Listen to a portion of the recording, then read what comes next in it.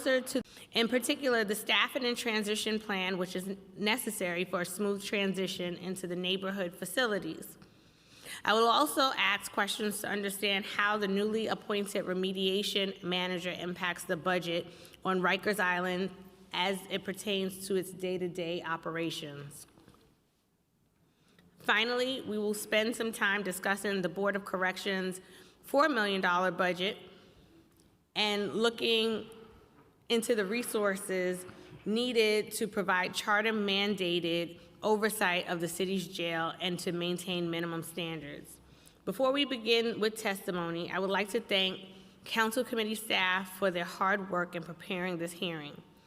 Casey Leitsky, Senior Financial Analyst, Lindsay Wheeler, Finance Fellow, Jack Story, Assistant Director, Jeremy Whiteman, Legislative Counsel, Chad Benjamin, Policy Analyst, and of course my staff, Julian Martin, my Deputy Chief of Staff, Kiara Powell, my Communications Director, and Renee Taylor, my Chief of Staff. I will now ask the Committee Counsel to go over some procedural items and swear in the representatives from the Department of Probation, but first I'd like to acknowledge that from the department we are joined by Commissioner Sharon Goodwin, Antonio Polano, Robert Espio, Michael Caputo, Jason Torres, Wayne McKenzie, Xenia Melendez, Joshua Young, Paul Richards, Razwan Mirza, Dr. Shamira Gambo, Andrew Gonzalez. If you could each raise your right hands. Do you affirm to tell the truth, the whole truth, and nothing but the truth before this committee and respond honestly to council member questions? Noting that all witnesses answered affirmatively, you may begin your testimony. Good morning, Chair Brooks Powers, Finance Chair Lee, and members of the committee. I am Sharon Goodwin, Commissioner of the New York City Department of Probation. I am joined today by First Deputy Commissioner Robert Eusebio, General Counsel Wayne McKenzie, Deputy Commissioner Joshua Young, Acting Deputy Commissioner for Juvenile Operations, Dr. Shamira Gambrell, Associate Commissioner Antonio Polano, Chief Information Officer Razwan Mirza, and Director Paul Richards. Thank you for the opportunity to testify today regarding the department's executive budget and our work to support public safety across New York City. At its core, probation believes people can change. As I stated before, accountability remains central, but it must be paired with support and intervention. That is how we reduce reoffending and help people succeed. Our responsibility is not just to monitor compliance, it is to reduce reoffending by changing behavior. And I want to be clear at the outset, probation is one of the city's most important tools for preventing crime and avoiding the far greater cost of incarceration. Before I turn to the budget, I want to briefly speak to the direction we are setting at the department. My vision is to restore probation as a data-driven, evidence-based agency that supports staff, strengthens accountability, and expands meaningful services for people we supervise. Since stepping into this role, we have taken immediate steps to strengthen the culture of this agency and better align our work with our mission. We have updated our uniform policy. Over the past few years, officers were required to wear uniforms. We are now shifting to a more flexible approach that allows for professional, non-uniform presence to better engage with the clients and the community. We updated our firearms policy so it's no longer a one-size-fits-all requirement. We are restructuring the training academy to get officers into the field faster. The academy was approximately 5.5 months and now will be 3.5 months while maintaining all state requirements. And we are actively rebuilding relationships with program providers to expand services for the people we supervise. At the same time, I have focused on people inside this agency. Over the first few weeks, my focus has been listening, learning, and engaging directly with staff to understand what they need to do this job effectively. We are advancing wellness efforts, strengthening communication, and creating a more supportive environment for our workforce. Because if we expect better outcomes for our clients, we must support the people doing the work. This is a shift in how we approach probation. Accountability remains central, again, but it must be paired with support, intervention, and a real path forward. This is how we reduce reoffending. That is how people succeed, and that is how communities thrive. Turning to the budget, the department operates with an overall budget of approximately $116 million. That investment supports a system supervising approximately 11,833 individuals across all 5 boroughs, including 10,681 adults and 1,152 young people. The needs of this populations are significant. 44% of adults are unemployed, 12% have identified mental health needs, 6% are experiencing homelessness, 91% of our youth are behind in school. These are not abstract numbers. These are the conditions that drive reoffending, and they are the reason why supervision alone is not enough. If we want safer communities, we must address employment, housing, behavioral health, and education. That is why programming and partnerships are central to our strategy. At the same time, we are operating within real constraints. The number of probation clients has increased significantly, rising by roughly 5.5% over the last 3 years, while the number of available officers have declined. That is the court's operational challenge we are managing. Today, the department has 255 vacancies, including approximately 210 in the probation officer title, representing about a 23% vacancy rate. Since fiscal year 2023, we have lost 405 probation officers and hired 235. What that means in simple terms is that we are supervising more people with fewer officers available to do the work. This is not because we are not hiring. The recruitment environment for probation officers is increasingly competitive, with many law enforcement agencies offering higher compensation. This reality makes it more challenging to attract and retain qualified applicants. The challenge is structural. The hiring pipeline takes time, while attrition has been moving faster than that pipeline can replace. That reality shows up in caseloads. The average adult caseload is currently 54 cases per officer in adult, and the average juvenile caseload is 25 per officer. The ideal caseload depends on risk. Higher risk cases should be around 20 to 25 per officer, moderate around 40, and lower risk can be higher. The goal is to focus resources where they have the greatest impact. Caseloads are not just an operational issue, they are directly tied to outcomes. As caseloads increase, the quality of supervision can be affected. Officers may have less time to engage with clients, connect them to services, monitor progress, and respond to needs in a timely way. When that happens, the risk of reoffending increases.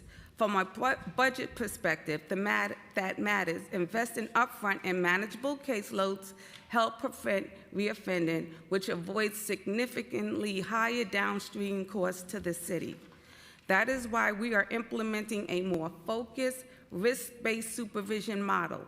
Approximately 43% of our clients are high risk, and that group is responsible for nearly 60% of rearrests.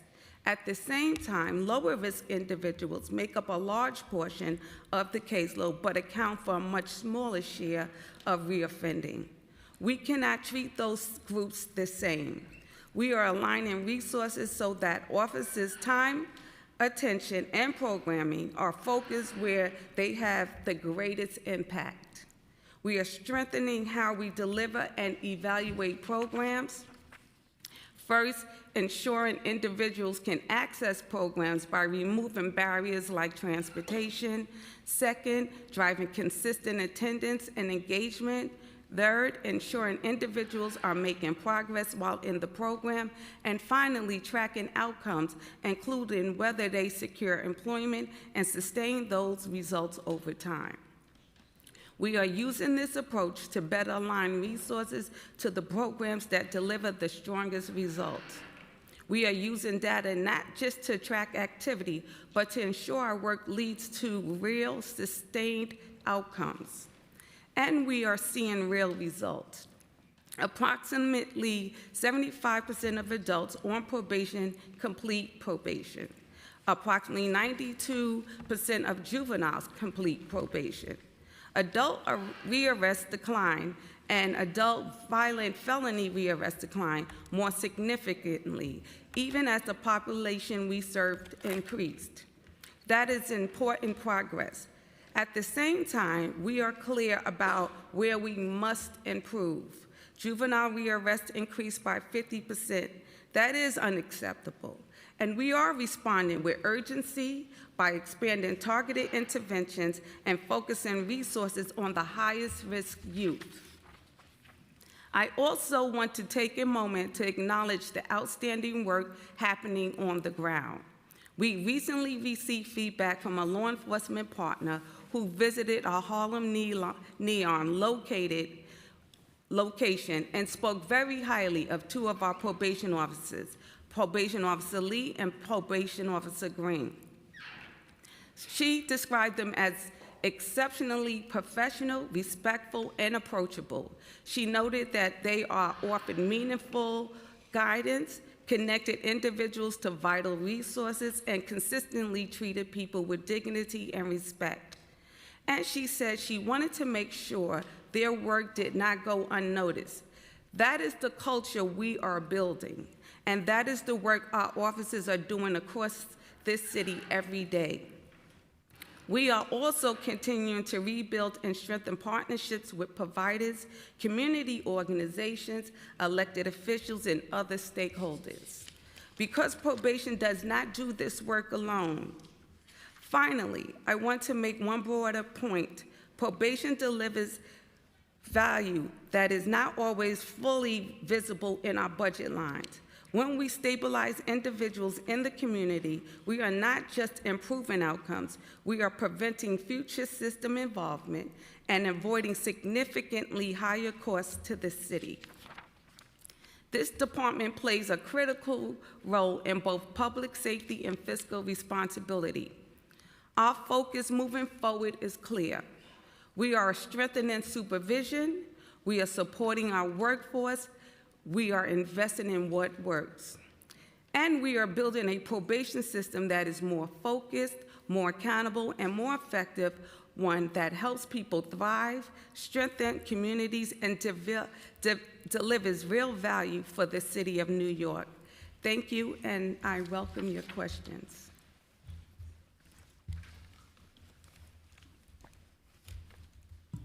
Thank you, Commissioner. And just for the record, I just want to make sure that I reemphasize the need to have the testimony submitted at least 24 hours in advance of our hearing. So just to get started, in the few months that you have been Commissioner, what changes have you implemented in relation to the allocation of the Department of Probation's resources?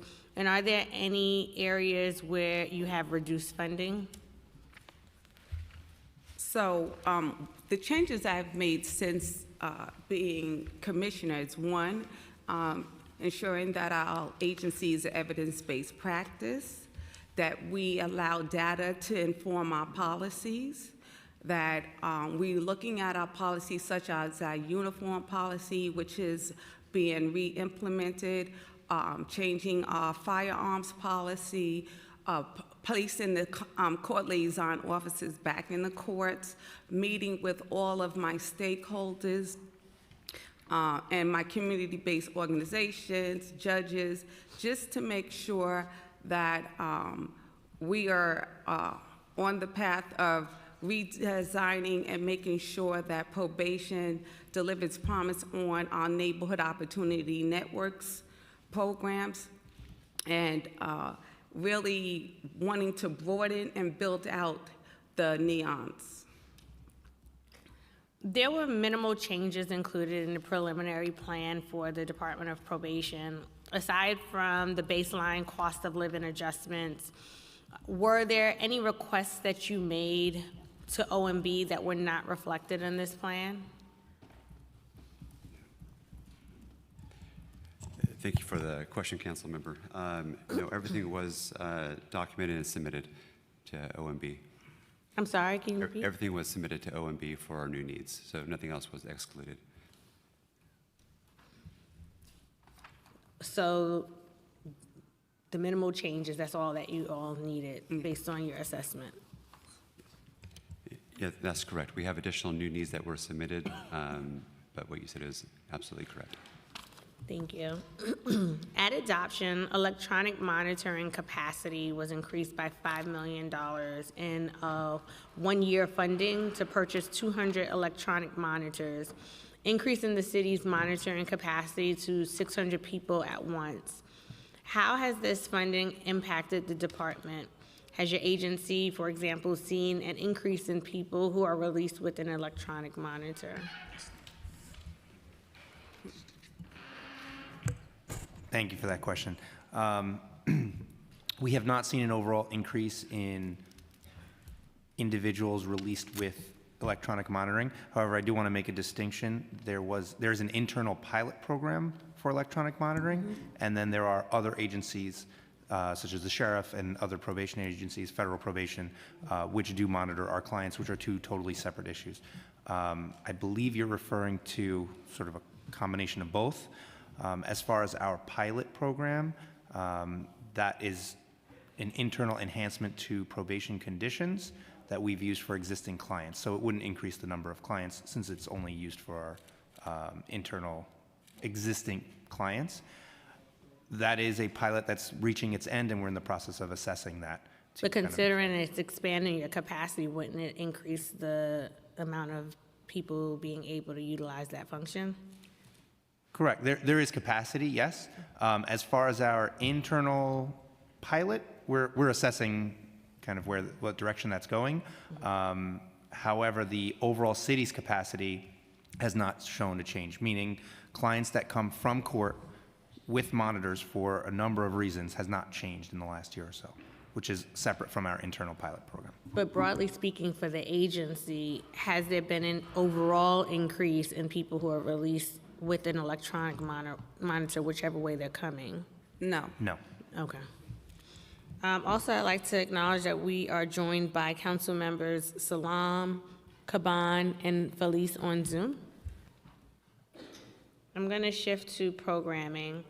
How does the preliminary plan continue to place programming at the center of the Department of Probation's role in the city's criminal justice system? Thank you for that question. Programming remains at the top of our list. Currently we have programming that we may sunset.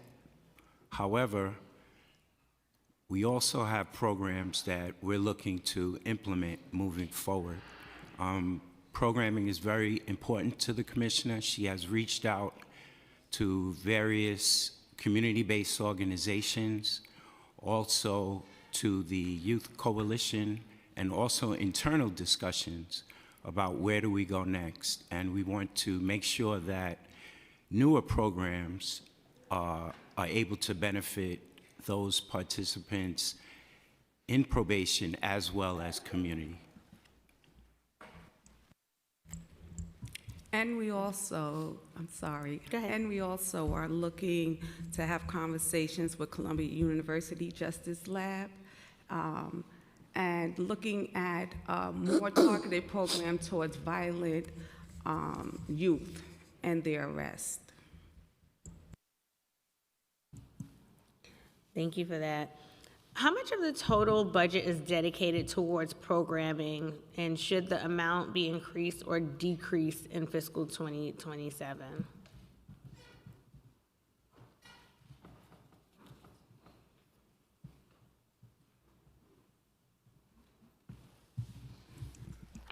I believe it's currently 18 million.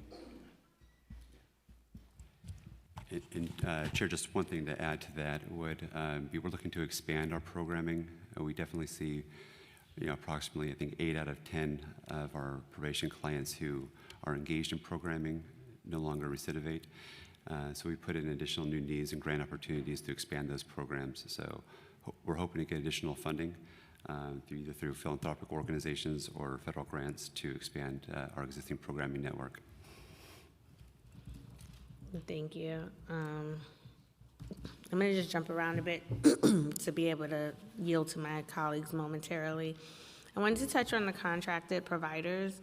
Where does the department see a need for outside programming provided by nonprofits, and how does the department plan to continue working with the nonprofits? Thank you for that question. Within my first few weeks, I've been meeting with the Youth Coalition. I've met, like I said, with Columbia University Justice Lab. I've met with Osborne Fortune, over about 15 organizations to really talk about our programming and our partnerships, and talking about how we could do a better job at New York City Department of Probation before a contract is about to end, where we can all get into the room and talk about what's next and what we could do better, or adding to our contracts that are already present. And my focus right now, based on what the data is telling us, is our focus is going to be on the youth. So what contracts in the department, is the department preparing to RFP over the coming fiscal year? And also, if you could provide an update on your contract with WorkPlus?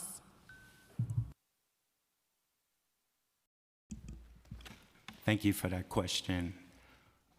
Pretty much all of the juvenile programs that we have, we plan to continue. We currently have 1-year renewals with all programs, across all programming, and which will give us an opportunity to begin writing RFPs. On the adult side, we also have 1-year renewals for our Neon Works and our Arches mentoring program. So as of now, the only program that we're planning to sunset would be Works Plus.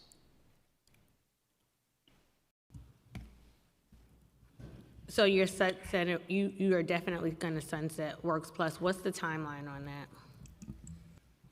So Works Plus, it sunsets June 30th. The commissioner, as I stated before, the commissioner has met with the providers.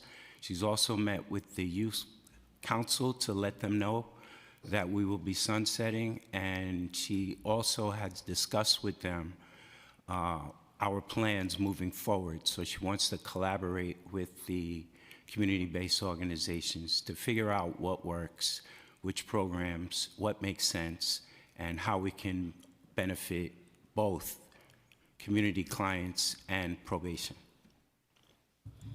Can you explain why this program is being sunset?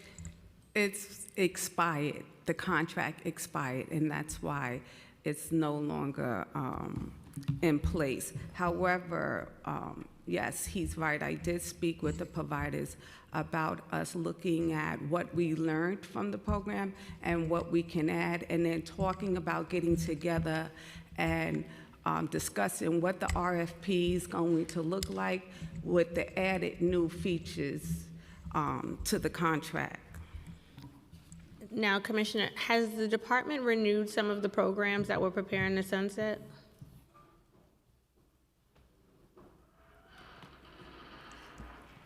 Yes, the programs on the juvenile side were sunsetting as well, but we've renewed every single one. And then on the adult side, are all of the ones that are sunsetting not being renewed? So on the adult side, out of the active programs, which would be Works Plus, that is the only program that will expire. The actual expiration date was June of 2025, and we extended for one additional year. So the new date of expiration would be June 30th, 2026. What other workforce programs will replace this need? Because being that this is, as you said, the only one on the adult side that is sunsetting, how is the department filling that gap?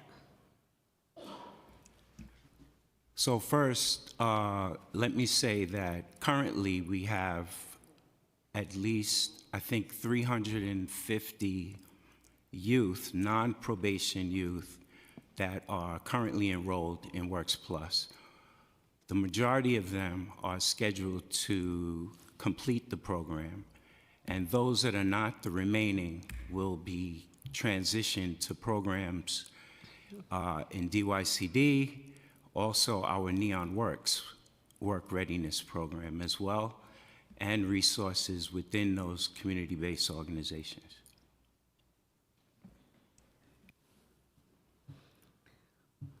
Okay, I'm gonna pivot to staffing and overtime.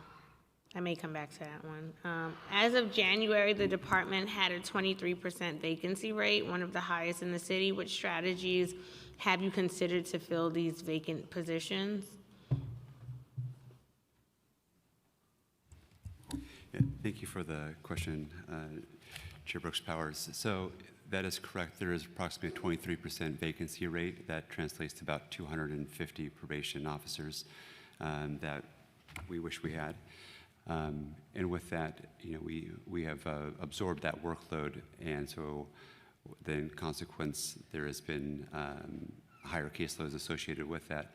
So we've rededicated and provided an assessment right now that's ongoing of how we could improve on our recruitment and retention efforts. These are two areas that I think are critical for us to address holistically, internally, then also working with our partners such as DCAS. We have over 200 universities that we're also working with to put out the message about our hiring. I think it goes to the realities of why people aren't coming in the door fast enough, and we're trying to figure out what those friction points are, and then also be able to keep our staff once we have them. So that gets into a retention issue as well, and the Commissioner's intent on working to improve our wellness and the well-being of our staff. So that's our current vacancy rate and our plan moving forward. And one of the things that we are focusing on is bringing forward our probation officer trainees, because their requirements is a little different. They just have to have a college degree, and then we give them the casework experience. So we've been doing a huge recruitment for the probation officer trainees that are coming out of the universities. And thus far, since our recruitment efforts, about 526 have applied. We're in the process of actually interviewing the POTs. So far, we've done 80 interviews of qualified probation officer trainees. Thank you. When is the next officer's exam scheduled for? Thank you for the question, Chair. We have, the date of schedule, but we have 591 applicants so far for the upcoming exam. Did you see the date? So June 11th. June 11th. June 11th. And June 11th. And the filing period is currently open. I'm sorry, can you talk into the microphone? The filing period is open until June 11th. Okay. So we're until June actively 11th. engaging with the recruitment process as we speak. Thank you for that. I'm going to yield to hear next from Councilmember Morano, followed by Councilmember Salam. Just ask that everyone be respectful of the clock. Thank you. Thank you, Commissioner. You note the average adult caseload is 54, while higher risk cases should be closer to 20 or 25. Can you tell us plainly, are we currently supervising too many high-risk individuals with too few officers? And what does that mean for public safety in neighborhoods around the city? Okay, I can answer that question. Thank you for the question.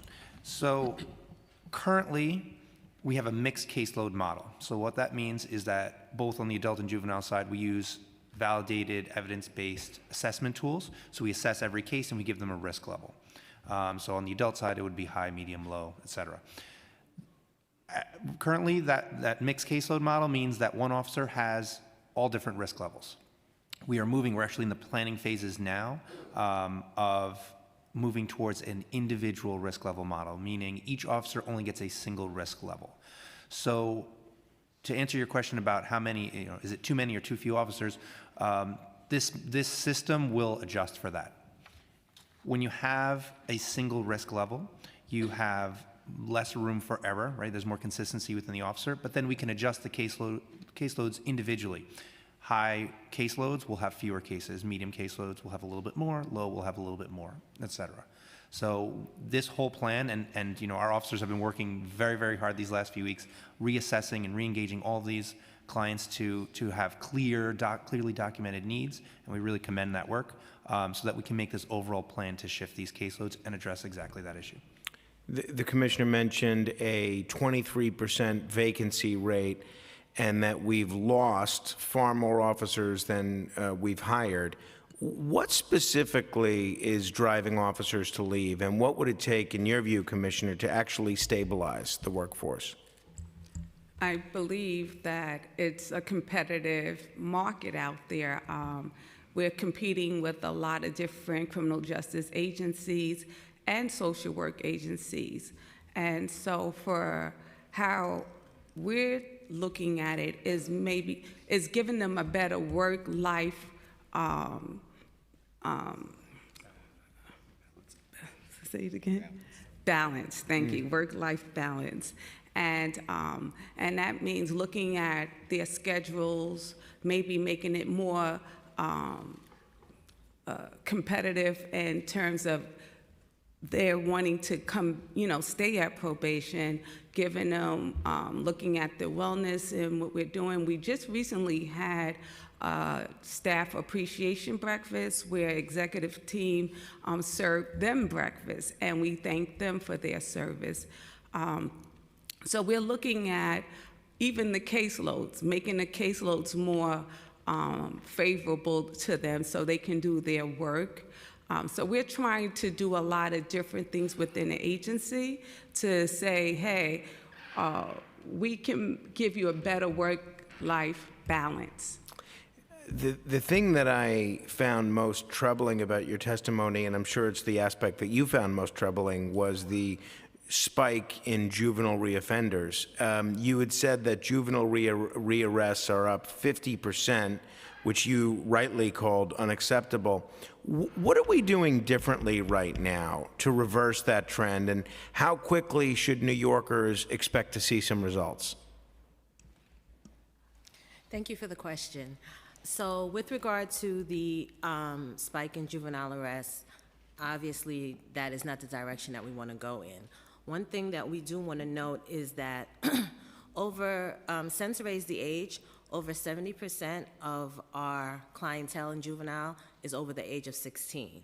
And so with that, they bring different types of offenses that come to us. So one of the things that we are doing, the commissioner wants to use credible messengers on the juvenile side. That was something that has been very effective in the past with that population 16 to 24 when they were on the side of adult operations. And so with regard to juvenile operations, the idea and the plan is to have a credible messenger assigned to each unit so that this way they can work with our clients throughout their time on probation. Another thing is that the commissioner just recently attended a ribbon cutting at Lehman for a new program that we have that is called Light. And so what they're going to be doing is they're going to be supporting youth with tutoring throughout education. They're going to show them a pathway to college if that's what they want to do, perhaps vocational. They will have peer mentors that are college students. So we're trying to do things differently, understanding that doing the same thing is not going to yield different results. One more, Thank if I you. may. Commissioner, briefly? If you could be really quick. Yes, yes. So, Commissioner, you emphasized that supervision alone isn't enough and that services matter. But where does one draw the line? How do we ensure that accountability doesn't get lost in a service-driven model? One of the things that probation is, and I love about this agency, is that we wear two hats. We wear a law enforcement hat as well as a social work hat. And our focus more is on a social work side, but we balance it out with accountability. And so it doesn't get lost. It helps as a tool, to strengthen what the client needs. Thank you. Thank you. Next, we'll hear from Councilmember Salam, followed by Councilmember Caban. Once again, asking everyone to respect the clock. Thank you, Chair, and thank you, Commissioner. Question about the rearrest rates for youth. I wanted to know what interventions are failing for our youth on probation, and what additional resources or programming changes are needed, given the fact that they have gone from 2% to 3%, 0.2% and 0.3% between fiscal years 25 and 26. Thank you for the question. I think what we're seeing right now is unfortunately an increase in some gun violence. And so one of the things that the commissioner has discussed is trying to find the appropriate programming that would help us to combat that particular thing. And so Credible Messengers is one of the pathways to that, but we are open with talking with our community partners and the different providers just to really try to narrow in on that particular issue to see what would be the best model and what would be the best thing to keep our youth from getting further involved into the system. And that is why we are talking with Columbia University, Project Restore, and really looking into partnering with them as well. They have a really good successful rate with their program with dealing with violence in youth. Thank you. Continuing with the youth, in terms of youth at risk and the funding shifts, I wanted to know why this funding source shifted, and how does this affect the programming services and stability, given that the preliminary plan reallocated $18.8 million of at-risk youth funding from the city to non-city sources, while also enrolling 20% fewer DOP-managed program participants.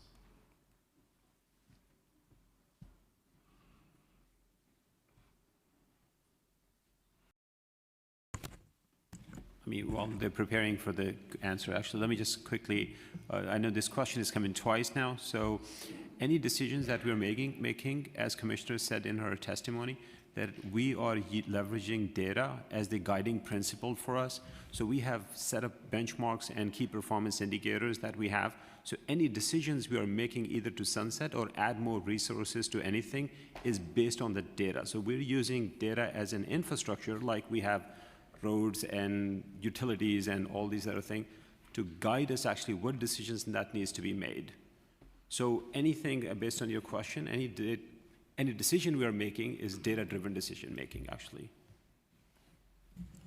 Also, any funding on a higher level, any funding decrease doesn't affect the program-specific budgets, right, on the ground level. So there hasn't been any change in terms of services with our programs as well.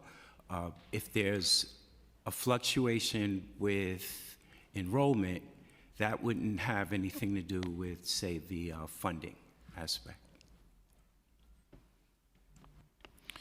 Adult pre-sentencing investigations completed on time rates dropped 4 percentage points from 98.4% to 94.4%, despite an increase in volume of 2,390 to 2,601 PSIs.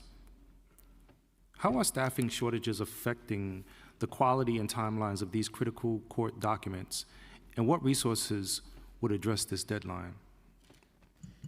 This decline, sorry about that. That is the core of the challenge, everything you described there. So this is actually a good example. The quality is actually being maintained by our officers. In this example, the on-time, they're taking more time, so that is the trade-off. So in order to maintain the quality with fewer officers, it takes them longer, and that's why our on-time delivery has been reduced. Now we're working on bringing that back up. We have assigned some more officers actually recently in the last few weeks to investigations for that reason. There is some training. It is somewhat of a specialized assignment, so there's some time for that to be realized. But this is the core of the challenge that we're faced with, and we're doing the best we can, and our officers are doing their best to prioritize quality over any other metric. Thank you, Chair. Thank you, Councilmember Caban. Also, we've been joined by Councilmember Narcisse. Thank you, Chair. Thank you all for being here. That's it. I'm done. Can you just briefly? I'm probably going to be doing more in commenting than questioning, but briefly, what do you see as your mission and purpose as it pertains to young people under your supervision? Is to provide them with the best service, resources, and opportunity that we can, and really doing a one-size-fits-one approach with how we supervise them. Yeah, and what's the purpose, right? Like, what is the outcome that you're hoping for, right, when you're seeking the best programs and services? For me, for youth, the best outcome for us is getting them to realize that they have something to live for, right? And I say that in terms of a lot of youth come to us not even realizing that they have tomorrow to live for. And our job is to get them to realize that. So my main focus is changing behavior and using all our resources in terms of Credible Messenger, using our nonprofits, using my sister resources and other. And I'm going to interject for a moment because I know you've spent time talking about that, and I agree with you. And I want to hone in on what you said about sort of changing behavior and having something to live for. To me, that means recognizing that you have options and opportunities, right? And I want to thank my colleague, Councilmember Morano, for his questions. I think they were thoughtful, and I think it's interesting, the use and the choice of the word accountability, because accountability and punishment are not synonymous. They have very different definitions. And your mission, I think, incorporates accountability and not the purpose of punishment. And just for the record, the definition of accountability is an active, voluntary process of taking responsibility, repairing harm, and changing behavior that focuses on growth and improvement. And conversely, the definition of punishment is passive, often forced experience focused on retribution, control, shame, and results in isolation rather than improvement. And so I think the latter is contrary to what your goals are in terms of people having something to live for and striving for something. And the former is really key here. I point that out because I just think some people think that like something happens and you need to be punished, but we want outcomes. We want changed behavior. We want transformation. So what recommendations or what programs and interventions do you think promote accountability? And what recommendations do you have for diverting young people away from even coming under your supervision? And an example I will give and share to start us off is SYEP, right? We know that it reduces youth arrest rates by 17%, it reduces felony arrest rates by 23%, and I mean, those are hard, concrete results. So what kind of programs and interventions promote accountability, and what recommendations do you have for diverting people from touching you in the first place? Okay, this is going to be a shared conversation. Let's do it. With my counterparts. First, probation. We do have cognitive behavioral intervention tools that we use with the youth as well with the adults that addresses accountability and them looking at their lives and their future. So we do have tools in place called the carry guides and the behavioral intervention tools, which is called BITS. So we do use them when they come to probation and they spend time with their probation officer, or if an issue comes up about what they're going through, we pull out the carry guides and we pull out the tools to help them address or look at what's going on in their lives so they can make better choices. In terms of diversion, I'm going to hand that over to Dr. Gambrell. So just And again, just to clarify, I'm hoping to hear about things that you think would help prevent people even from coming under your supervision. I'm talking about that in terms of diversion.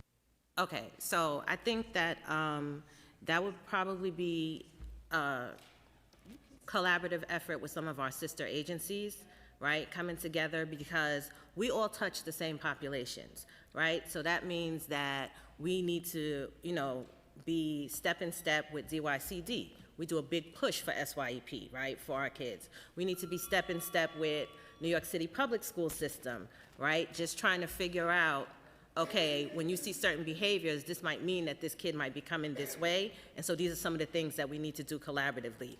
I think that as a city, we can come together more collaboratively, pool our resources, and I just want to add really quickly that one of the main tools that we have at probation is our staff. They're change agents. And so, with Commissioner Goodwin here, we're moving forward to making sure that we provide them with retraining on motivational interviewing, stages of change, because these are the things that are really going to impact our youth. Thank you. Thank you, Chair, and also Commissioner, I love your tie. Thank you. We've also been joined by Councilmember Brewer, and we'll wrap up with questions with Councilmember Narcisse. Good morning. As a reentry nurse, thank you, Chair, and thank you for being present with your leadership here. So I'm so happy to see you, and congratulations. And I'm hoping to look for the best. Like we say, the best is yet to come. I used to be a reentry nurse. And it always bothers me to see how we have our children in that revolving door all the time. So what do you think? Why do you think we have such a high rearrest all the time? Can you prioritize the thing that you think is the most problem that we have with our youth in New York City? I think that our youth has more than one issue going on in their lives. They're dealing with multiple issues.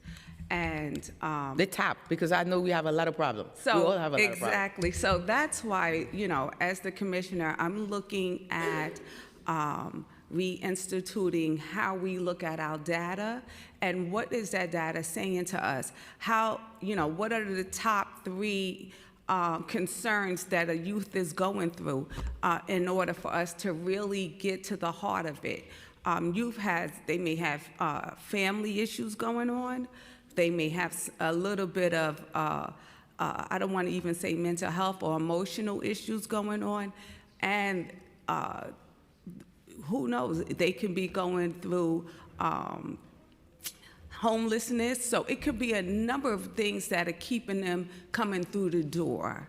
And so they don't just come to us with one problem. They come to us with multiple.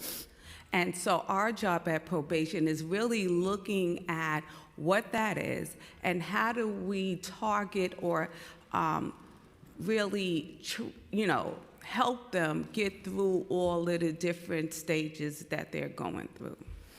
or issues. Do you think that probation structured for rehabilitation in New York City? I think we are structured if we really look at what works, and if we really look at what the data is telling us, looking at what is actually going on environmentally in our neighborhoods, what resources do we have? Are we actually really tapping into them? You know, so we have to really look, and that's why it's important for me to get out and really collaborate with all my nonprofits and my organizations, my elected officials, to really come together so we can have ensure that this young person has a continuity of services. They're not just going from one or ACS to us, and we're doing something different, but if we can get together and collaborate and make sure that they get a continuity of service and that we don't disrupt their lives and cause more harm. Continuity of service is so important because, like I said, I used to be a reentry nurse. I could hear the stories, and some of the youth never had a chance in this world from the beginning. So, one more thing, and I'm going to finish with that. Do the probation officers have scheduled training on a regular basis to deal with our youth, let's say, to talk about what's going on? Because themselves, the human being, they have a lot going on. Do they have a structure to allow them to talk about what's going on in the field and how they can have someone to guide them too as well, how to best deal with those children? Because we have to deal with them. We have to understand what they're going through.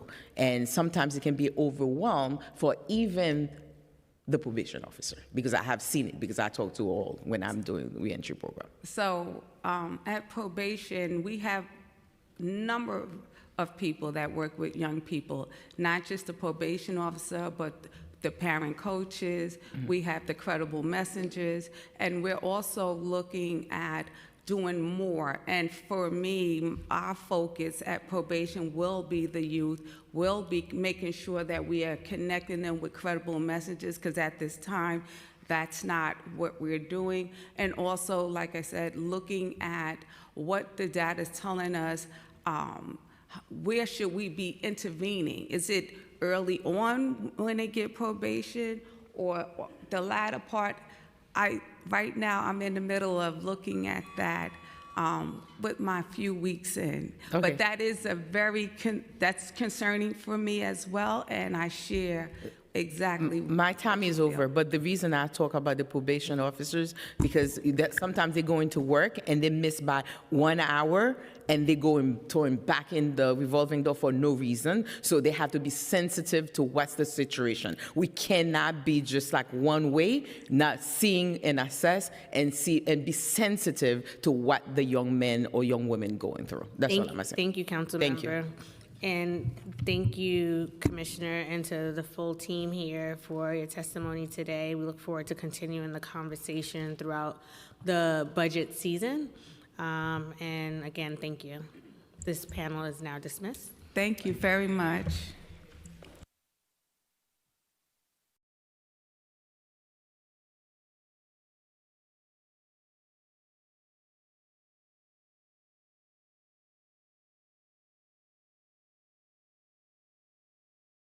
We'll take a 2-minute break so that the Department of Correction can come up to the dais.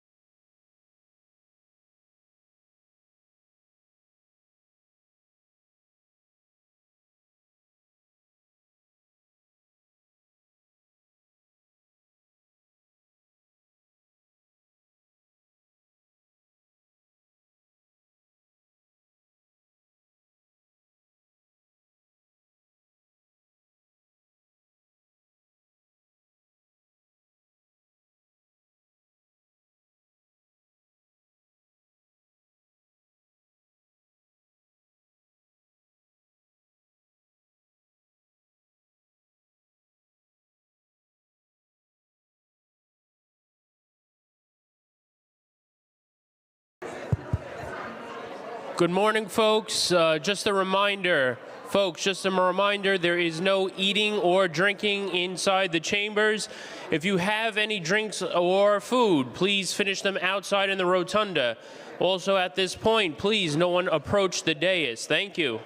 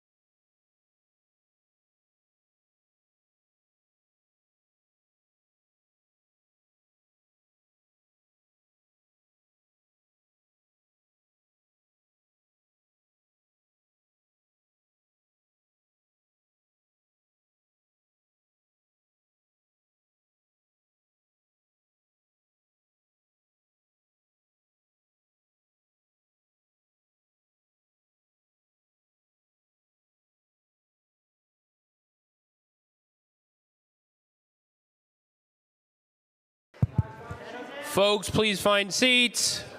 Please find seats. We're going to be starting up again. Again, there's no food or drink inside the chambers. If you have any, please finish it outside in the rotunda.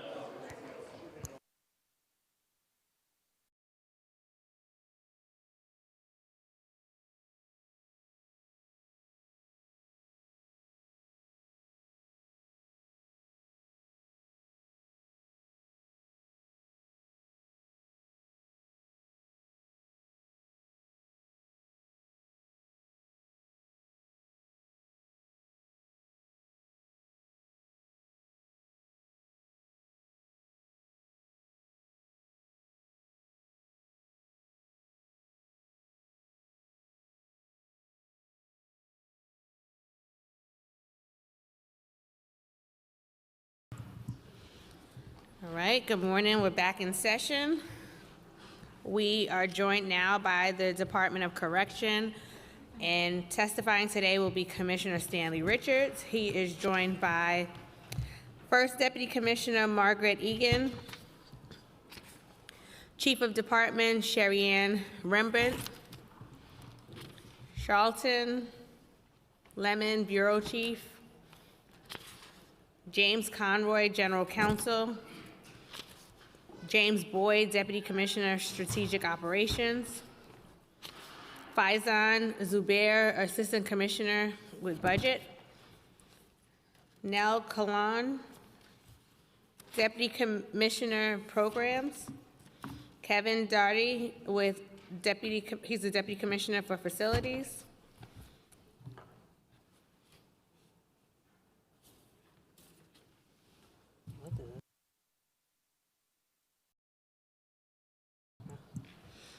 Kathleen Zadzora, Assistant Commissioner. Alexandria Maldonado, Assistant Commissioner.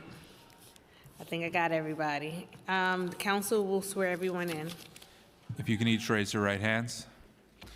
Do you affirm to tell the truth, the whole truth, and nothing but the truth before this committee and respond honestly to council member questions? I do. Noting all witnesses answered affirmatively, you may begin your testimony. Good morning, Chair Brooks Powers and members of the Committee on Criminal Justice. As noted, I am Stanley Richards, Commissioner of the New York City Department of Corrections, and I'm joined here with many of my colleagues. Thank you for the opportunity to discuss the department's fiscal year 2027 preliminary budget and the work ahead of us to strengthen safety, stability, and accountability within our jail system.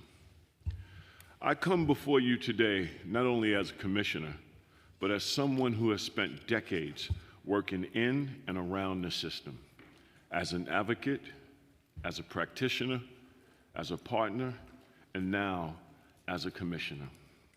I take this responsibility seriously, and I approach it with both urgency and humility. I want to start with this simple truth.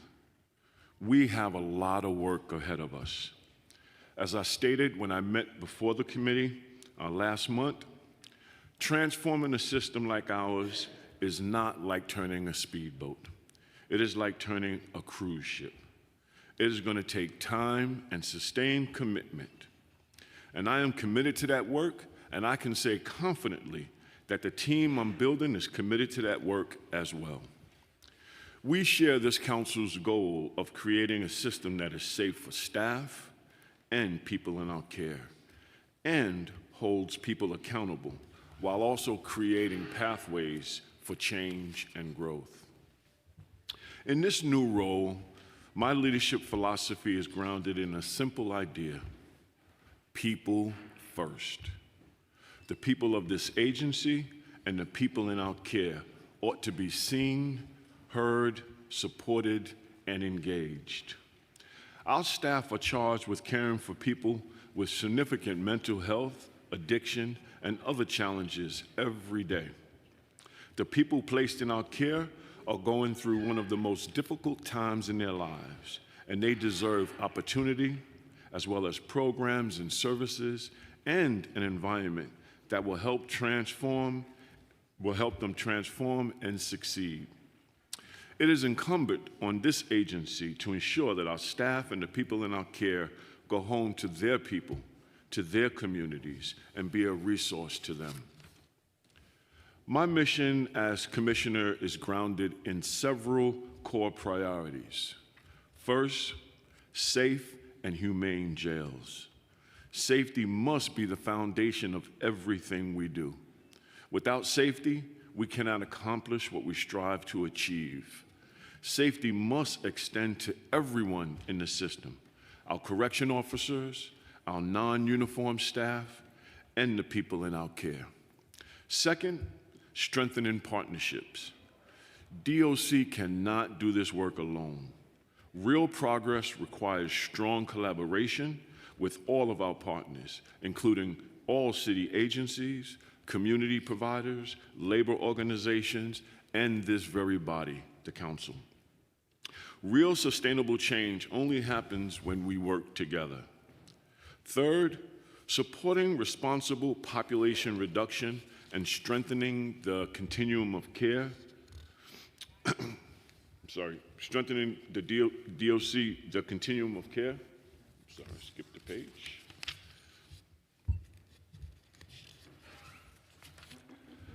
DOC does not control who enters our care, but we are committed to working closely with our partners in the criminal legal system to support policies and practices that safely reduce the jail population, while also ensuring individuals are better prepared for when they return to their communities. Fourth, preparing the department for the future, including the borough-based jails and modernization of our operations. These priorities are connected. When we support staff, we improve safety. When we improve safety, we can focus on rehabilitative programming. When we improve our ability to deliver programming and rehabilitation, we improve outcomes. And when outcomes improve, public safety improves. That is what putting people first looks like in practice and what we hope to achieve in the coming fiscal year. Let me speak candidly about where we are today. Our jail population has increased year over year for the past several years. In fiscal year 26, the average daily population was approximately 7,100 people, representing nearly a 10% increase compared to fiscal year 25. and a nearly 43% increase compared to fiscal year 21. We are seeing our facilities operate at 92% capacity, the highest level seen in more than a decade. These numbers matter because they create additional operational pressure across housing, staffing, service delivery every single day. I want to emphasize something important. DOC does not control who comes into our care or how long they remain. But we are working closely with our partners across the criminal legal system to support responsible population efforts, including this body. This is not just a DOC challenge. It is a systems challenge. A system challenges require shared solutions. At the same time, population pressures are increasing. The department continues to face significant staffing challenges. This issue is not unique to New York City. Law enforcement agencies across the country, especially in the correctional field, as noted earlier by the Commissioner of Probation, are all struggling with recruitment and retention. Today, DOC employs approximately 5,600 uniformed members of service, a roughly 20% net decline in average headcount since January 2022. And we know that additional retirements are coming. Over 800 uniformed staff are currently retirement eligible, meaning they could walk out the door today and retire. 800. Another 235 will become eligible next calendar year, and nearly 400 by the end of calendar year 2028. Those numbers tell a clear story. Despite what people may believe, DOC is not operating with excess staffing. We are managing an increasing population through growing staff attrition. And to meet this challenge, we are making significant investments in recruitment. We are expanding outreach to engage future officers and running academy classes to ensure that we are building a strong department that will serve them throughout their career. But recruitment alone cannot fully offset years of attrition overnight. That is why retention matters just as much as recruitment. If we want to retain staff, we must support staff. That means investing in wellness, strengthening professional development, and improving morale. Being a correction officer is an incredibly demanding job, physically, mentally, and emotionally. And if we want safe jails, we must ensure that the people responsible for maintaining that safety are whole and healthy. I also want to speak candidly about infrastructure challenges. The facilities on Rikers Island are aging, and many critical systems are operating beyond their intended lifespan. And that's why we must close Rikers. We just must. Infrastructure failures are not abstract risks. They are operational realities we must face and manage every day. The health of our infrastructure is connected, deeply connected, to the health of our staff and the people in our care. At the end of the day, this is not about buildings. It is about people. Putting people first means investing in safety. Staff must be able to work in safe conditions, and people in our care must be housed in safe and appropriate conditions until we can move to the borough-based jails. We continue to make repairs, maintain systems, and address critical failures. But because our capital funding is largely tied to the borough-based jail program, we often rely on expense funding to address urgent infrastructure needs. There is a real opportunity cost to that. When we use expense funding to address infrastructure needs, those are resources we cannot use for staffing support, programming expansion, or operational improvements. The first borough-based jail facility is not expected to reach substantial completion until 2029. That means we must have honest conversations about how we maintain safe conditions on Rikers Island in the years ahead. While we are honest about the challenges, we are also focused on progress. We are excited to continue expanding partnerships that bring additional programming and services into the jails. Importantly, these services were shaped by the feedback from the people who will use them, the individuals in our care. That process reflects our commitment to listening and improving how services are delivered. We are also focused on modernizing our technology and infrastructure. Modernization of this agency's work is not a luxury, it is a necessity. Outdated systems have limited efficiency and coordination for far too long. There are several new initiatives on the horizon that will improve operations, communication, data use, and service delivery, and we are thrilled to be moving into the 21st century. Critically, we also continue moving forward with the borough-based jail transition. The department has a team of dedicated public servants who have worked on this effort for years. Their work has positioned us to move into the next phase we will move into. Construction is underway at multiple sites, and planning and coordination of this city project continues in partnership with all of our sister agencies.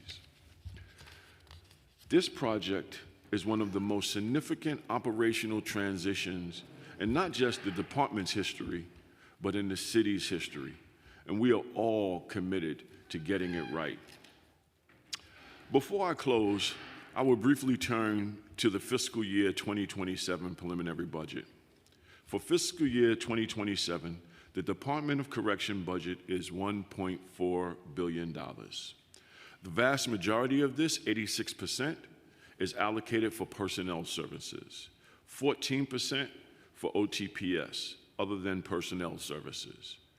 The fiscal year 27 preliminary budget increased by $58 million compared to fiscal year 2026 budget of $1.34 billion.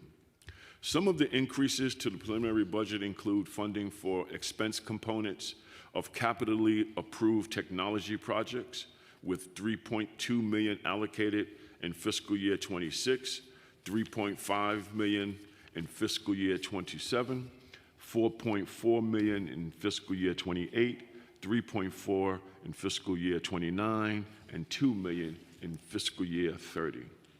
Laundry detergent, soap, cleaning supplies, and cleaning supplies for people in custody, with $8 million baseline starting in fiscal year 26.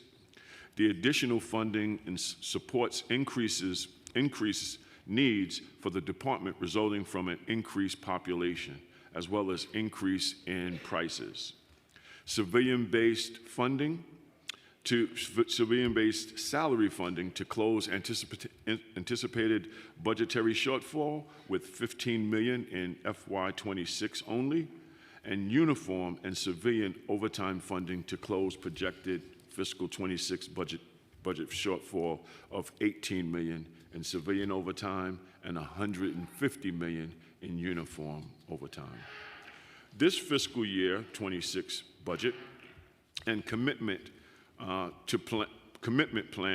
totals $14 billion, which covers fiscal year 26 through 36, and that's the capital.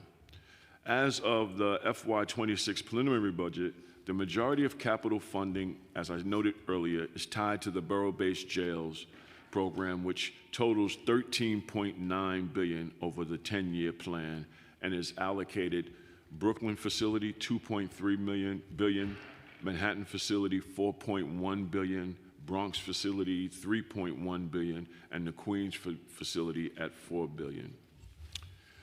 As we continue to work diligently to attract and retain both civilian and uniformed staff, the department's total authorized headcount is 8,811, which includes 7,060 uniform positions and 1,751 civilian positions.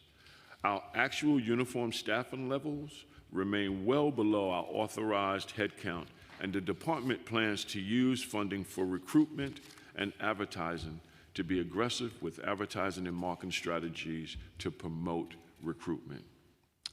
In conclusion, let me close where I began.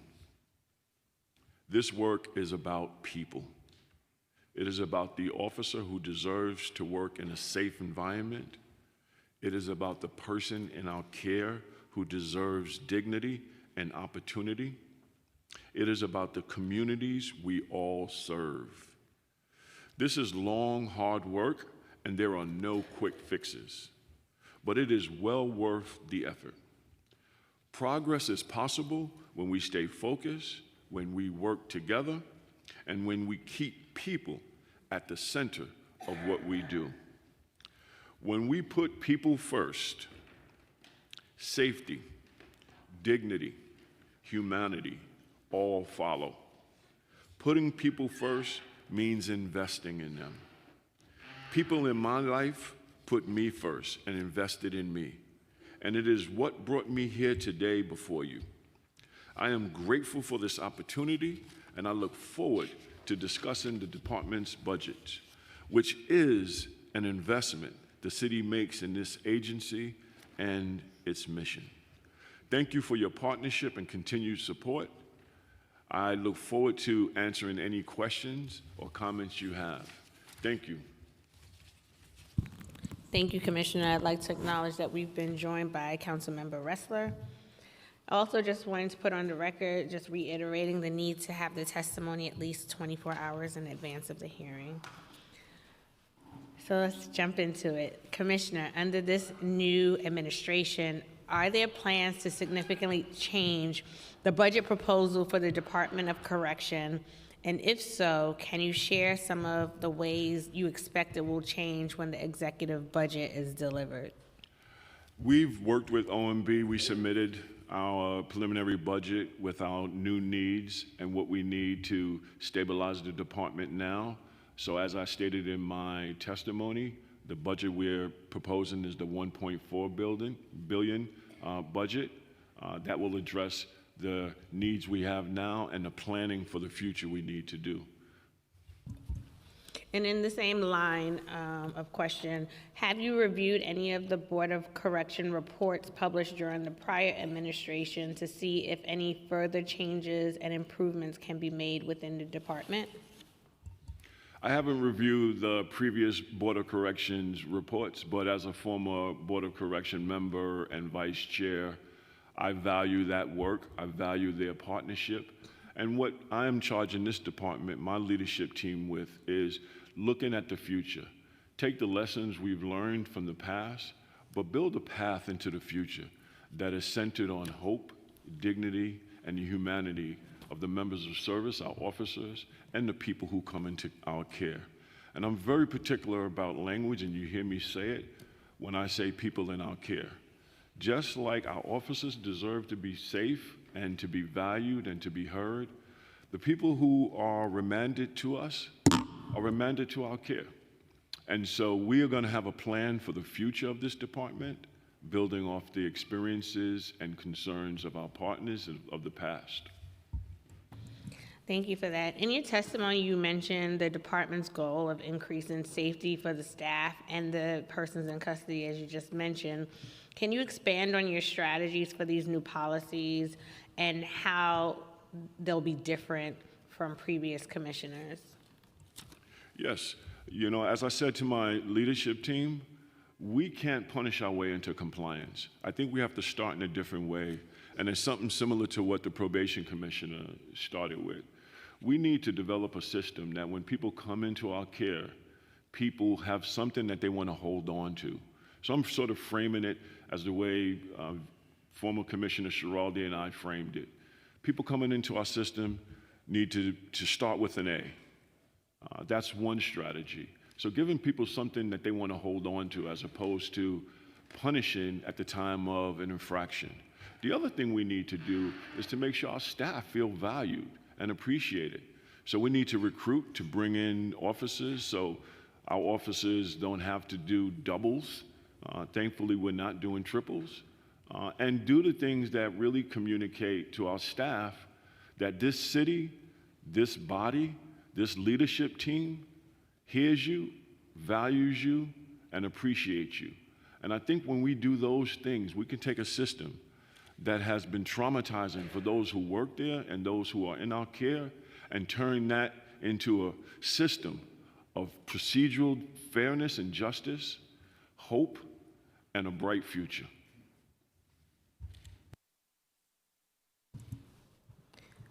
Thank you for that.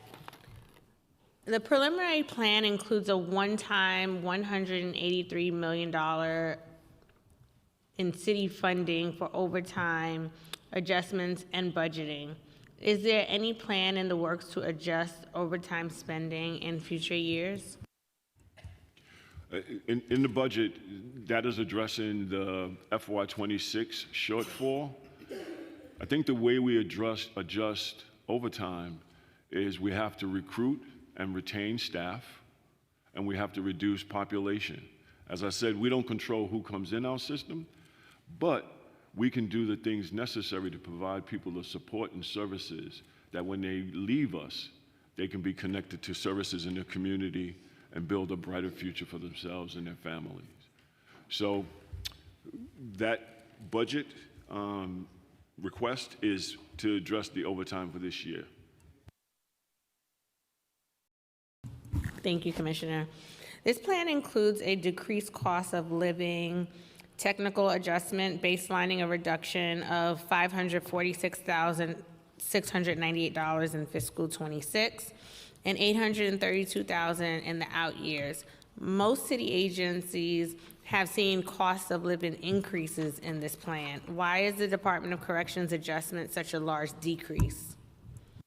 I'm going to turn it over to A.C. Zubair, who handles our finance, to answer that question.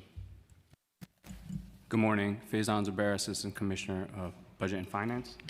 This was a COLA adjustment related to human service contracts in our budget. We have to review the data to let you know exactly why that decrease happened, but this was a technical adjustment, and we're working closely with our OMB partners to understand exactly why that is, but this is due to a decrease in human service contracts. Thank you for that, and look forward to getting a response on that.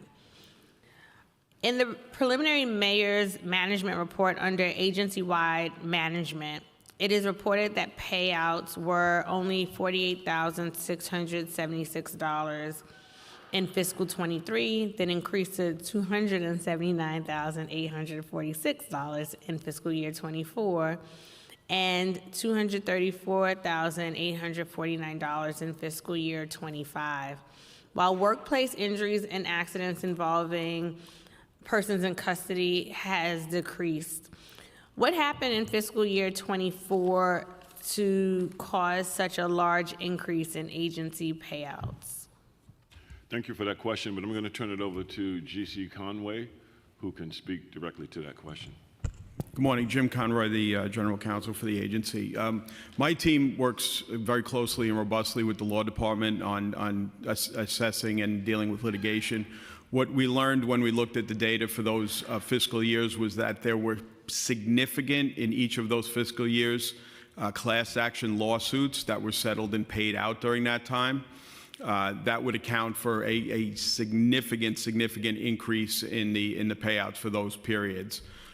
We learned that the class actions actually dealt with matters that occurred very early on, in the early 2010s and were filed in 2017 and earlier. So one of the things that my team addresses is ensuring that the conditions that gave rise to those lawsuits are addressed and no longer exist. But we do work closely with the Law Department in assessing litigation and the settlements.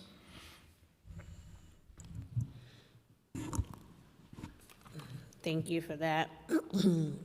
Pivoting to the federal monitor, U.S. District Judge Laura Taylor Swan instructed the new remediation manager, Nicholas Demmel, and the city to meet and submit an agreed-upon plan within 21 days of this appointment. What logistics have been decided? So I've met with Nick a couple of times. His official start date is on the 30th, and I really look forward to working with him. I think he brings a wealth of experience. Him and I talked about our work together as a partnership.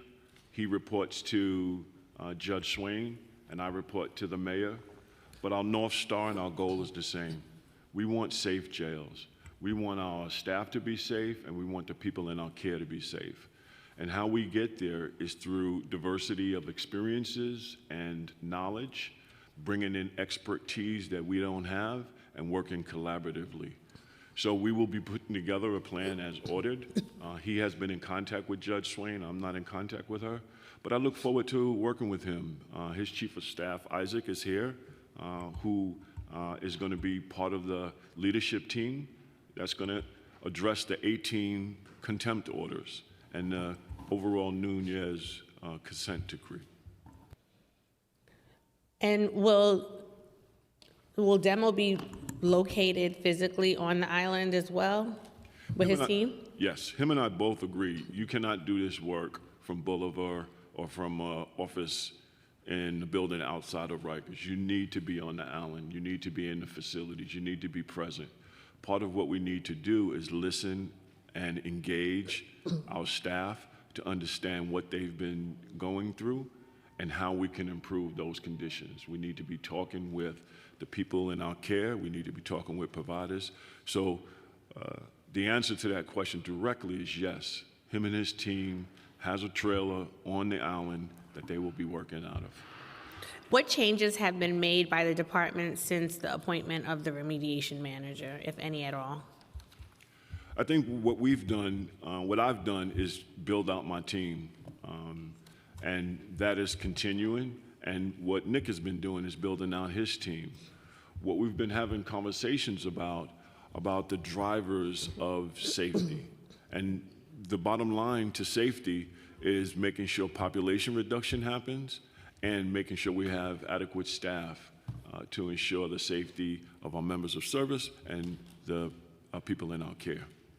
And have you had any conversations about the department's budget, capital, and expense with the remediation manager? I think we toured. He understands the. You showed him the doors? Yes. He knows about the doors. And we showed him the infrastructure. The reality of it is everything on that island is really old. I think the oldest building we have is closed is HDMJ-TC. That building is closed. The next oldest was built in 1930. Most of the systems are beyond their useful life. And so we've been managing infrastructure on a crisis basis. And the way I look at it is the infrastructure really creates health and safety issues.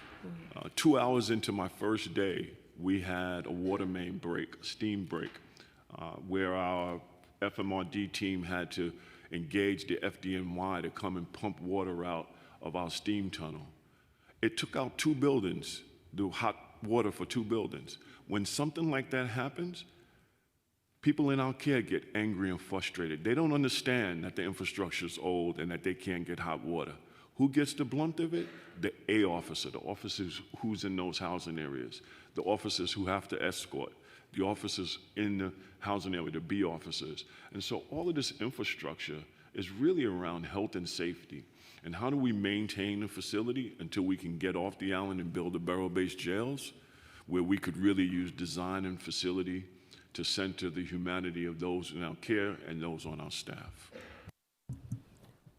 And I do want to spend some time on the infrastructure piece, but before I pivot, in terms of the plan of action from your perspective, have you begun to lay out a strategy to reduce the different components that fall under the remediation manager so that you can retain that authority?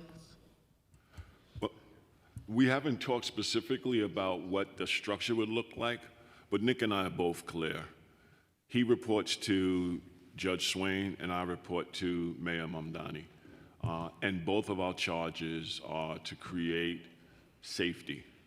His by addressing the 18 consent decree, me by the charge of the mayor to deliver safety humanity and dignity for those who work there and those who are in our care. And I get the reporting verticals, but just wanting to understand, like, is there any strategy on the administration side on how do you begin to regain the authority out of those 18 points? Because as the department begins to do better in those categories, you get to get that authority back. That is specifically outlined in the order that Judge Swain issued, so that once the work starts and once the remediation manager makes determinations along with the monitor, that there's improvements in certain areas and we start to come into compliance with those specific provisions over which he has authority. The idea and the direction from Judge Swain is to transition those areas back into I'm sorry, that part I get. Oh, I'm but sorry. what I'm asking is there any plan of action to be able to start to knock those out one by one to get that authority back? Once the remediation manager is fully onboarded, they're required to submit a 90-day action plan that'll work. So it'll be in that? Yes, in Okay. collaboration with the department to get there. Thank you. And pivoting to the capital and infrastructure piece, where I think the commissioner and I in full alignment on. We are aware that the Department of Corrections often uses expense funding to provide infrastructure improvements to the facilities. Can you provide a list of projects that have been completed using expense funding? Yes, I would turn to two people. One is our Deputy Commissioner of our Facilities Maintenance and Repair Division, DC Doherty, and our AC of Finance. Good morning. Since 2022, there's a significant amount of funding that was taken out of the budget because of capital eligibility concerns. Thus far, just in this fiscal year, we've spent additional funding on just perimeter fencing projects and other safety and security projects. DC Doherty has a much more storied understanding of what that might be. Good morning. Deputy Commissioner Kevin Doherty, Facilities Maintenance Repair Division. As the Commissioner spoke to, we've had to do emergency repairs for not just the steam tunnel remediation, which we had to replace or repair segments of the steam line that supplies several buildings, meaning GRVC, RMSC, and RNDC. Additional on top of that, we've had to do repairs, emergency repairs for generators. We had a power outage in late this year due to salt remediation. Then we had to acquire emergency generators and to bring the island back online. And doors. Since 2019, we've been installing doors on a regular basis.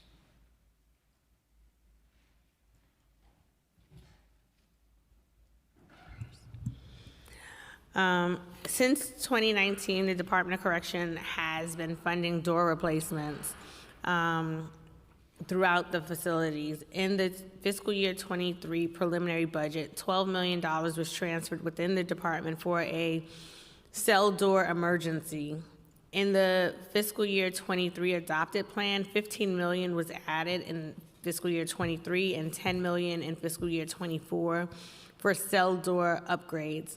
Additionally, the Department of Design and Construction budget in fiscal year 23 included $10 million for a cell door project. Can you confirm that all of the cell doors are now in working order with doors that lock and stay locked, or are additional funds needed? Just a quick clarifying point. Since 2019, we were using capital funding to repair doors. Since they became capitally ineligible, we then had to shift to expense. So now we're using expense funding to cover our door replacements.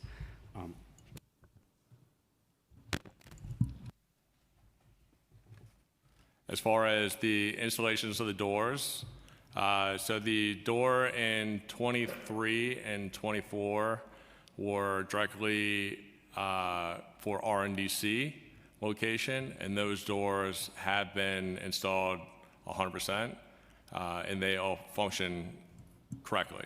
For all locations that we have installed since then, a lot in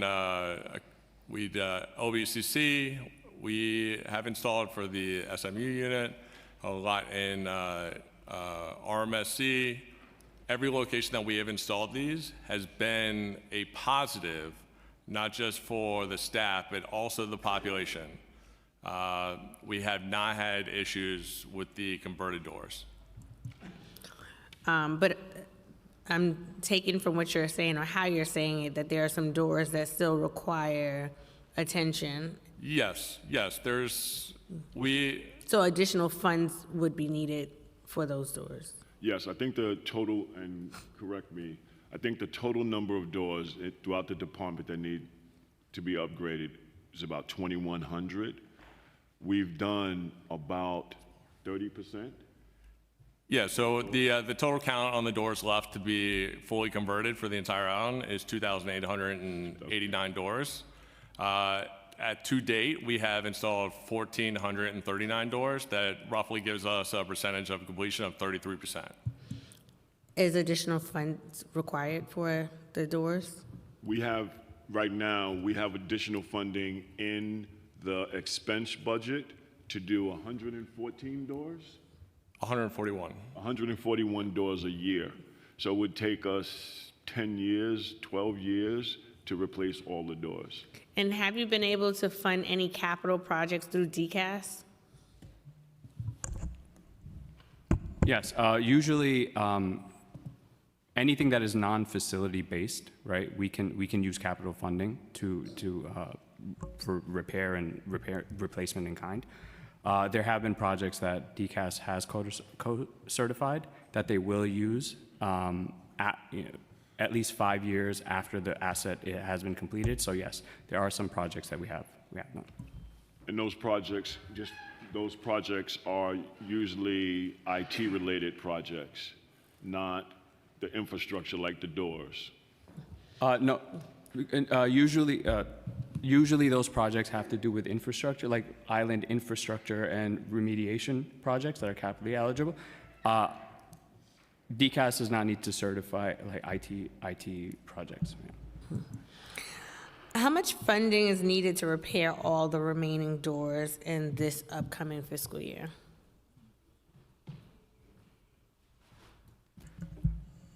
We could get back to you on that.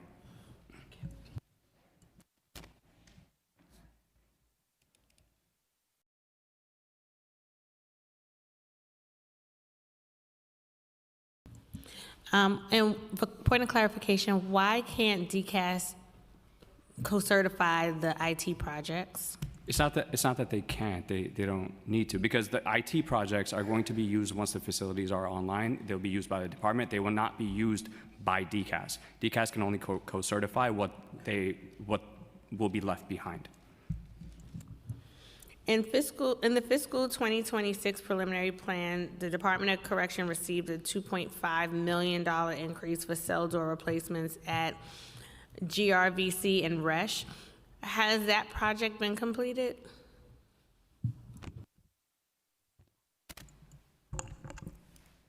By the closure of fiscal year 26, yes, the GRVC location as well as the other location will be completed. So for the $2.5 million, we were able to procure 141 door systems. Thank you. I next want to turn to the borough-based jails. There were minimal changes in the capital commitment plan for the new jail facilities. Does this indicate that the facilities are on track to meet the deadlines that have been reported by the administration? This administration and the department is committed to the borough-based jail system and closing Rikers. We are in constant communication with City Hall and Law about this project. Is there a plan to reduce the budgeted headcount for officers once the population is lowered and the borough-based jails are open? We have not engaged in that conversation. Right now, the focus is preparing the department for the future, which means focusing on safety. We have our approved headcount. We know how many people can retire, so we're really focusing on recruitment and working with our partners on population reduction in preparation for the borough-based jails.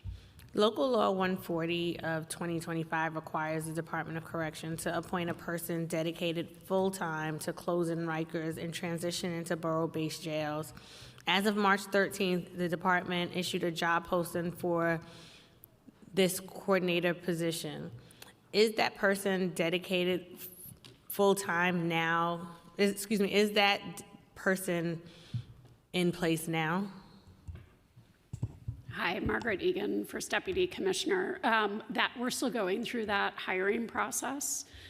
So we will bring on an executive director for the borough-based jail plan. That person will be solely dedicated to moving this project forward and moving this forward in light of the values that the commissioner outlined, and in partnership with you, with City Hall, with our provider partners, as the commissioner said, in light of this being a city-wide project and not just a DOC project. Thank you for that. And do you know when to expect the appointment of this person? Our hope would be, I think, in the next month or so. Okay.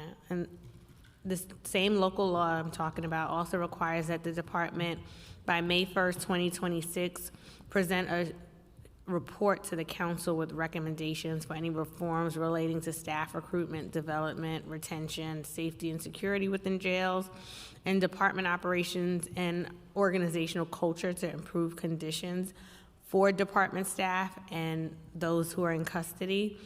Is the department on pace to provide that report by May 1st? I believe we are on pace to provide that report. What I would say is that will then be an ongoing process, again, in order to develop sustainable plans to make sure that the department and the borough-based jails live into the long-term sustainable values that we are all outlining. That report is just a first step. And has the department transferred any land parcels over to DCAS per Local Law 16 of 2021 in the last year? No, we have not transferred any land as of yet, but that's something we're going to be discussing with City Hall on next steps. Has the department been in communication with the Rikers Island Advisory Committee? Yes, we have participated in recent meetings with the Rikers Island Advisory Committee. And have they been able to tour the land parcels on the island? Yes, I recall they toured the island twice in the last couple of years. Thank you. I'm going to come back with questions, but I'm going to pause to allow my colleagues to ask. We've also been joined with Finance Chair Lee, and we will start with her with questions, and then we'll go to Councilmember Caban. Hi, I will be very quick. Hello, good to see you, Commissioner.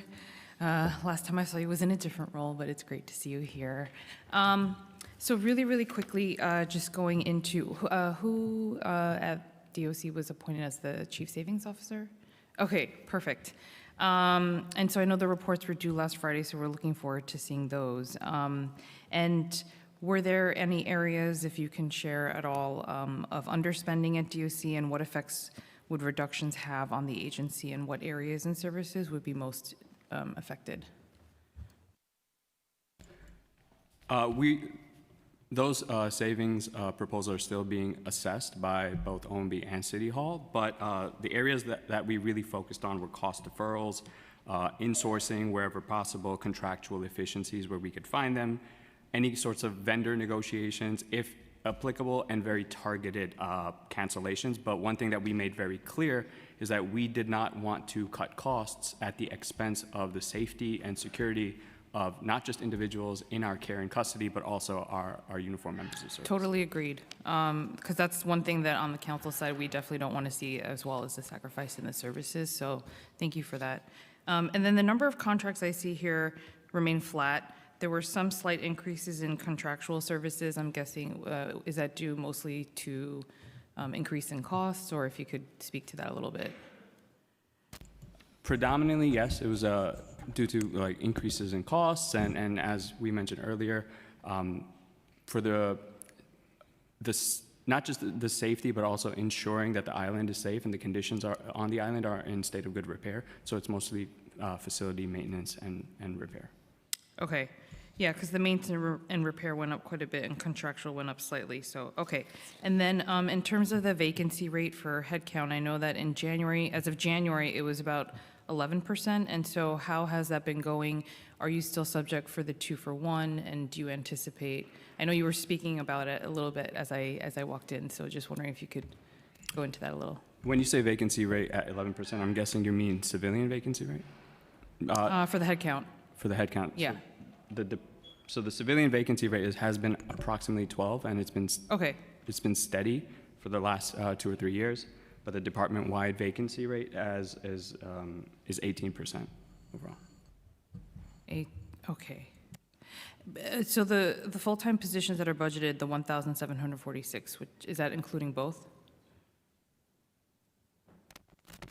1,700 and about 1,700. No, that's just civilians. Okay, just civilians. Okay, perfect. Thank you for clarifying that. And then, has the DOC applied for the Comptroller's Directive 10 waiver for any capital projects in the last year?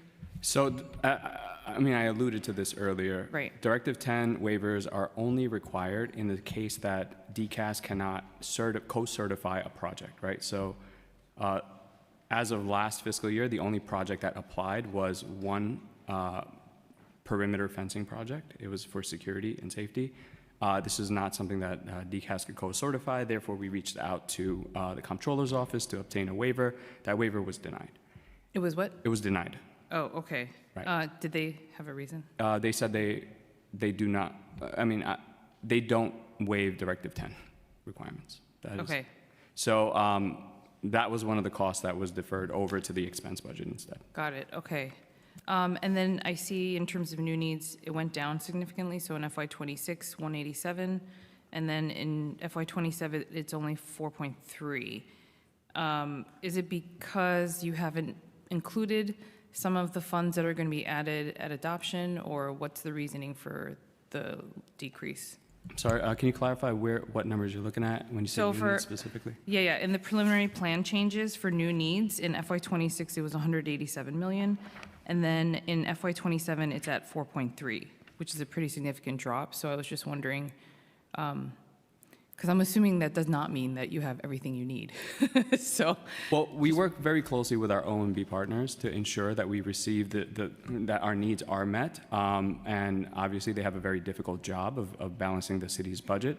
So although we are in communications, sometimes needs are deferred to this is just the first plan cycle. And in subsequent plan cycles, those needs will be reassessed and readdressed. Right. So I guess my question is, are we going to see an increase in that in the exec and adoption? We're still assessing. We can't. Okay. Yeah. Okay, perfect. Thank you. Thank you, Chair. Thank you, Chair. Next, we'll have Councilmember Combine, followed by Councilmember Narcisse. Thank you.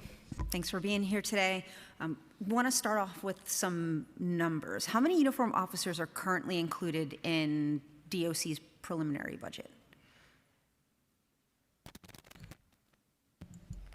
Approximately 5,600.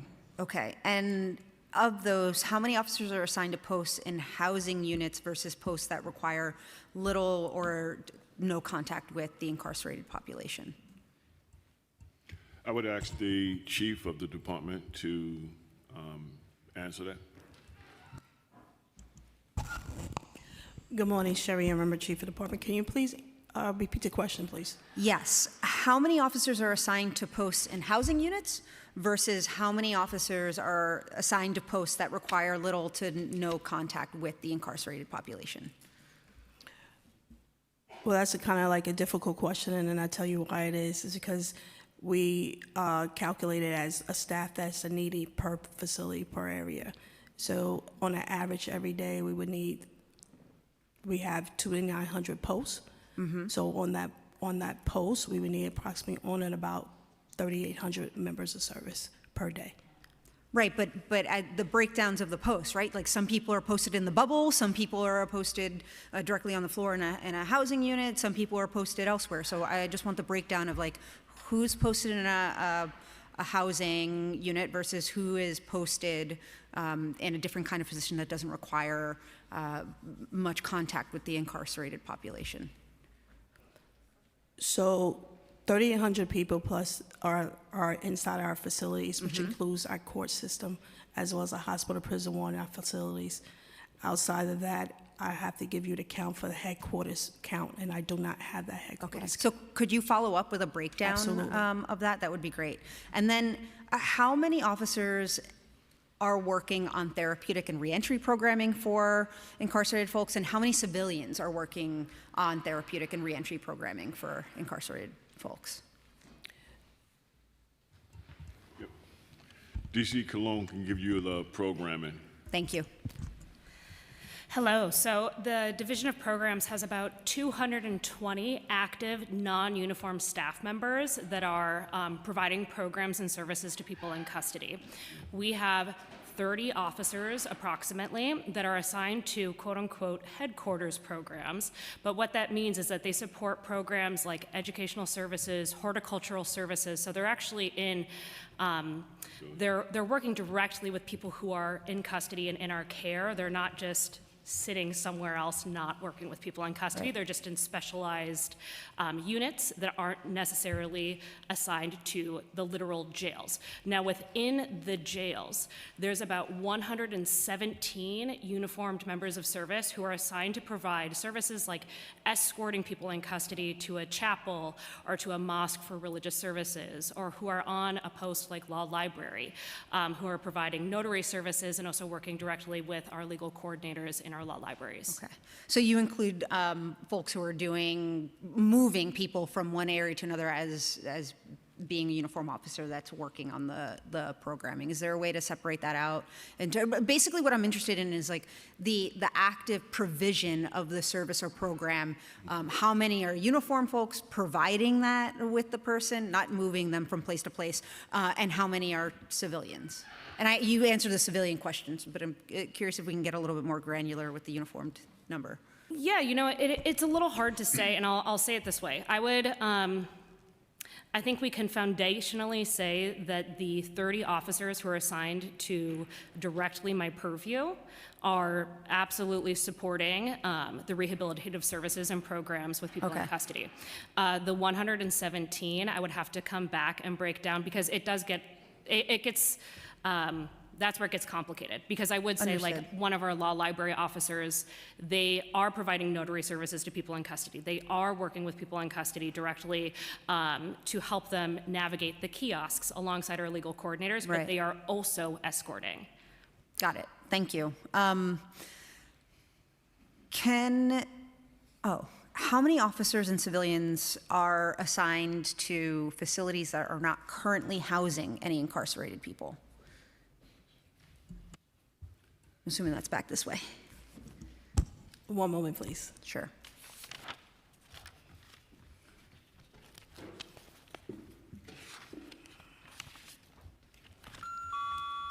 Are you referring to AMKC that is only deal with? I'm referring to any facility, so AMKC or otherwise, where there currently are not incarcerated people housed. So I want to know how many uniformed officers there are in those facilities and how many civilians are assigned to those facilities. And then I'd like to know, why are staff being assigned to those facilities, period? Like, what's happening there? Well, AMC have a roughly of 50 people assigned, uniformed people assigned, and that is our production kitchen, AMKC.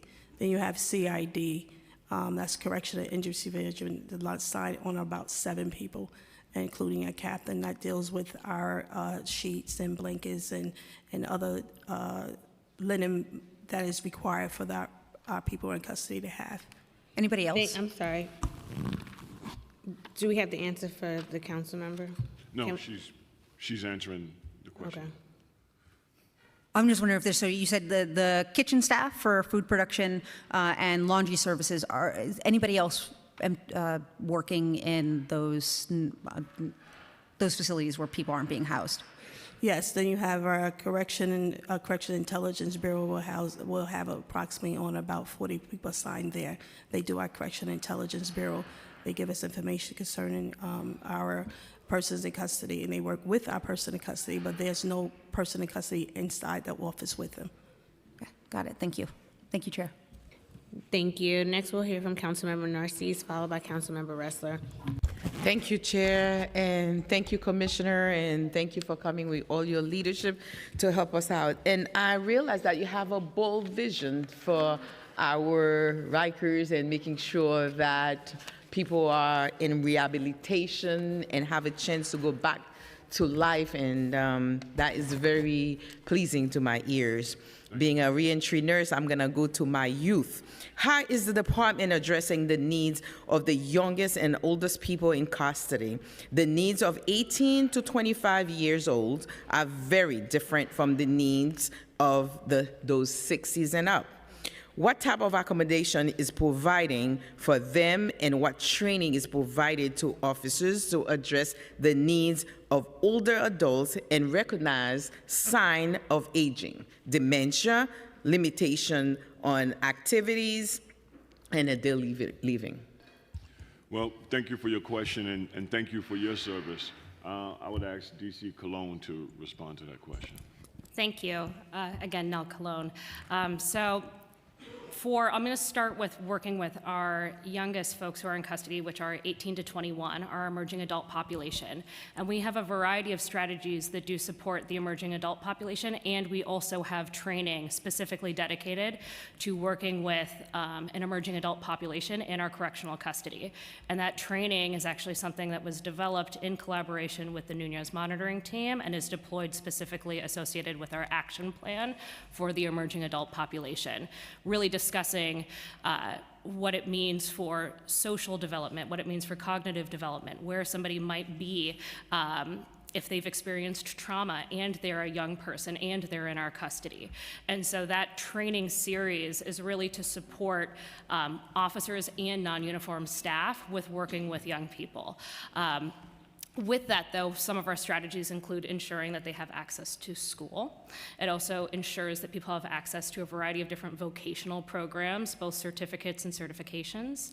It ensures that people have access to counseling and soft skill programs, and that they're working with nonprofit providers, not just DOC internal staff, that specialize in supporting an emerging adult population. Now, when it moves on to our elder population in our custody, and I use that word elder because some may not even coin some of the people as elder, who we kind of categorize into this group. But with our elder population, we do partner with the Osborne Association. So they have what's called the Elder Reentry Initiative, and they have staff who specifically come and work in some of our cohorted housing units that do happen to house most of our people who are 55 plus. So that's why I use the elder is a loose term in that sense, but that they are providing them with targeted reentry support, including social services and referrals for when they leave and go back to the community, housing referrals as well. And then they're providing them with a variety of different groups and programs that are specific to what their needs are. That being said, as for training for uniformed staff on working with people who are 55 plus, or how we've cohorted them, we currently do not have, that I am aware of, a training under the branch of the Division of Programs or that we're supporting with the Osborne Association, but we will take that feedback and look into it. Thank you. Thank you, appreciate that. New York City DOC remains under the federal Nunez consent decree, stemming from findings of excessive and unconstitutional use of force in city jails.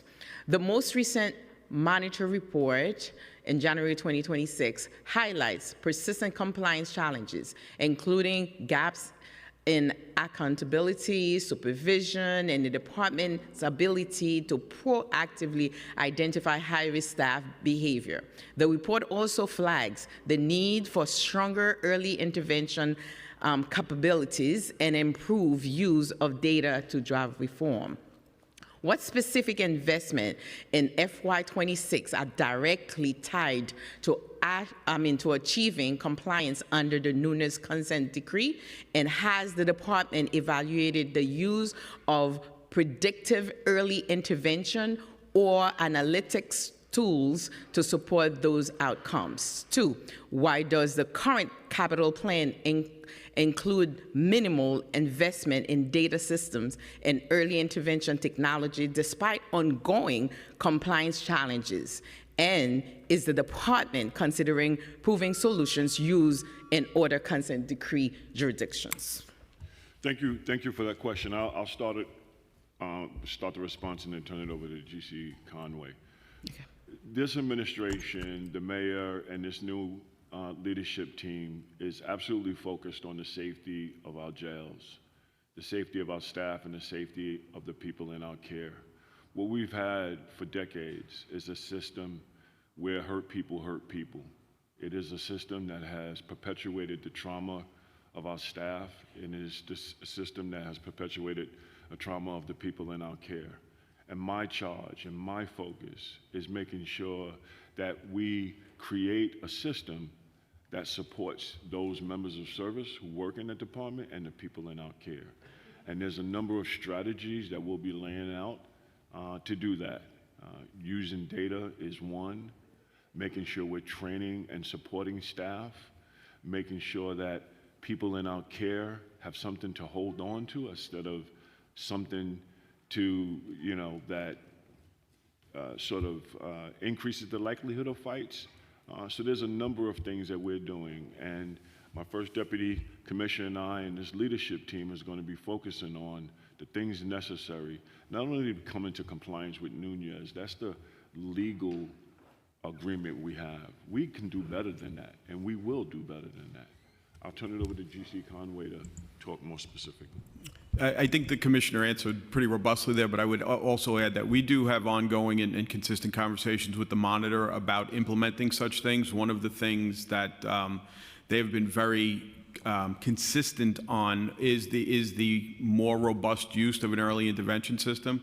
I've discussed that with the commissioner, though I wouldn't say at the moment we have contemplated or looked into technology in the sense that you did, but it's certainly something that we would consider and look into, though I think we've had some recent restructuring, and I think we'll continue to look into what we contemplate for the early intervention. I do think when you asked about other jurisdiction and consent decrees, the onboarding of the remediation manager presents a unique opportunity here because you not only have the monitor, but now the remediation manager and the commissioner. So you're talking about kind of at least 2 new entities into the system to bring new ideas and more robust thoughts into what we could implement and how we will do so. So I anticipate you'll see some changes by the end of this next year. Don't forget the staffing, because they complain a lot about the hours, and I'm so happy you said you're not going to work on that, and I appreciate your bold visions. Thank you, Chair, and thank you. Thank you. Next, we'll hear from Councilmember Brewer, followed by Councilmember Marano. Thank you very much. I heard that the women at Rosie's had a great time with you, and we're very pleased that you were able to explain to them that they could be like you in the future. So I heard from many sources. You can probably figure them out. Bellevue, what's the status and how long will it take? I know you need CO officers. I didn't know the cost for that, and I was just wondering the update on the timing, having been there a couple of times and seen nice space and nobody there. I'm actually scheduled to go there tomorrow. Bellevue is a priority for us. The Bellevue outposted beds is a priority. The borough-based jails is a priority. So we're working with this administration and law and our partners at Correctional Health Services to make sure that we open up those beds. Those beds have been on the runway for far too long. I'm aware. Far too long. So what's the timing, though, do you think? Because it's CO officers needed, and you may not have enough, and I think I know the backstory, but how are we going to solve it, Bellevue? Well, I'm working with my leadership team. I'm working with this administration to make sure that we open it as quickly as possible.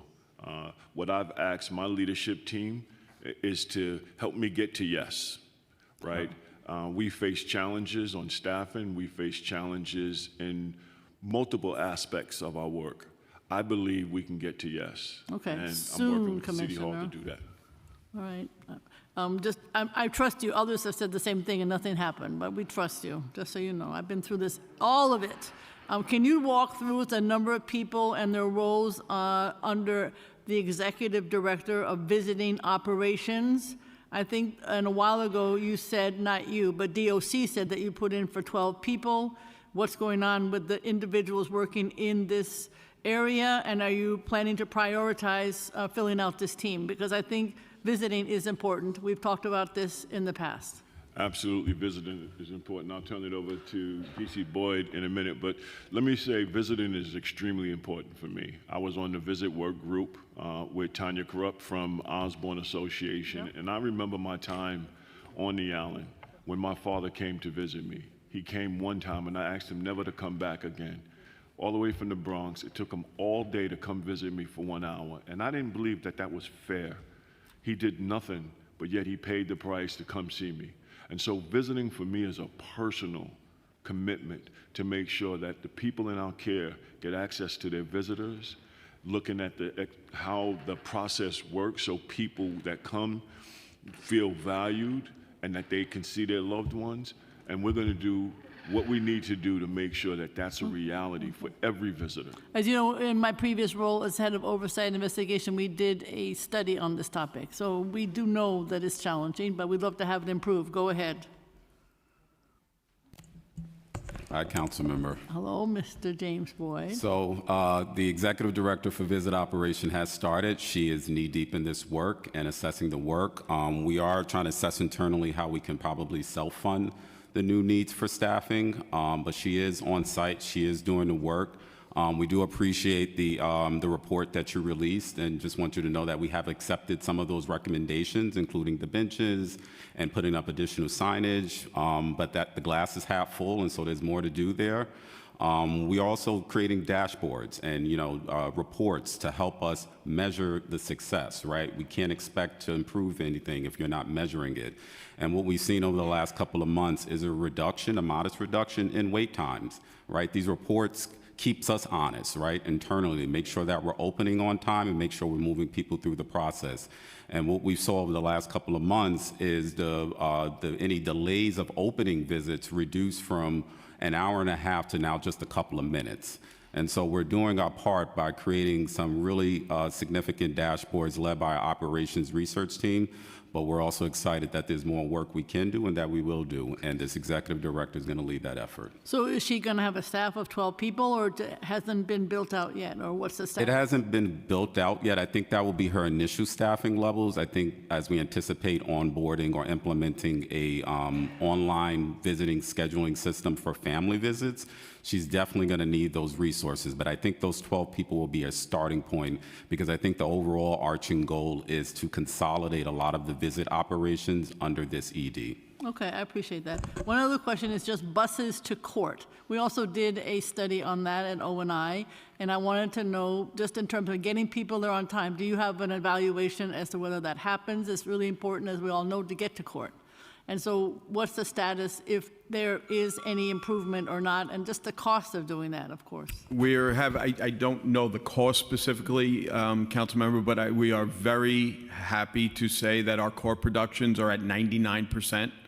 So, it's something that we take and have taken very seriously, to move these cases forward. So that's our number. I don't have a cost breakdown for that, but I mean, that's something if you would like, we could follow up with. Okay, because I remember we heard 99% in the past, but it doesn't necessarily tag with the folks' experience, because, 99% is what kind of denominator? In other words, every single person, 99% of the people who have a court date get there on time? I don't know. What is the 99% based on? That is anyone who has a scheduled court production, a court appearance. 99% of the people that have that court appearance are brought to their court appearance. Okay, Thank you.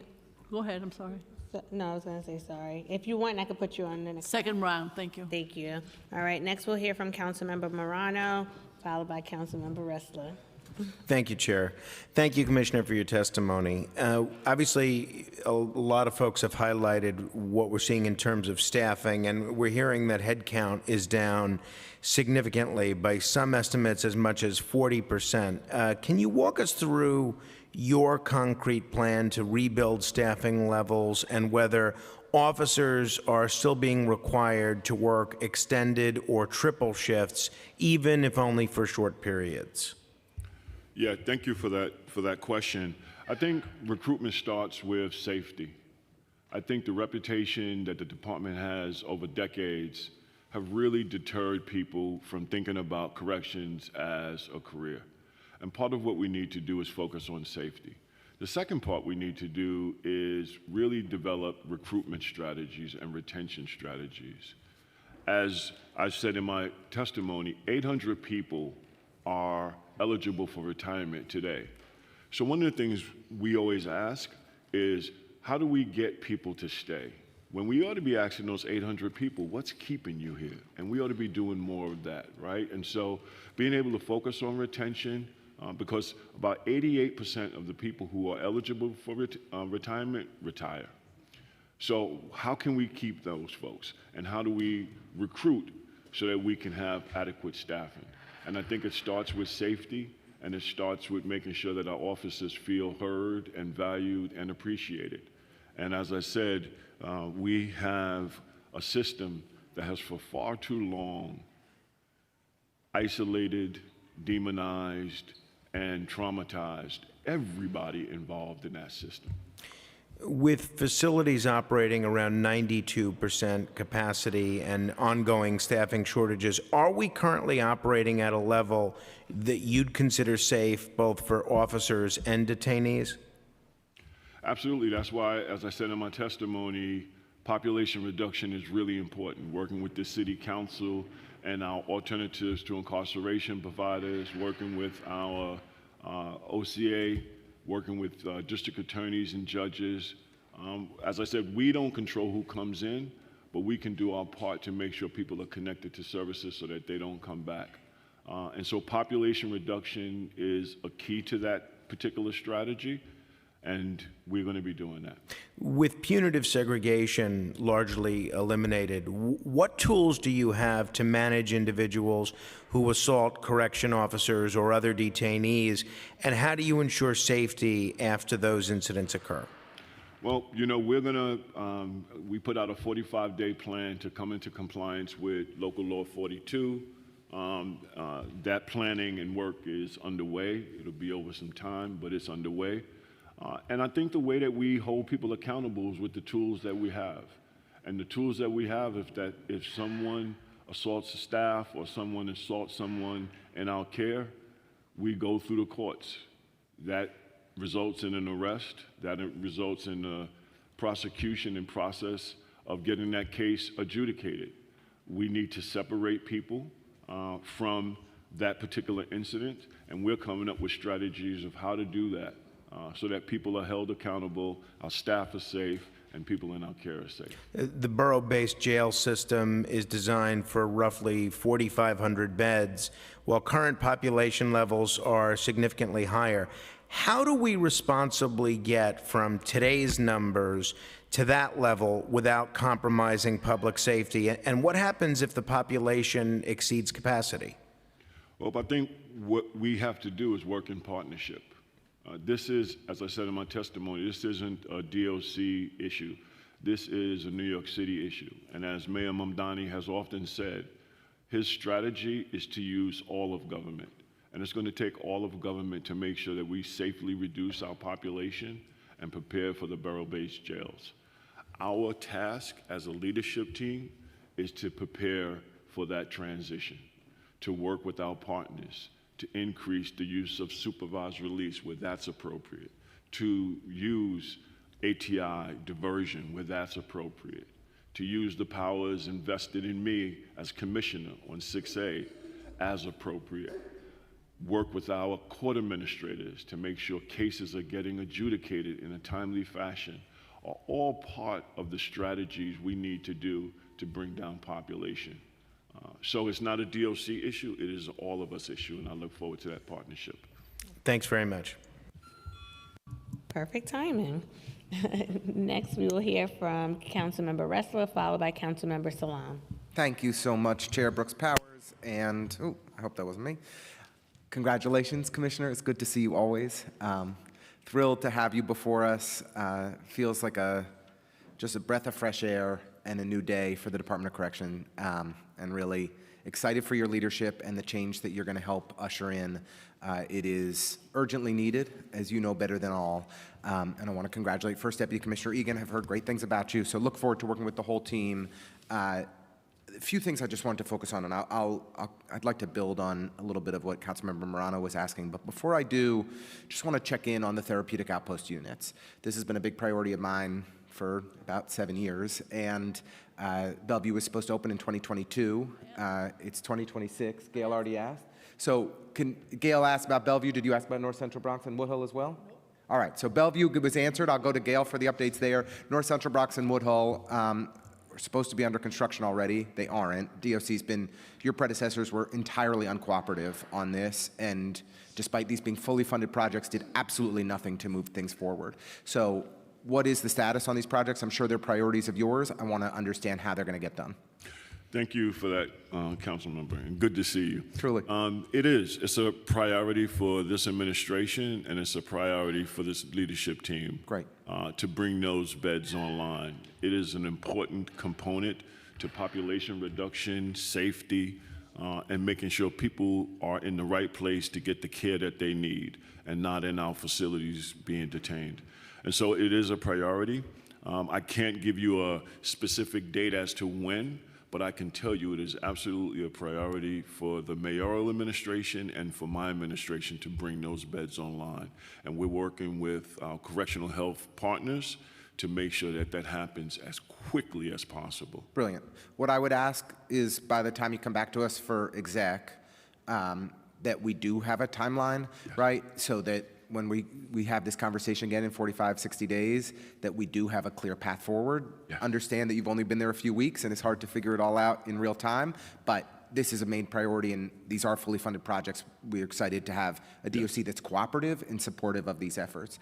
I'd like to go back to Councilmember Morano's questions on population reduction. And you have, a deep expertise in this topic. Understand well that this is not narrowly in the purview of the Department of Correction, but it's a citywide challenge. We need to work with state stakeholders, providers, the council as well. Can you speak to, how you're planning to approach your 6A authority and what opportunities there are to reduce the city sentence population? My quick review of the data was that when Mayor Adams took office in January of 2022, just 3% of the population was city sentenced. Today, it's closer to 8% of the population is city sentenced. Do you think there's an opportunity for us to significantly reduce the city sentence population? And then secondly, what are the investments that you think we should be prioritizing as a city to further reduce the population in supervised release, in other ATI, ATD programs? What are the things that you think are the most important priorities for us as we move forward on this budget? Again, thank you for that question. I think the use of 6A is a tool, but the reality of it is we have 6,700 people. I think we have a little bit over 500 people who are city sentenced in our system. We do have a process in place where everybody who comes into the system is screened. The First Deputy Commissioner and I have looked at that process, and we are assessing what we could do to create not one-off strategies, but a systemic strategy that really allows us to move the population, reduce the population based on 6A, and create a system that is sustainable. What I think the city could do for investments, if you look at who's in our system, I think we need to support alternatives to incarceration, supervised release, case processing where appropriate, and the most important, access to drug treatment and housing. When I was at Fortune, 25% of the people who came through our door were unstably housed. We have been growing, Fortune has been growing housing in response to that urgent need. When people leave our system and end up in the shelter and end up on the street, they tend to end up back into our system. Yeah. And so we need to make the appropriate systems at those touch points to make sure people have a place to land. That's right. And they have hope that life could be different for them. Because people tend to learn how to live the life that they've always lived until someone breathes life into them. And we, as a city, have an opportunity to breathe life into people when they leave our system. I couldn't agree with you more strongly. I think that for us to achieve the population reduction that is necessary for the borough-based jail plan to be successful, it's going to require those investments. One of the real failures or shortcomings of the original borough-based jail plan was that it mandated a series of investments for 1 year. And it's just not enough. We have to sustain it. And so there were a lot of really smart investments and initiatives in population reduction, in supervised release, in ATIs and ATDs, in justice-involved supportive housing, in the treatment that people need. It laid out the roadmap, but for 1 year. And we need your help and expertise and leadership to develop that plan with the City Council for what are the investments we need in this budget and in the next series of budgets to sustain and achieve that population reduction so that we can shrink the population, achieve the borough-based jail plan, and have a safer jail system for all. And I am really looking forward to working with you. And next time, I'm going to be asking more about culture change because I feel like we have leadership at the agency now that's thinking about how does a new DOC house and staff and the borough-based jails to ensure that we don't replicate the problems on Rikers Island in our communities. So thank you, and really excited to work together. And thank you, Chair. Thank you, Councilmember. Next, we'll hear from Councilmember Salam, followed by Councilmember Brewer. Thank you and good afternoon. Glad to hear the testimony and all of the great things that the department is planning for this population of people. I want to start off with state-ready population overgrowth and fiscal impact. So due to New York State Department of Corrections staffing shortages, state-ready individuals in DOC custody increased from 103 to 622. It costs approximately $400,000 a year to incarcerate someone on Rikers Island, yet the city has not received reimbursements. What is the total cost of housing state-ready individuals, and has the city pursued reimbursement from the state? So I can have our GC respond to that.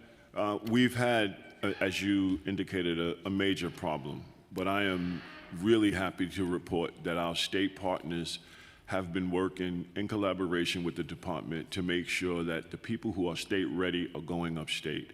Our number currently stands a little lower than 100 people state ready. And I watch that every single day on my census report, and I'm seeing movement where the state they're taking people out of our jurisdiction, which is a good thing. I'll turn it over to the GC. Yeah, to echo what the commissioner said, we're happy that the cadence of transfers is what it was pre-strike. So, you know, we work with our partners upstate on a number of these things to make sure that we don't have a backlog like we did because our population increased by about 20%. I will ask our AC of Finance to answer your question regarding the cost and the recouping of funds. Thank you for the question. I am happy to announce that, or to say that we do receive recoupment from the state on a quarterly basis for all of the state-ready individuals who are in our care for more than 10 days. So every quarter we correspond with the state. The state sends us a list, and then we do get reimbursed for those, and those reimbursements happen on the PS side. Okay. Moving to borough-based jails, capital cost overrun. The borough-based jails project was originally estimated at $8 million and is now projected at over $8 billion. And is now projected at over $11.47 billion, a 46% cost increase.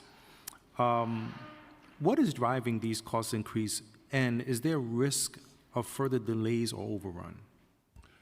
I can tell you that the mayoral administration and this department is committed to opening the borough-based jails and closing Rikers Island. As I said in my testimony and to questions asked earlier, the infrastructure in Rikers Island is not conducive to the health and safety of those who are our staff and those who are in our care.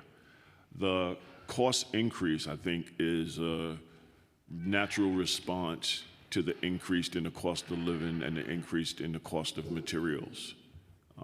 When it takes you, as long as it's taken the city to build the borough-based jails, you're going to have cost increase. So I believe that those cost increase and projections are based on increase in materials.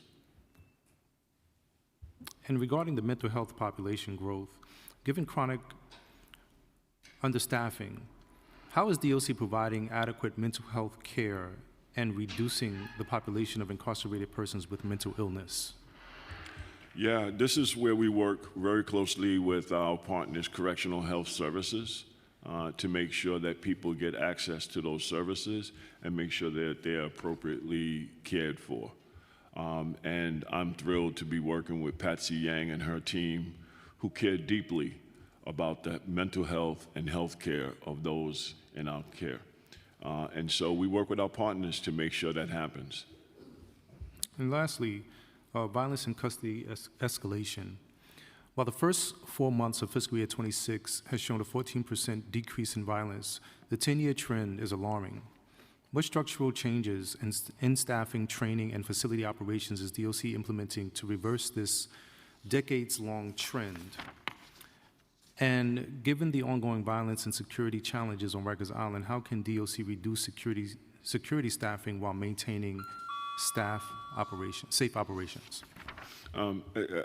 As I said earlier, I think it's a number of strategies: population reduction, recruitment, making sure that we have adequate staffing to cover the increase in population, making sure programs are embedded in our day-to-day operations. We have our new providers, our providers coming back to be able to do that, to help make sure people are connected to services. And it's creating a model that creates safety for officers and safety for the people in our care.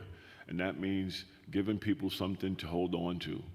We need to express the value and concern we have for our officers, and we need to do the same thing for the people in our care. And I think, I use this analogy: a rising tide lifts all boats. And this is a moment where we need to make sure the tide is rising so that officers feel valued and safe, and the people in our care are safe and connected to service so that they don't come back. And so it's not a quick fix. It's not a one strategy, it's multiple strategy, and as Mayor Mamdani always says, using all of government to fix it. Thank you. Thank you. Councilmember Brewer? Thank you very much, Chair. So the cell doors, I understood it was 38 million total. It seems to me that's such a priority. But I was able once with some, I would say, Chromebooks, I think it was, at DOE to go around Directive 10. You have to figure out a way to go around that. What are you doing? I don't understand. This is like a crisis. Capital would be much easier than trying to get the It's a priority. It's a priority of the mayoral administration, and it's a priority of this administration. We appreciate working with our partners at OMB to put some baseline funding in to fix the doors. Yeah, but that's an but it's an expense. ongoing conversation with this administration. I'm specifically. Yeah, but you are this administration. And I'm saying the mayoral administration that I'm working with to make sure that the doors are a priority. Okay, but I hope that maybe with this committee and all of us, we could push to have this become capital, because you are never going to get it with the expense. Yes. Is it 38 million? Is that the general number for the doors, cell doors to be fixed? That's the number I've heard. I don't want to misspeak, so we're going to have to get back to you with the exact number, but It's a big number. it's a big number. Okay. Number two, quickly, food.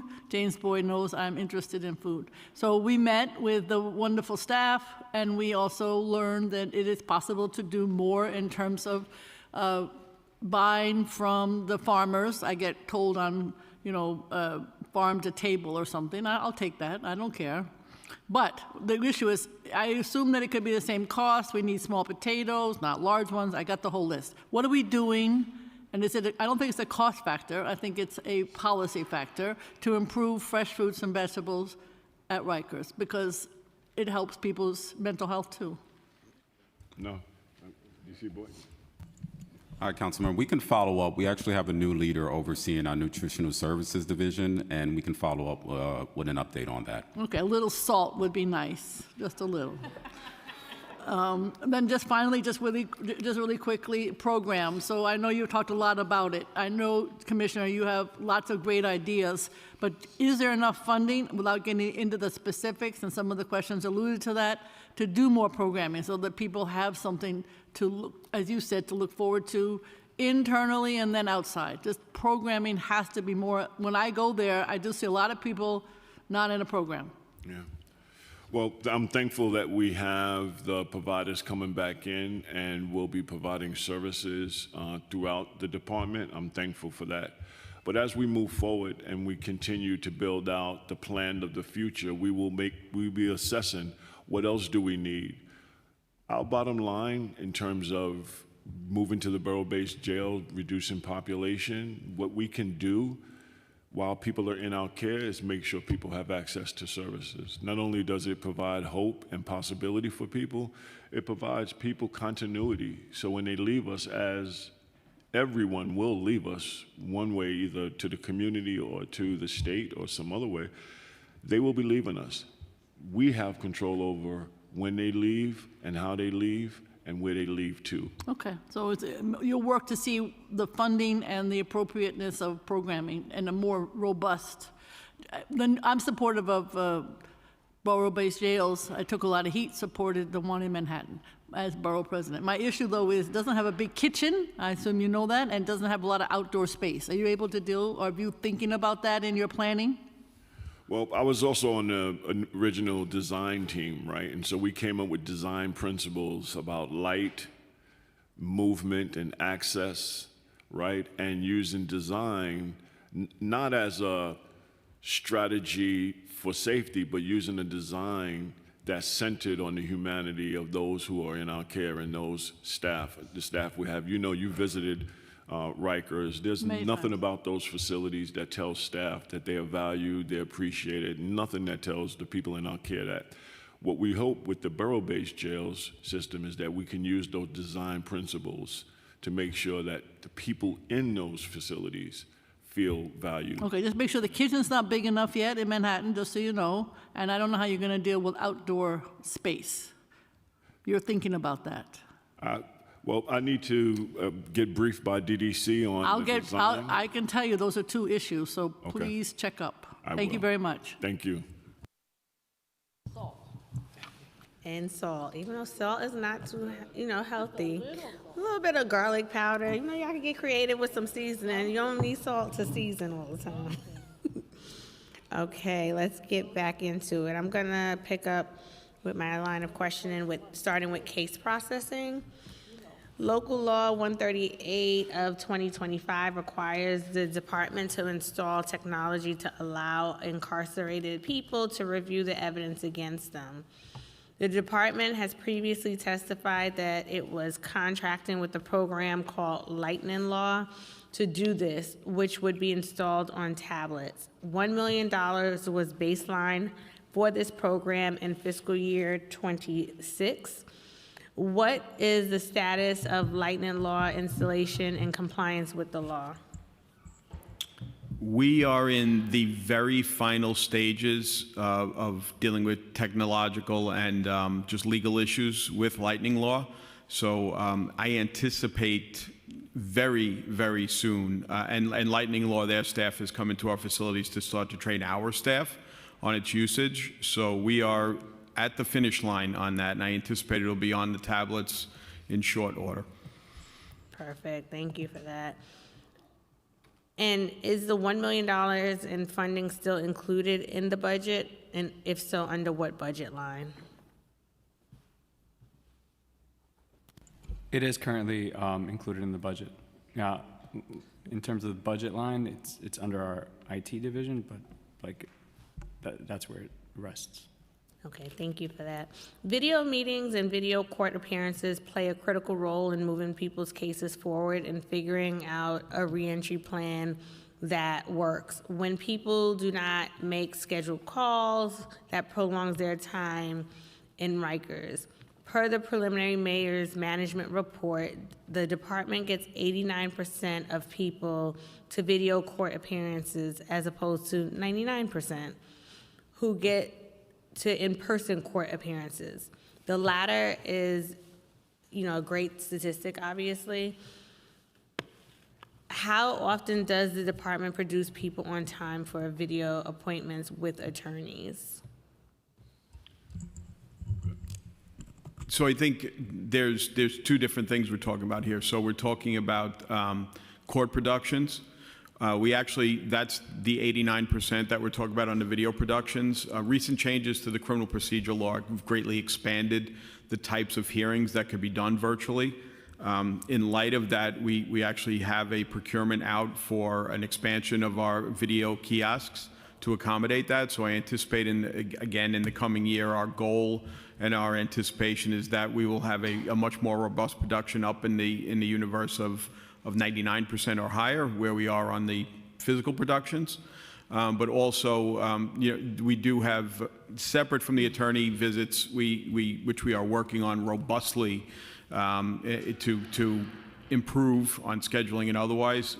Separate from that, the family visits productions are one of our highest utilized.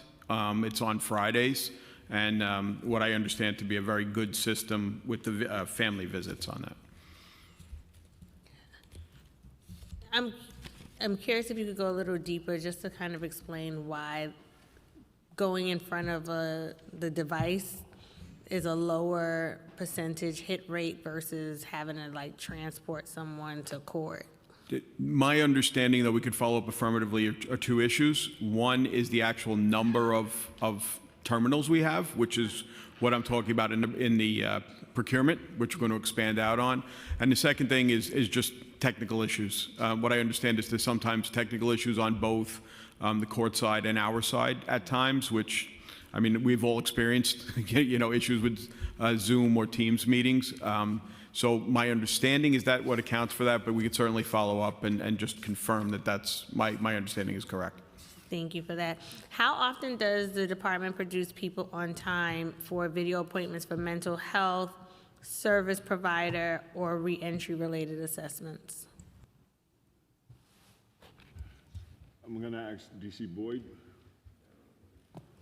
Yeah, I have to check to see, but I'm not quite certain if we track it on that granular level, but I'm happy to follow up. Okay. You going to check now, or are you going to get back to us? I can get back to you, ma'am. Okay. What are your plans to ensure people get to all the video appointments on time? Like, how are you working through those kinks? So as this process kind of evolves, and the productions increase, it will be much easier if we don't have as many people going to court. And then we have the video booths available so that we'll be able to develop a system. I think right now is what's happening is the court system is kind of in an evolution, transitioning from what is customarily, in person to a video system. So again, as the staff become available and our kiosks become more abundantly available, we should see an improvement just by naturally, just easier to make those productions. But that's also an opportunity for us to continue to assess, right? And this is where we say all of government. If we're seeing more and more people are being invited to do the video court hearings, we need to increase our capacity, as the GC said, making sure we have more terminals, making sure we have officers available to escort people to those terminals so that those cases can get heard. Yes, that was going to be actually my follow-up question. Like, if you're seeing a growing need, is the budget going to reflect the need to invest more in that space to be able to facilitate that? How many staff, I'm sorry, pivoting now to staffing and overtime. How many staff does the department employ or contract as bail facilitators? Bail facilitators, I'm not sure. These professionals are statutorily required to meet with incarcerated people within 48 hours of admission to jail to help them post bail. I am not sure. I would have to, I would have to follow up on that. I couldn't answer that question right now. So as a follow-up within this section, does funding for bail facilitators come from the department's budget? And are there any performance metrics you can share about how effective bail facilitators are at helping people post bail? We'll get back to you on both. Yeah. Thank you. The department has contracted to spend up to $800,000 with an outside firm to undertake a staffing analysis. The contract began in January 2026 and runs through June 2027. When was the last time before this that the department undertook a staffing analysis at Rikers? So we had engaged in 2025 with the State Commission of Correction to do a post-analysis. It did take a considerable amount of time to go through one facility. I think under the previous administration, which is now moved into 2026, we undertook the vendor to do so. And thus far, there's been, I think, very considerable and productive results at the outset. So we're really anxious and excited to see what the ultimate product of that is.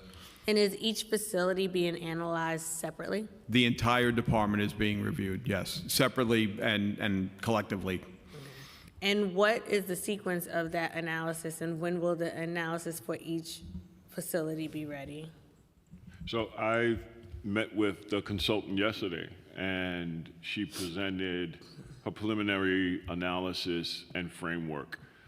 We are going to be meeting with Nick and his team when he's back. The consultant will be in town on April 13th so that we will meet. She will do a full briefing and lay out the timeline for the analysis. The consultant is out of state? Yes. So when you guys procured that contract, were there no New York-based firms to consider?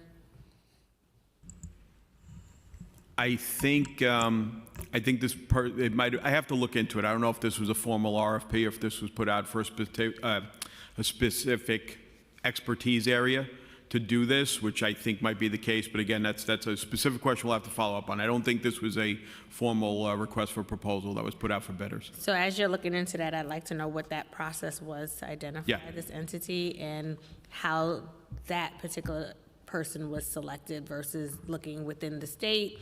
And also be good to know if this is an MWBE contractor as well. We'll get both those answers too. Thank you.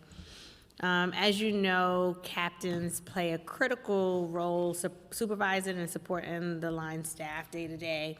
How many captains does the department currently have? I'm going to turn to the chief for that. Good afternoon, Sherry. I remember again. The captains, we are allotted for 703, but we only have 490 with a vacancy of 213. What's the plan of action to fill those vacancies? Well, first, because of our staffing challenges on the officer side, we're going to have to build that level up first. And then we are going to doing a class, promotion class for the captains. But first things first, we have to build the correction officer level up first before we can do that. Because if you do not, then it will not level us off. Makes sense. Thank you for that. What is the ideal number of captains to operate the jail safely? I know you said what the goal is, but to look to operate it safely, what is that ideal number, that magic number to operate it safely and properly? Or put another way, what is the ideal ratio of officers to captains? To your point earlier in terms of... Right. So the ideal is to have the 700. Okay. Because we go into the Nunez remediation, and you need supervision in order for our officers to be able to do their job properly and give them the level of supervision they need, the support and guidance they need, so that we can have a safe, healthy, and secure facility. That is the goal. That is the number 700. Do you, and I know you have to increase the number of the actual officers, and in order to increase the number of captains, but is there a plan for fiscal 27 to do that? And if so, is that included in the budget? Very good question. I think my commissioner want to answer it. Yeah. Yeah. The approved head count is in the budget. Okay, and that takes into account the captains as well? Yes. Okay. How much has the department spent on overtime so far in fiscal '26? The department has spent approximately $240 million thus far. And what is the projection for the spending by the end of fiscal '26? Approximately $370 million. How much is allocated to overtime among the various budget lines for fiscal '27? And how was the total number determined? And as you're looking for the number, I'm gonna just tell you my pet peeve around the overtime, because I feel like to get the balanced budget, we normally project lower and go over budget as a result, instead of just being realistic in terms of what that need really looks like. Yeah, hold on. Give me just a moment. Sure.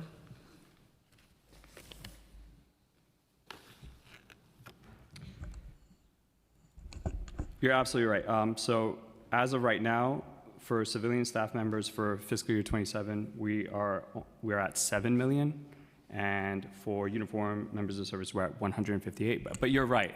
The needs, or the budgetary needs, are then addressed as the year goes on. So next year, whatever our overtime expenditures are, we'll work closely with OMB to address the budgetary concerns to bring us back up, the same way that it happened this fiscal year. Well, with the number you just projected for fiscal year '27, when you look year to date to like the current fiscal and its expectations, or even fiscal '25, how is it trending? Like, and how are you creating that number?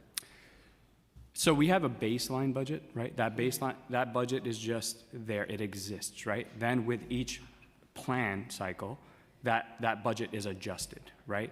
So in terms of how, I think your question is, how is overtime changing? Well, I wanted to know, like, so when you project and you're requesting from OMB the amount you just said for fiscal '27, right? How did you come to that number? Like, are you looking at the previous fiscal years and how much was spent, projecting a need to increase it at all? Like, for me, I know myself and some of my colleagues, and it's not just with corrections, it's also with PD and some of the other agencies that have to contend with overtime. It's important to really understand if these numbers are true, to have a true idea of what our budget looks like, because otherwise we're doing these mods and these changes throughout the year to address a shortfall, because we already knew that corrections normally spends X for overtime, but yet they put $2 million less in what they're requesting from OMB. And I'll let the AC answer how he got to the 158, what were the projections. I think there's a variable that we factor in and is available to manage. If we fill positions, we reduce overtime. We reduce population, we reduce overtime. And so the strategy as a department is to try to fill those vacancies and recruit. And so that is the strategy. If we can fill those positions, we can begin to have promotional classes for captains. So it doesn't allow us to take from Peter to pay Paul. We can have those captain classes. We can reduce overtime. Now, Commissioner, can I say I actually appreciate that answer, because that's been the most straightforward I've ever gotten on that. So I definitely appreciate that. But I then up you on that and want to ask, how aggressive do you go then to make sure you're filling those positions, understanding that as a result will bring down the overtime costs? Yes, I met with our communications team. We're going to be putting out a new communication strategy to try to attract people to take the exam. We have the exam working with DCAS, have the exam coming up. We are looking at making sure that we're able to expedite people through our vetting and screening process. So I have a strategy that I'm going to be talking with City Hall about.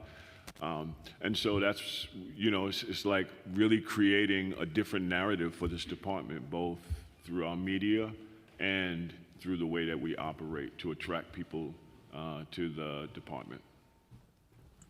Yeah, I just want to make clear the numbers that I gave you for next fiscal year, they are not a projection of overtime. It's just what's in our budget, right? There's a distinction to be made there, right? It's very difficult to project 1 year down the line what the overtime is going to be. There's way too many variables to take into account. So the best that we could do is look at our current vacancies and see what our facilities need and what that variance is. The truth of the fact of the matter is that our uniform members of service, their headcount has decreased substantially, right? And at the same time, our average daily population has increased substantially. That creates a differential. And in order to fill that differential, we must fill it with overtime. That's the only operational lever that we have. And that is our primary driving factor or predictive factor that we use to assess what the overtime will be by the end of the fiscal year.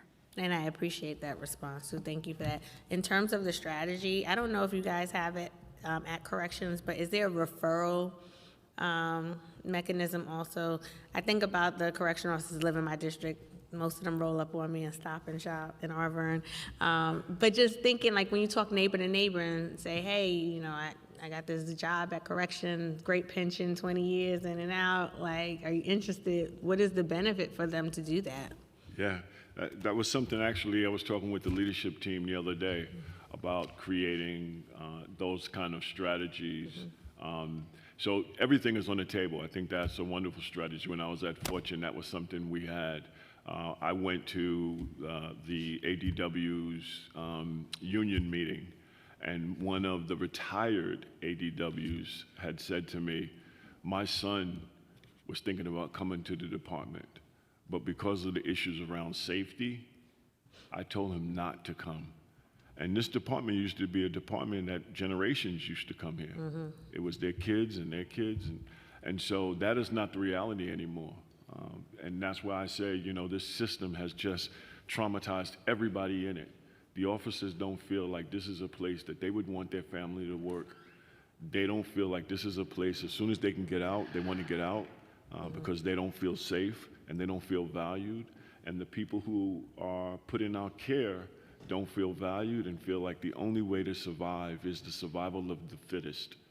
And so we have to change it. And I believe that this is a moment with this mayor, the leadership team that I'm building at the department, to change that, to change the narrative of the department and the way that we work. And that's what I'm committed to doing in partnership with all of you and all of our partners in the community. Well, you definitely have an open invite if you want to set up a table in a high-dense area in the district or anywhere around the city. I know my colleagues Just to add, we do have a recruitment team, and so if you are having job fairs or community fairs, we're happy to dispatch and deploy our teams there. We have been very aggressive on a recruitment front. As the commissioner mentioned, we do have an exam registration that's opening up April 1st. This is now the 4th exam we're opening in the fiscal year. And so we're doing all that we can to drop the test and recruit people. We're also doing digital ads, social media ads. We're looking at our strategies on who's the face of some of these campaigns. One of the things we saw that was a big improvement was adding additional correction officers into the marketing materials so that there's representation and people can see themselves as a correction officer. This is a game changer for the department. As you just referenced, back in the day, 20 years ago, all of these jobs is word of mouth. Tell a friend to tell a friend to tell an aunt.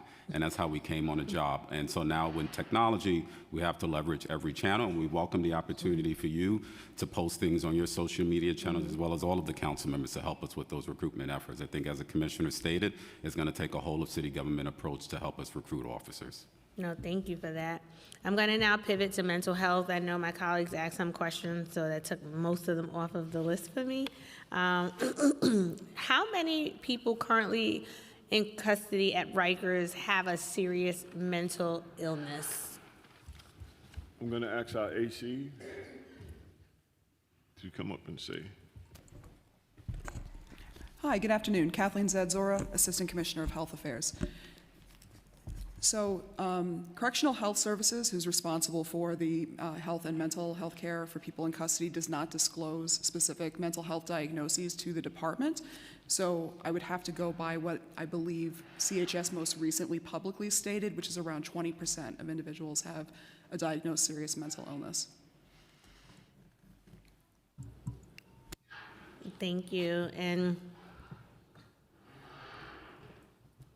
Some of these questions are for CHS, so just let me know if you can answer them. If you cannot, we'll follow up.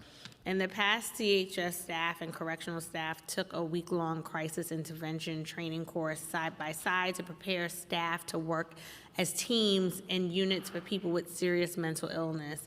The training was halted entirely for years after COVID hit, and when it restarted briefly, the department and CHS no longer trained together. We understand the training was then halted again for months for contracting reasons. Is that coordinated cooperative training taking place today? Thank you for the question. So the crisis intervention teams training is done by the academy now, and the pause for a contract that you referenced that's rolled out, and so there are community providers that assist with the mental health instruction portion of that. We would have to get back to you with specific numbers as far as how many members of service have been trained now in the new year. Thank you for that. I'm sorry, I'm going to take that question. So the CIT training and mental health first aid training is plus 1,000 members of service that have taken that. And the CIT training for anyone that's in the mental health observation is 135 members have taken that. The basic crisis management is plus 1,800 members have taken that. There is also other training that we do provide outside of our crisis intervention, which is a one-time thing, and then we have a refresher once a year. Then there's the mental health first aid. That's every 3 years. That is a certification. After that, I have the crisis management. That's a one-time event. And then we have the correction conflict resolution as well. That is part of the training that we are giving. And that's under the Bureau of Justice Assistance Program grant we have. So we work in conjunctions with LaGuardia College during the crisis intervention training.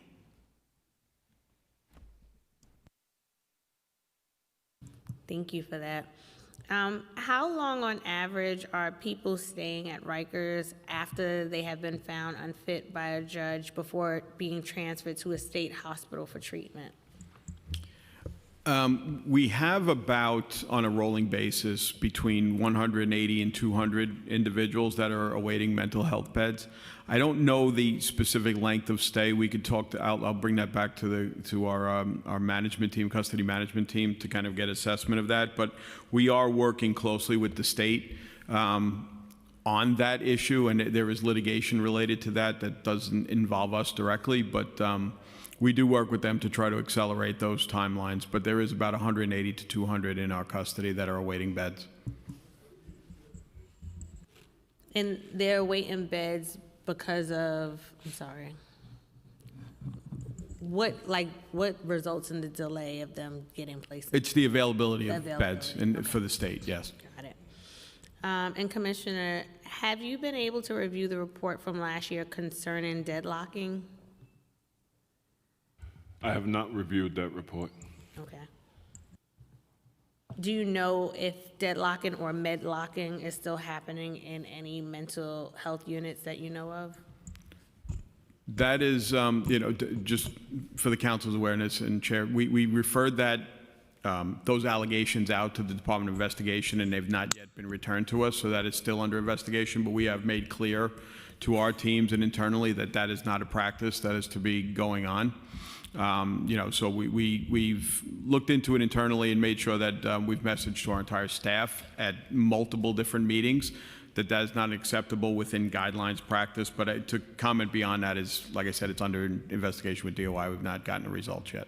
If someone with serious mental illness is deadlocked or otherwise not being allowed out of their cell, will CHS staff treat and medicate that person at the cell door?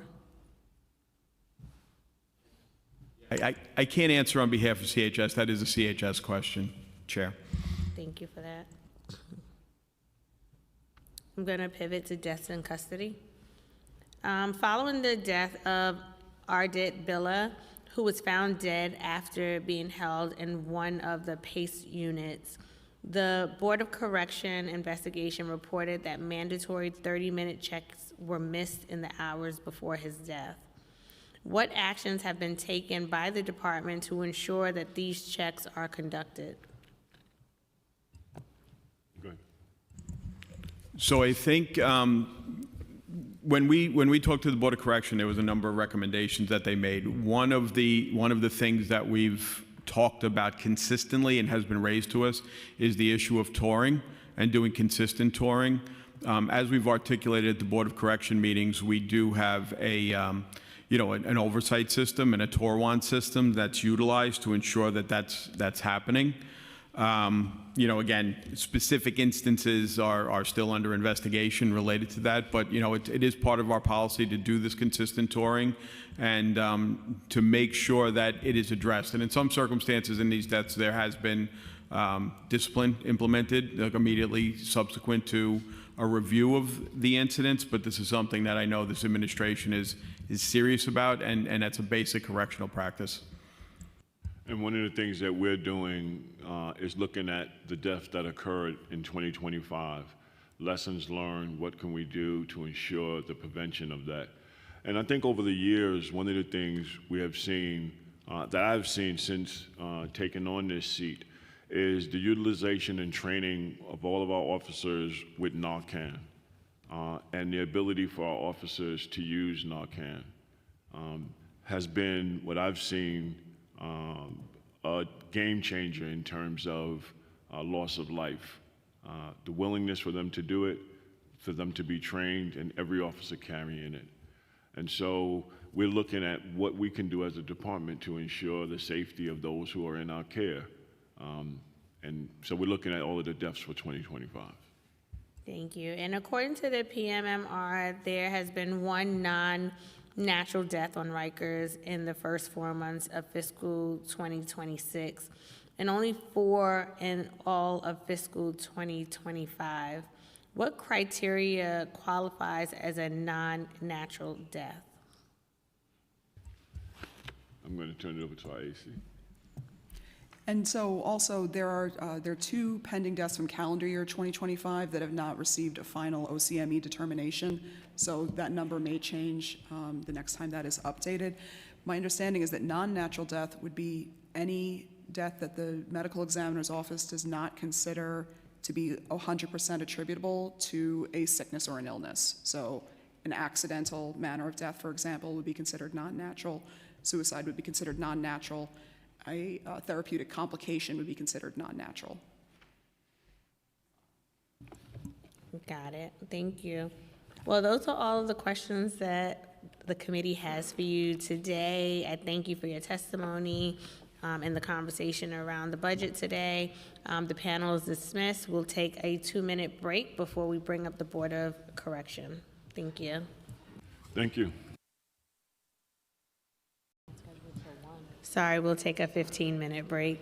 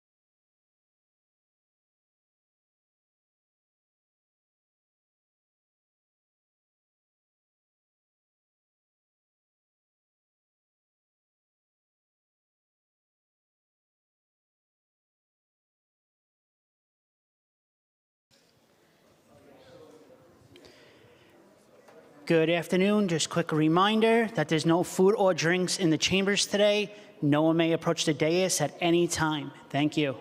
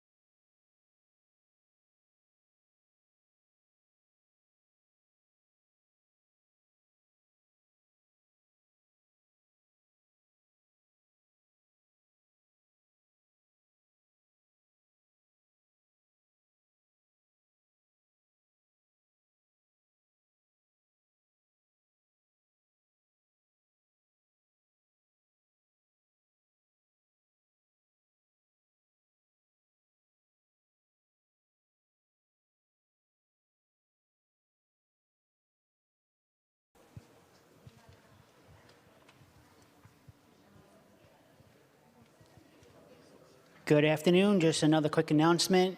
There will be no food or drinks in the chambers. No one may approach the dais. Thank you.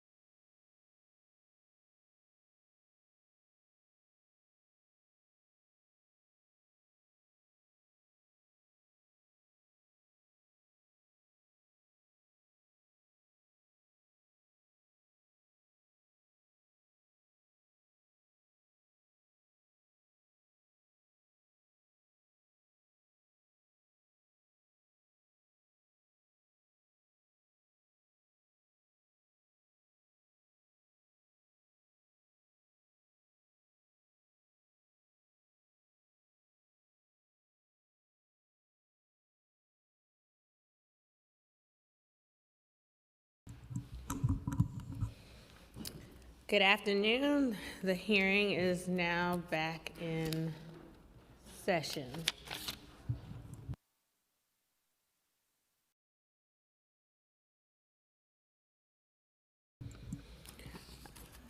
We are entering into this segment with the Board of Correction, and we will be hearing from the Executive Director, Jasmine Georges-Yilia, Melissa Cintron Hernandez, the General Counsel, Tiana Bentoncourt, Deputy Executive Director of Administration, Katrina Blackman, Assistant Executive Director of Monitoring. Thank you. And Navina Chaitu, Assistant Executive Director of Research. Council will swear you all in. Good afternoon, everyone. Please raise your right hands. Do you affirm to tell the truth, the whole truth, and nothing but the truth before this committee, and to respond honestly to council members' questions? Thank you. You may begin. Good afternoon, Chair Brooks Powers and members of the committee. Thank you for the opportunity to testify today on behalf of the New York City Board of Correction regarding our fiscal year 2027 budget needs. As you just said, I am Jasmine Georges-Yilia, Executive Director of the Board, and I'm joined today by BOC's Deputy Executive Director of Administration, Tiana Bettencourt, our Deputy Executive Director and General Counsel, Melissa Cintron Hernandez, BOC's Assistant Executive Director of Monitoring, Katrina Blackman, and our Assistant Executive Director of Research, Navina Chaitu. Also, the board's chair, Dwayne Sampson, sends his regards to you, Chair, and to the committee members as well. As an independent oversight body established under Section 626 of the New York City Charter, the board serves as a critical accountability mechanism for the city's jail system. The board is mandated to establish, monitor, and enforce minimum standards governing the care, custody, and safety of people detained in New York City jails. Despite operating as a small agency with limited resources since its creation, the board remains committed to fulfilling this significant responsibility. To carry out its mandate, the board monitors compliance with its minimum standards through regular facility visits and inspections, data and document review, public meetings and hearings, and engagement with affected stakeholders. The board also conducts investigations and system-wide reviews of critical issues, including deaths in custody, and publicly reports on jail conditions, compliance, and areas requiring corrective action. Over the past year, the board has issued reports and recommendations regarding noncompliance with the board's overcrowding rules, access to council rules, and housing units and practices operating as restrictive housing without due process, and among other issues. The board also published 2 death reports, 3 borough-based jails progress reports, a monitoring unit quarterly report, an assessment of the Department of Corrections lock-in and lock-out procedures, and a report on injury response in New York City jails. With additional resources, the board could significantly expand the scope and impact of this work. Inadequate resourcing of these core functions materially limits the board's ability to carry out its legally required role and weakens the city's overall governance framework. We thank the City Council for always investing in the board as a key partner in the strategy to transform the city's jail system. The board's fiscal year 27 budget is $4 million, which supports 33 authorized positions and other than personnel services. Over 60% of our $329,000 OTPS budget goes to heat, light, and power for DCAS managed facilities, costs beyond our control, covering both our headquarters at 2 Lafayette Street and our operational presence on Rikers Island. We currently have 29 staff with 4 vacancies impacting operations. 2 correctional standards review specialist positions are expected to be filled by year end. The Director of Research and Computer Aid positions remain unfilled due to underfunding and budget approval delays. While recent hires like the Director of Violence Prevention, EEO Officer, and Special Investigations Coordinator strengthen oversight, staffing levels remain insufficient to ensure full compliance with minimum standards, especially as the jail population continues to exceed the capacity of borough-based jails. Additional resources are essential to keep pace with evolving operations and ongoing system changes. The board seeks an additional $2.8 million in its fiscal year 27 new needs submission, increasing the board's overall budget to $6.8 million. This request reflects the city's current fiscal realities while ensuring the agency can fulfill its charter-mandated oversight duties. The request focuses on 3 core areas: personnel, operational support, and modern technology infrastructure. Since submitting this request, the Office of Management and Budget has asked the board to identify $60,000 in savings for fiscal year 26 and $100,000 in fiscal year 27 and the out years, and to cut agency vacancies by 50%. Maintaining current staffing and ideally expanding it is essential. Any reduction in positions or funding would severely limit the board's ability to monitor jail conditions, respond promptly to incidents, and conduct critical research. The board seeks 4 positions and approximately $450,000 for the baseline support of oversight operations, data infrastructure, and executive coordination. Specifically, the board requests funding for a Deputy Executive Director of Oversight and Compliance to serve as lead project manager for our complex oversight work. This role would coordinate investigations, compliance reviews, monitoring, research, and reporting across teams and external partners, ensuring timely action. It would also develop tools to track compliance with minimum standards, a critical need as the city transitions to borough-based jails. With the jail population at roughly 7,000, this position is essential to ensure oversight keeps pace with evolving facilities, policies, and practices. Additionally, the board requests a Prison Rape Elimination Act, or PREA, project director to restore PREA monitoring and address ongoing gaps in sexual abuse and harassment compliance. An IT system support engineer to rebuild and maintain DOC to BOC data feeds, support modern data infrastructure, and ensure accurate reporting. And a special assistant to the executive director, secretary to the board, to support executive administrative tasks, governance of operations, meeting preparation, and committee work. These roles are essential to maintain effective operations and accountability. In addition to personal services funding, the board requires baseline operational funding for legally mandated accessibility services, including communication access real-time translation, or CART, to ensure that all meetings and hearings are accessible to staff. Also, the board is required to hold regular public meetings, which entail ongoing costs for audiovisual support, lighting, and recording. These are fixed, legally required, and demand-driven expenses. After covering these obligations, along with the unavoidable utility costs, only $37,000 remains for all other operations, including contractual services, supplies, and equipment. This amount is insufficient. It significantly constrains the board's ability to fulfill its charter-mandated responsibilities and creates a risk of a budget deficit.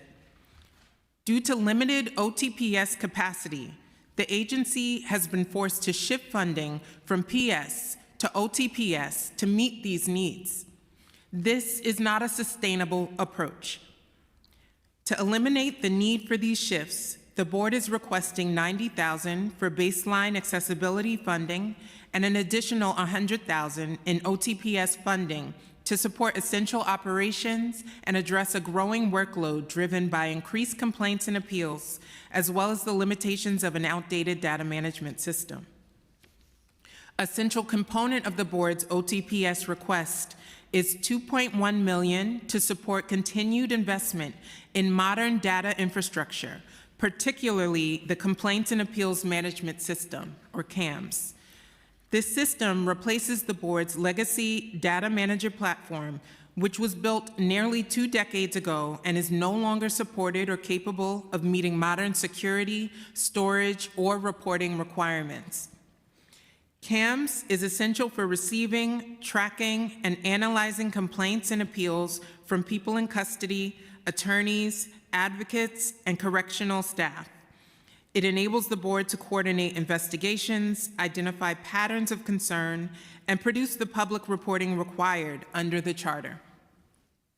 CAMS also restores the board's ability to integrate and analyze operational data from the Department of Correction, which is fundamental to effective oversight of violence, use of force, restrictive housing placements, access to care, grievances, and other key indicators of jail conditions.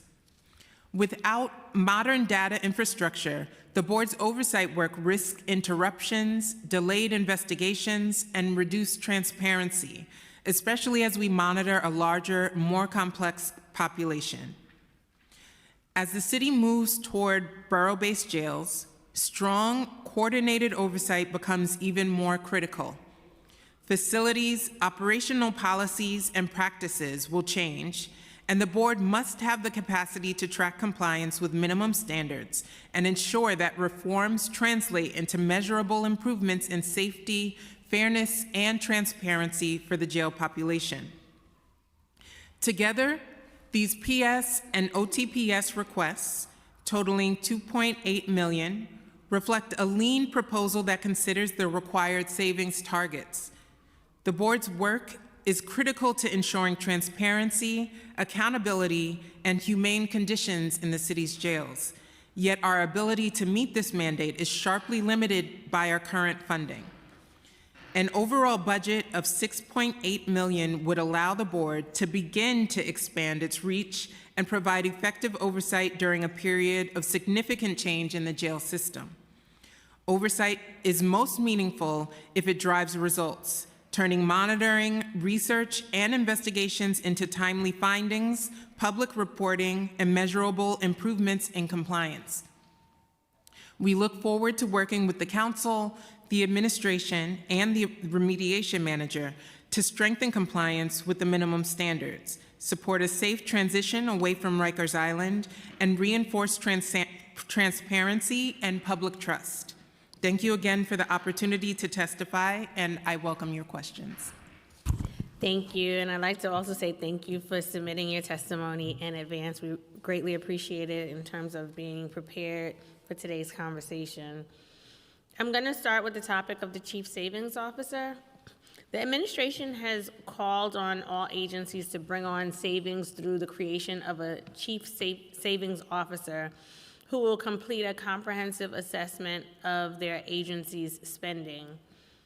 Who has been designated the Chief Savings Officer for the Board of Corrections, and what areas of spending are being looked at for savings? I'll turn it over to our Assistant Executive Director of Administration, Tiana Betancourt. But before I do, I just want to stress that having such a small oversight agency have to participate in the savings program is significantly impactful in a negative way. We already are stripped bare with our resources, so to have to identify vacancies and savings for resources that we already don't have is very difficult. So I'll turn it over to Tiana. Hi, Chair Brooks Powers. So as the board's Chief Savings Officer, I'm responsible for implementing the City Savings Director for the New York City Board of Correction. The board has been asked to achieve savings of roughly $60,000 in fiscal year 2026 and $100,000 in fiscal year 2027 and the out years.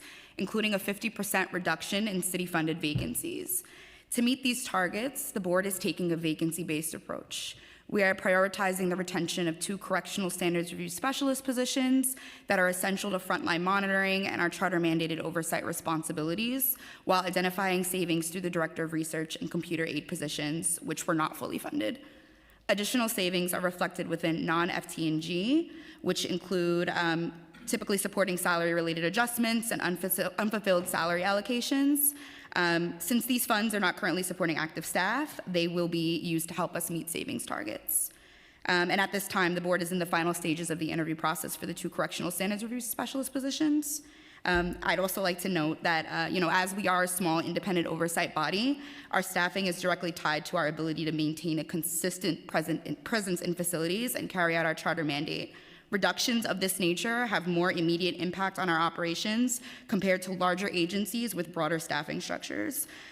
We are moving forward to meeting these required savings targets while remaining focused on preserving our core oversight functions.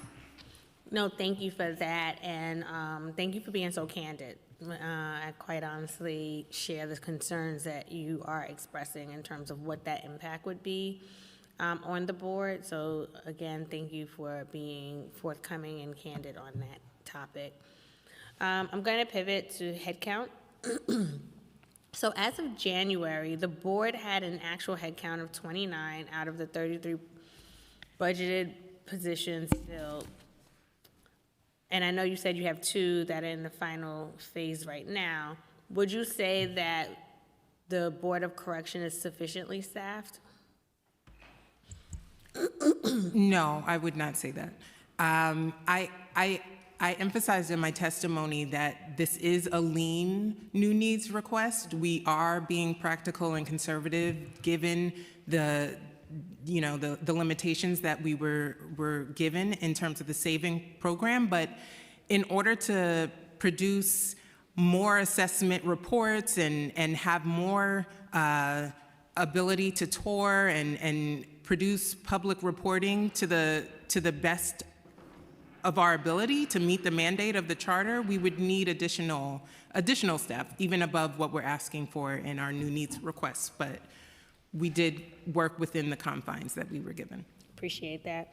And is there a reason the board has had a difficult time recruiting staff to fill these positions?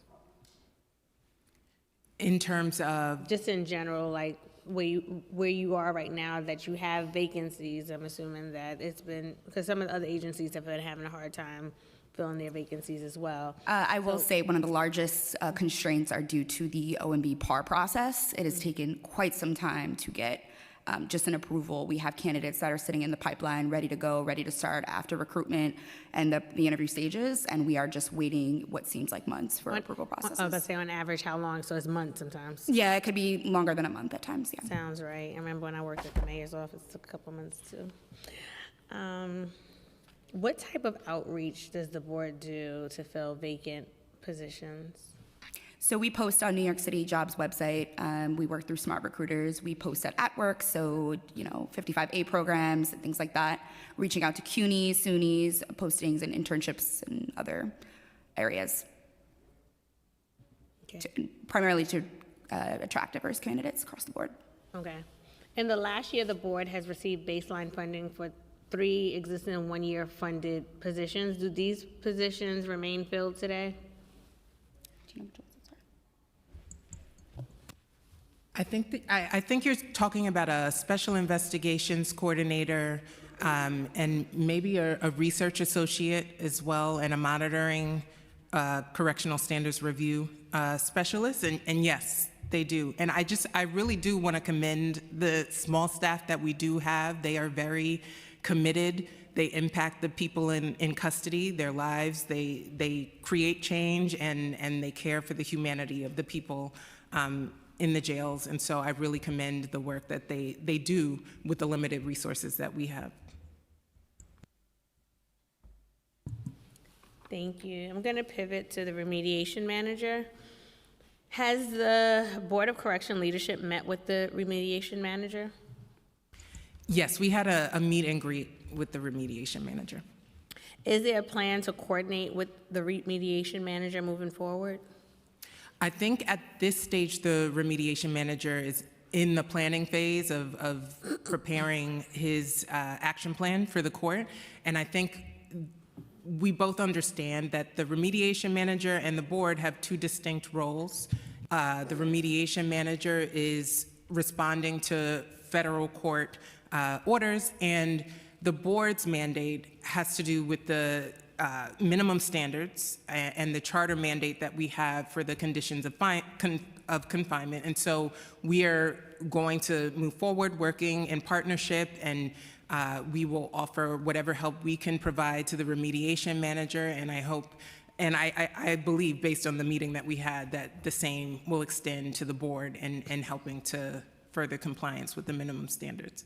Thank you for that. And I'm going to pivot now to the borough-based jails. Can you please describe the role the board has taken with regard to the borough-based jails? And have you been in discussions with the Department of Corrections or involved in any of the planning? Yes, I'm going to turn it over to our Assistant Executive Director of Monitoring, Katrina Blackman.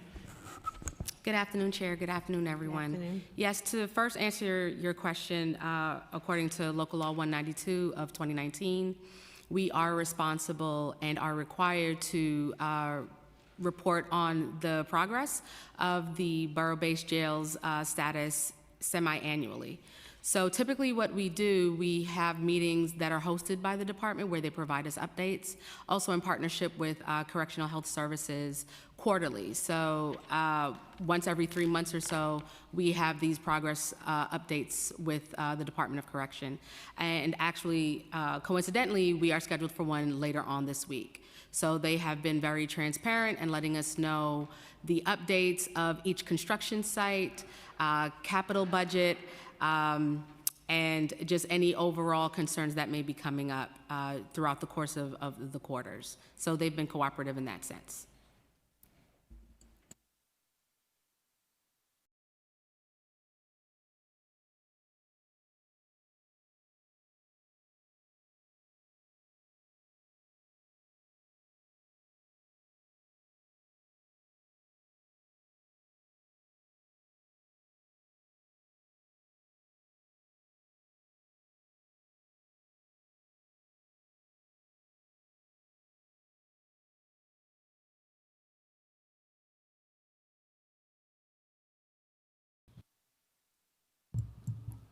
If the board was able to receive the requested funding to have additional headcount added, how would you fill the roles for those positions?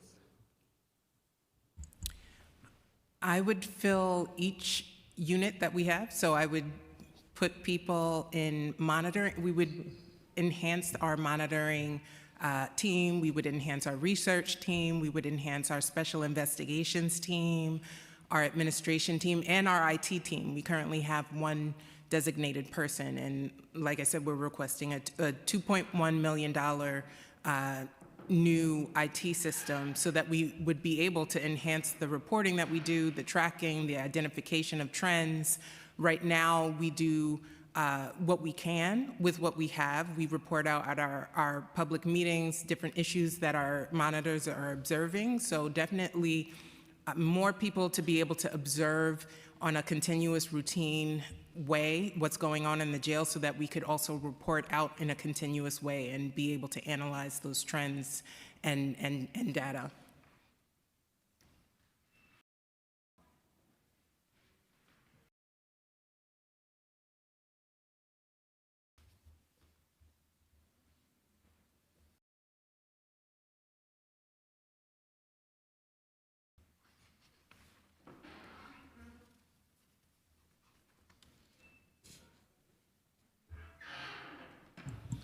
Thank you. That's all the questions we have for this panel. We appreciate the testimony and look forward to working more closely with the board as we get closer to closing Rikers and transition into borough-based jails and ensuring that we are changing the culture in this space. So thank you, and the panel is released. Thank you. Thank you.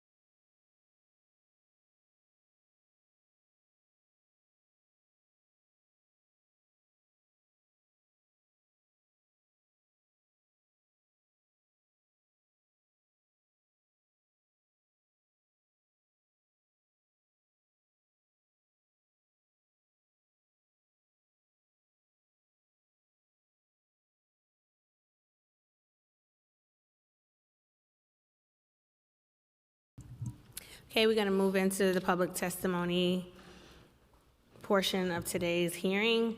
I now open the hearing for public testimony. I remind members of the public that this is a formal government proceeding and that decorum shall be observed at all times.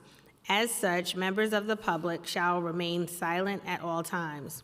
The witness table is reserved for people who wish to testify. No video recording or photography is allowed from the witness table. Further, members of the public may not present audio or video recordings as testimony, but may submit transcripts of such recordings to the Sergeant-at-Arms for inclusion in their hearing record. If you wish to speak at today's hearing, please fill out an appearance card with the Sergeant-at-Arms and wait to be recognized. When recognized, you will have 2 minutes to speak on today's hearing topic. If you have a written statement or additional written testimony you wish to submit for the record, please provide a copy of that testimony to the Sergeant-at-Arms. You may also email written testimony to testimony@council.nyc.gov within 72 hours of this hearing. Audio and video recordings will not be accepted. We'll now call the first panel.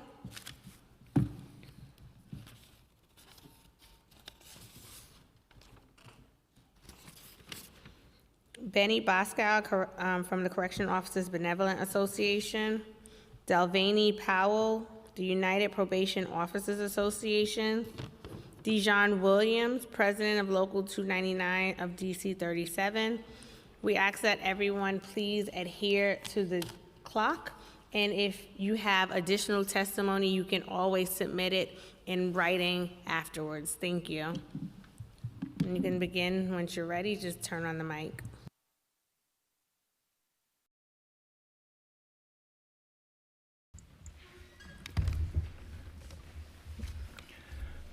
Good afternoon. Chair, if I could get a little bit of extra time, please. Good afternoon, Chairwoman Brooks Powers and members of this committee. My name is Benny Bosio Jr.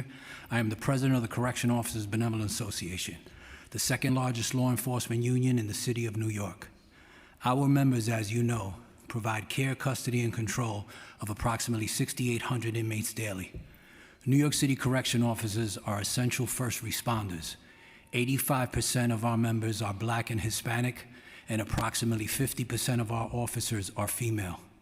In short, we are the most diverse uniformed force in the city of New York. Our #1 mission is to ensure the jails are safe for everyone, while ensuring the people in our custody receive all the services and programming they are entitled to, and they are safely escorted to and from their medical appointments and their court appearance.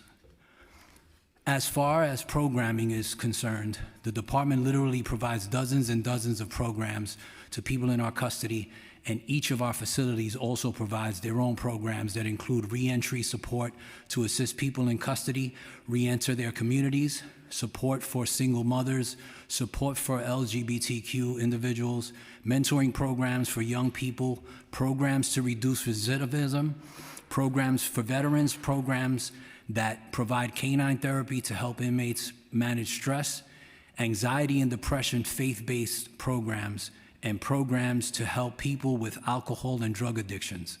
These are just a few examples of the 20 to 30 programs provided to the thousands of people in our custody, and not even one of these programs can operate without enough correction officers to provide safety and security, with most programs requiring anywhere between 2 to 4 correction officers at any given time, and sometimes more.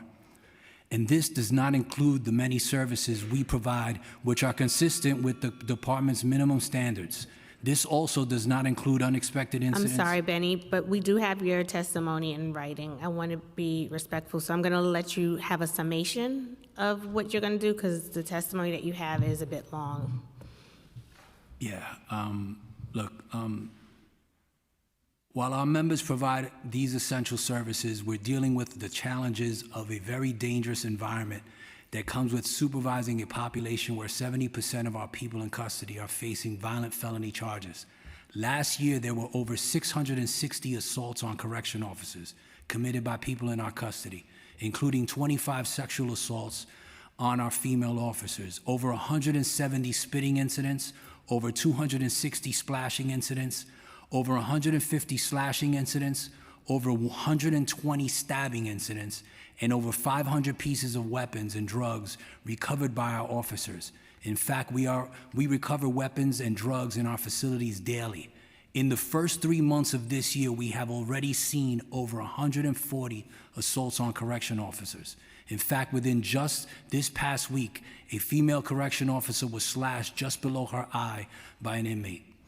In addition to these violent conditions, we are still suffering from a severe staffing crisis. Our workforce is down approximately 40% from 2020. We have approximately 5,000 officers working across 3 tours. I'm sorry, I ask that you wrap up, please.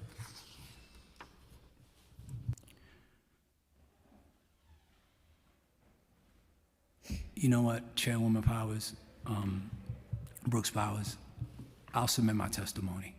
As one of the largest stakeholders that's involved, that represents the correction officers, I do believe we should be part of the main agenda so that I can really give you, there were a lot of questions asked by your committee that could have been answered by the union. And I feel that all too often we are kind of put on the back burner. It was very important for me to do my entire testimony, which probably would have been about 5 minutes. You know, it's just unfair. No, and I understand. And I want to respect everybody's time here, but you know, your committee doesn't even stay around to hear the union, right? And we're the ones, us and the people in custody are suffering the most. And trust me, I understand, and I want to be respectful of you as well as everyone who has signed up and will respect the 2-minute timeline for that. We do have your testimony in writing. In the future, what I ask that you do is if you would like additional time, for you to put that request in advance so we can work to accommodate you.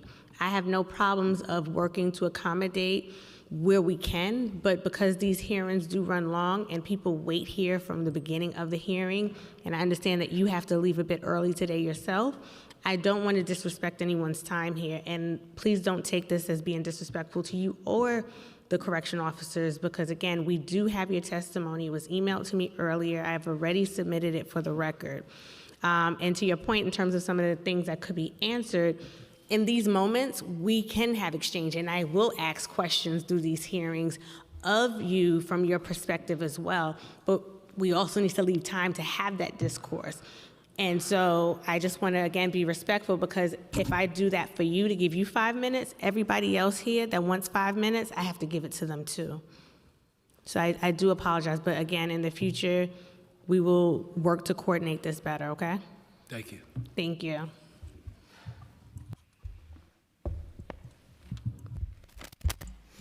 Good afternoon, Chair Brooks, Powers, and esteemed members of the committee. My name is Dalvany Powell.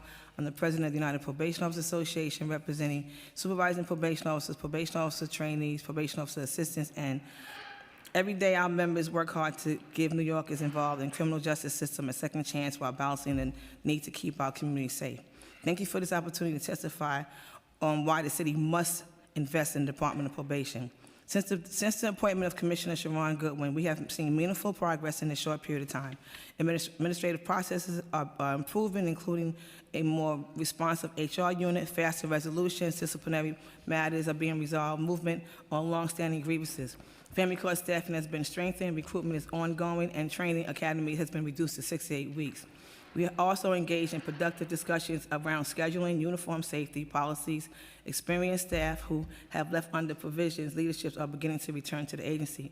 However, despite the progress the department has made in a critical state, today there are less than 600 supervising probation officers and probation officers, while the head count is supposed to be, according to OMB, 845. Within weeks, we expect to lose dozens of more probation officers and probation officers and supervisors to parole, Department of Corrections, NYPD, and neighboring probation departments. Officers are not leaving because they want to. They're leaving because of our salaries and are significantly lower than other law enforcement agencies despite requiring a college education. As documented by the State Controller, the Department of Probation has had the highest attrition rate. Our workforce is predominantly women and people of color, and we have been in pay equity litigation since 2019. As the city focuses on affordability and pay and pay equity, we must be a part of that commitment. Resolving the issue is essential in stabilizing workforce and supporting the Commissioner's vision for the agency. In conclusion, officers are tasked with helping individuals stabilize their lives while keeping our neighborhoods safe. We are asking that the city and the city council and the mayor's office to stabilize the workforce by addressing pay equity and investing in the retention. I thank you, and I'm open for questioning. Thank you.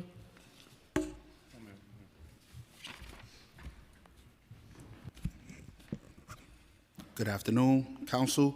My name is Dijon Williams. I'm local president of 299, representing recreation workers in the Department of Corrections, which are chaplains, recreation directors, and recreation supervisors. My members are tasked with providing recreation and prayer services to persons in custody in highly dangerous and unusual settings, which include housing units and prayer locations. They are in close quarters daily with said persons in custody, and due to a retention issue, my members are highly overworked and underpaid. They provide enhanced recreation services, which is committed to creating a meaningful, uplifting, and community-building experience for those persons in custody. Some of those programs are debates, which the inmates are given specific topics to discuss, support groups, chess tournaments, family days, which host events that do arts and crafts, father-daughter dances in collaboration with council teams, suicide prevention, substance abuse, and sexual assault awareness. I come here today to ask for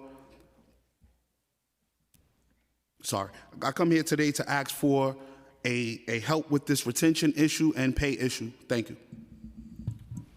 Thank you so much, and I do have a follow-up question for each of those who testify. As we've been talking about the vacancies that exist in correction, probation, and recreation, are the unions engaged at all in terms of the recruitment efforts by the department? Like, does the department reach out and identify ways that they can do a better job with the recruitment efforts? We've had some conversations with the department in terms of recruitment. We made some suggestions. What are those suggestions? To do more based commercials that kind of deal with the minority-based officers to attract, right? Because 85% of our members are Black and Hispanic. Like I mentioned, 65% of our members live in the city of New York. Dealing with colleges and military bases, we've suggested better commercials to kind of attract people. We need a better pension system. They've just enhanced the pension for fire, FDNY, and the police department. I put in a resolution on that, by the way. Yes, thank to you. support that. Because we need to make the job more attractive, and those benefits given to them and not us, that we've maintained parity for many years with them, kind of puts us at a disadvantage. And no one has a more severe staffing crisis in the city than we do. So I've been in conversation with the recent administration and past administrations about recruitment and retention. Matter of fact, we have a follow-up meeting coming up on Friday. So we've talked about promoting better, ways of promoting. They're starting to go into the colleges and trying to recruit from there as well to make the job more attractive. Our main issue is salary. And like I said in my testimony, we're in the midst of a litigation right now for pay parity. And I attached the charts for you, for your review, for you to look at. And plus, City Council, I did a report back in 2021 and 2018, which supports our argument. So that's the main reason that we have an issue with retention, is because the salaries are so far less than others, along with the fact that you have to have a college degree. So my concern is that, all right, so recently I did a contract negotiations. The starting salaries is now $61,000, which is good. But compared to corrections and police and outside boroughs, we're going to get lost in the sauce again. So now I have a step in place for 11 years, but it takes 11 years to get to $81,000 for a probation officer, 11 years for a supervising probation officer, $95,000, and that's recent. And that's recent. So that's one of our problems. But the recruitment, any chance we get, we try to give our input. And the good thing the department doesn't want to tell you is that they have supervising probation officers a part of the interviewing process, which is good, to wean out the people. Thank you for that. For our recreation staff, retention is an issue due to pay as well. Some of my members make under $60,000 a year. I was gonna say, what's the starting? It's 57. Their counterparts in other agencies make upward closely to 80,000. It's about 78 to 79. And then we have that same issue with the choice of working in recreation or going into corrections. They're gonna make the corrections pull more times than not. We haven't been invited to do much helping to recruit, but we do have a meeting coming up in the next month where we will give some options of possibilities. But the pay is one of the biggest problems. Okay. And earlier today, we heard from the commissioner and his team in terms of when we look at recruitment of correction officers in particular, the conditions and the safety piece comes up often. Has the union provided any guidance to Department of Corrections on how they can address the environment or the culture within Rikers? Well, in terms of the violence, I mean, you know, we've have addressed the. I'm sorry. Could you repeat your question? I just got lost there. No, I was just saying that earlier today, like the commissioner and his team had mentioned that a part of the challenges they have in recruitment has been that people don't feel safe in those roles. And so I wanted to know, has there been any efforts by the department to work with the union in terms of addressing some of that? Have you given recommendations even in terms of some of the things to address and reduce, like the assaults that are happening on the correction officers that would make the job more make people more interested in these opportunities? Yeah, I mean, safety is the main issue, right? Fixing the cell doors, as you guys have talked about, and I think the commissioner said it would take 10 years to fix all the cell doors. You know, fixing the cell doors and the amount of money that the city is going to spend on borough-based jails shouldn't be mutually exclusive, right? Like, if we're not getting off the island, there needs to be a priority on fixing cell doors. The population can pop out with it, you know, out of the cells with a fork. Not to mention that there are no more viable deterrents in place, right? We talk about crimes being committed in jail, and crimes in jail are treated differently than they are in the state of New York, in the city, right? And it shouldn't be treated, right? When crimes are committed in jails and there's person in custody stabbing or slashing, or person in custody to correction officer, yes, there's a rearrest process, but the rearrest results in concurrent sentencing. So there's no consecutive sentencing, there's no added time to that. And I think the population realizes that. So if there's no deterrence in place, how is anybody going to change behavior? How do we create safety when there are no viable consequences anymore for those actions? And we've suggested, we've pleaded. I mean, the assaults speak for themselves, right? The numbers I'm giving you are accurate numbers. 660 assaults last year and 140 already in 3 months' time. You know, there's no deterrence in place. So we're constantly asking the question, what are we going to be done? What's going to be done here to deter behavior? No, thank you for that. And then my last question for this panel is around the federal monitor, just wanting to understand if there is a role for the unions to play in the conversations with the remediation manager, to your knowledge, and have you met with him? Has he met with the unions at all? We met with the remediation manager briefly about a week ago. You know, it was a good meeting. He's not settled yet. I think it's a couple weeks before he actually gets settled. But we will be having consistent meetings with him and the commissioner. Can I add to something? I want to bring to your attention. We had a more, in my opinion, a more structured electronic monitoring program during COVID. The one that was the recent electronic monitoring that we have now, we wasn't a part of it. It was mentioned to us under the previous administration, and then our concern was the staffing issue. It's not structured the way it was during the COVID, and I just wanted to bring that to your attention. And we didn't meet with anybody about anything. It's a good program. I think it's a very good program that needs to be looked at and reassessed for probation department. But I just want to bring something to your attention. Before I came here today, when you spoke about safety, probation is the scale of justice, right? So we have to balance.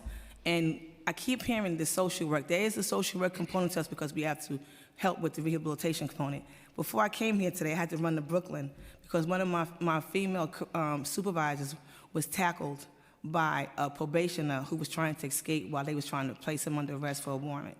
So people tend not to think about us and our safety, and I've had many officers have been hurt and injured in the midst of working, whether more so in the office than they do in the field.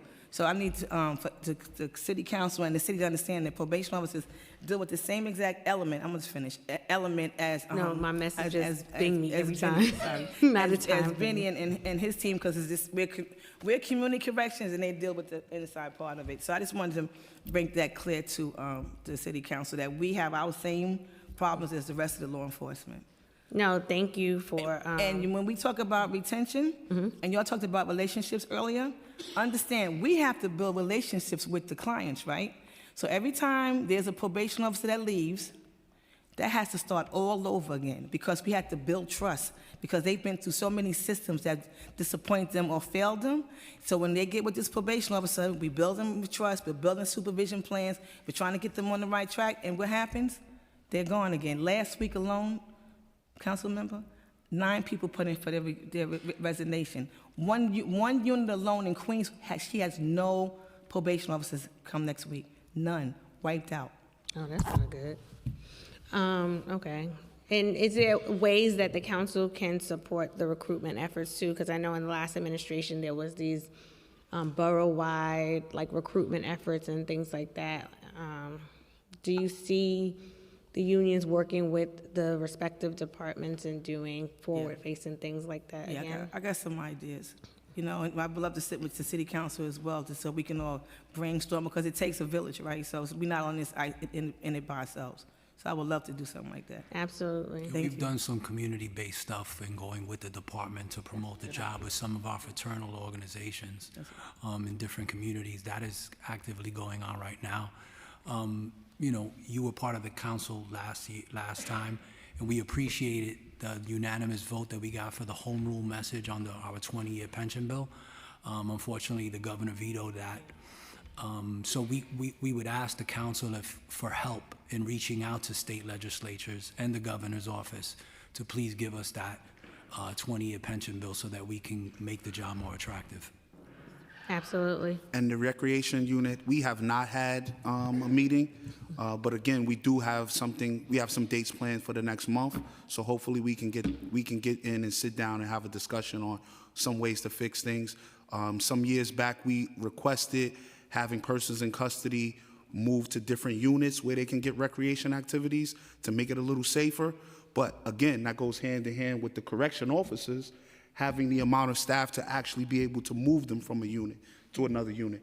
And if you don't have the right amount of officers to cover and move, that just can't happen. And my members are literally in their housing spaces giving them recreation activities. No, thank you for that. Thank you for your testimony today and looking forward to the continued conversation. This panel is dismissed. Thank you for your time. The next panel, we're going to call up Michael Klinger, Damon Gilbert, Stephanie Taylor, Caprice Jennerson, Julia Davis, Karen Adelman with the New York City Bar Association,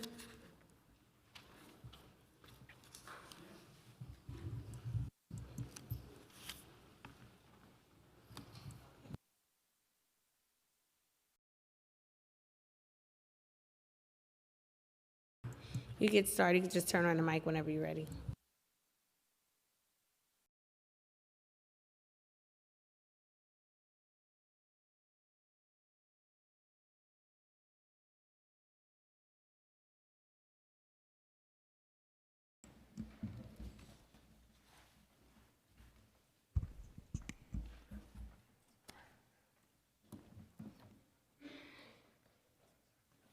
Good afternoon, and thank you to Chair Brooks Powers and the committee staff for the opportunity to testify today. My name is Michael Klinger. I'm a jail services attorney with Brooklyn Defenders. To begin, we acknowledge several promising signs of change in the department since the arrival of Commissioner Richards. He's committed to use his office's powers under Correction Law Article 6A to identify and release people who can safely be managed in the community. The department is committed to reviving a collaborative working group of families, community members, advocates, and department staff to address concerns around visiting loved ones in the jails. And the department has moved to improve lines of communication between attorneys representing people in custody and department leadership. These are each promising steps, but much more is needed. First, we must reduce the jail population because time spent in custody harms all people, and particularly those with medical or mental health needs. The most important thing this city can do is focus on decarceration. In addition to a population reduction of several hundred under 6A, this effort must include fully staffing and opening the long-delayed outposted therapeutic beds at Bellevue and expediting the opening of the units at Woodhull and North Central Bronx, all years behind schedule. Even once completed, these units will account for fewer than 400 beds, which is as insufficient as it is necessary. Next, we must protect all New Yorkers by ensuring that the department's contractors don't violate sanctuary laws.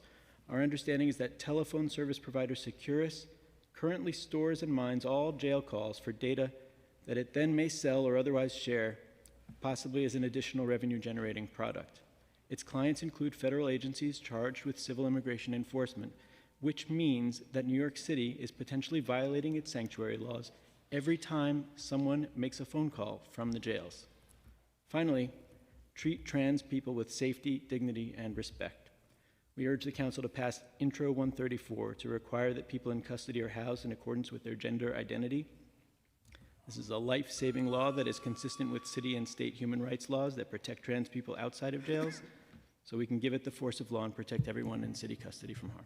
Thank you. Good afternoon. Thank you for the opportunity to speak. My name is Karen Edelman, and I'm a co-chair for the New York City Bar Association's Corrections and Community Reentry Committee. And at this time with the new administration, New York City really faces a pivotal opportunity to reform our correctional oversight system. Persistent crises in our jails range from staffing shortages, missed appointments, inconsistent programming, to dangerous, unsanitary conditions, visit denials, and deaths of people in custody. The Nunez case and the recent appointment of Mr. Dummel as the federal remediation manager have really laid bare the systemic challenges and revealed the structural weaknesses in accountability and governance. But against the backdrop of these challenges, the city charter already provides a mechanism to foster a more humane and just criminal justice system, enshrining the Board of Correction as the city's independent oversight body for correctional facilities. The BOC has been charged with this important role for decades and will continue to perform those charter-mandated functions long after Mr. Demmel's tenure has concluded. This drastic step of appointing the remediation manager should itself make clear how important it is to strengthen the BOC's capacity to execute its mandate of oversight. To this end, we urge the Council to ensure that the BOC has the resources it needs to perform its important duties. As you heard the BOC describe its mandate when they spoke, it's vast, and their outdated technology really severely hampers their ability to manage the voluminous amount of material generated by their monitoring. This deficiency slows down operations and limits the potential insights that can be drawn from the data, which, in turn, hamstrings the BOC's ability to ensure compliance with its minimum standards and thwarts the capacity to develop or implement innovations to meet real-time challenges. We believe it is essential the next city's budget give BOC resources to update the sorely outdated technology it currently uses for such critical data collection and management. And as you heard them speak in their own testimony, the $2.1 million needed just for that is a minute fraction of the agency's budget that they oversee. I will submit the rest of my testimony, but we also believe that adequate staffing levels are very essential, especially given the transition to the new borough-based jails, which will be even more geographically dispersed. Thank you. Thank you for that. Good afternoon. Thank you, Chair and committee members. I'm Julia Davis. I'm the Executive Director of Youth Represent. I want to focus my testimony on adolescents and young adults, overrepresented throughout the system from arrest through incarceration, and who represent hundreds and hundreds of young people on Rikers Island today. Youth Represent serves adolescents and young adults through age 26, and I want to just take a moment to reflect on how little has been focusing our resources on adolescents and young adults. The city has never gotten any raise the age money, even though the law has been on the books since 2018. We have seen a systematic sort of pullback of city funding for young people in the juvenile justice system. We're dealing with the impacts of COVID, which, although they are 6 years old, we're looking at adolescents and young adults that had their adolescence and young years severely impacted by the COVID pandemic. And most importantly, the last administration reduced significantly in Department of Probation and other parts of city government the investments in young people that keep them out of the system. When we think about the hundreds of thousands of dollars we spend on incarcerating young people, we have to think about the opportunity for reinvestment, not only in ATD and ATIs, which bring young people home, but in a really robust continuum of services that keep kids in school, connect them with work, resolve mental health issues, address family dynamics, and are going to move our young people in the right direction. So I urge you to take a look at a new report that came out from the New York City Youth Justice Coalition. This landscape report, which will be included in my testimony, outlines some very specific areas for reinvestment that the budget should include. I'll just highlight a few of them for you today, particularly in the Department of Probation, where we saw a significant divestment from young people.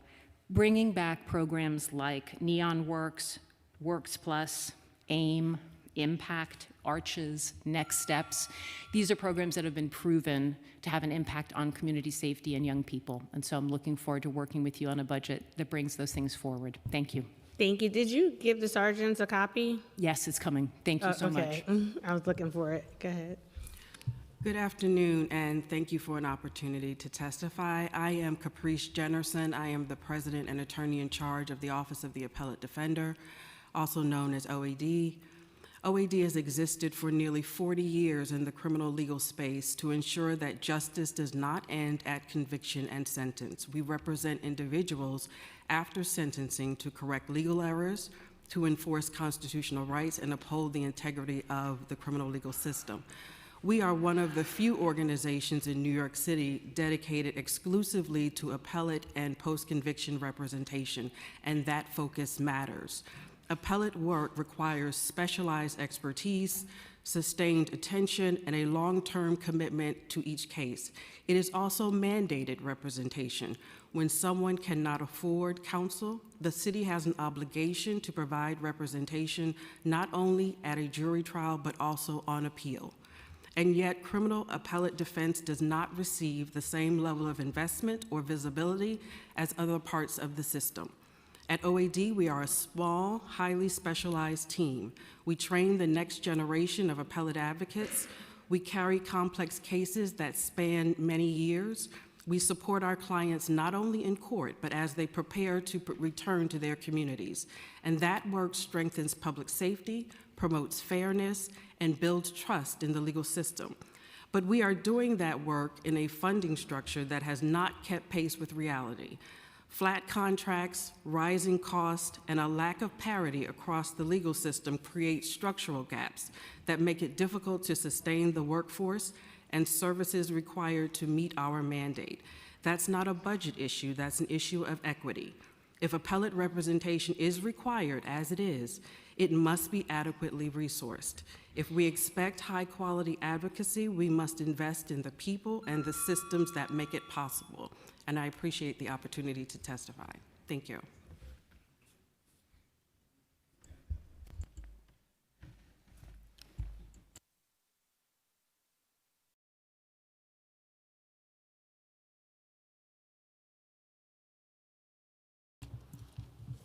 Ready for you. And I believe Stephanie Taylor is in the room. You can come because you were called as a part of this panel. Go ahead. Cool.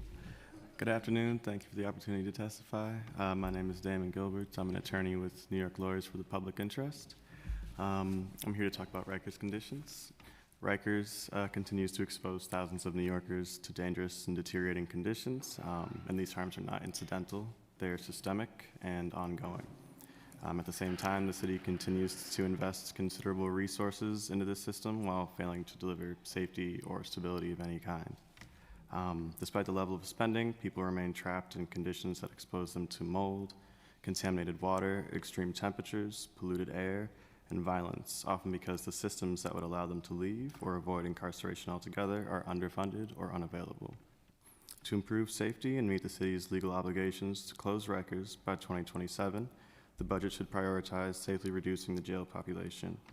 First, the city should take immediate steps to continue expanding the release programs like 6A and ensuring people are discharged with connections to community-based care and housing. Second, the city should invest in alternatives to incarceration programs. Third, the city should invest in mental health services like additional intensive mobile treatment teams, forensic assertive community treatment teams, and residential treatment beds. The path to closing Rikers runs through these investments, and I ask that this council work to align the budget with that goal. Thank you. You finish? Okay.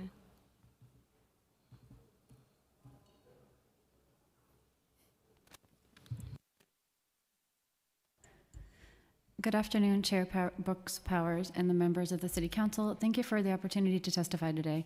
My name is Stephanie Taylor, and I serve as the Director of the Incarcerated Mothers Law Project at Volunteers of Legal Service, or VOLS. For over 40 years, VOLS has partnered with CBOs and the private bar to provide free civil legal services to New Yorkers who otherwise cannot afford or access representation.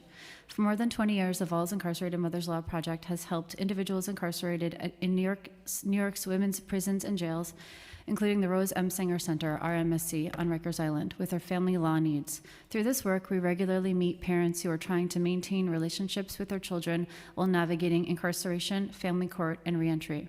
And what we see is a crisis that goes unnoticed: the steady erosion of family relationships when parents become involved in the criminal legal system.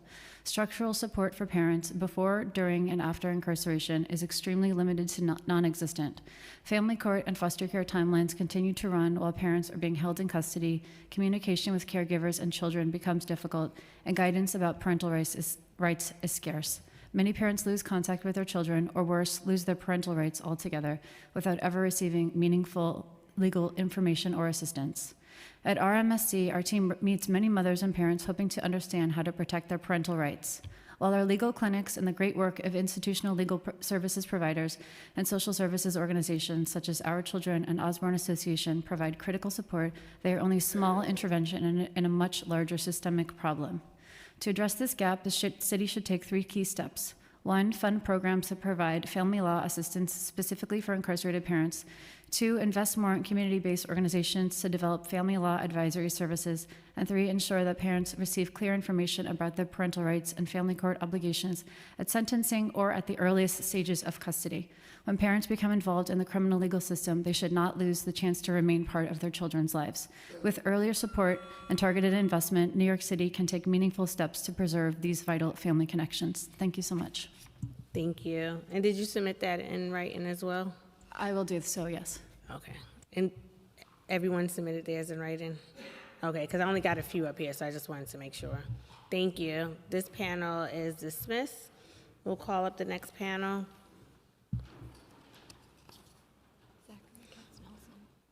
Zachary Katz-Nelson with the Independent Rikers Commission.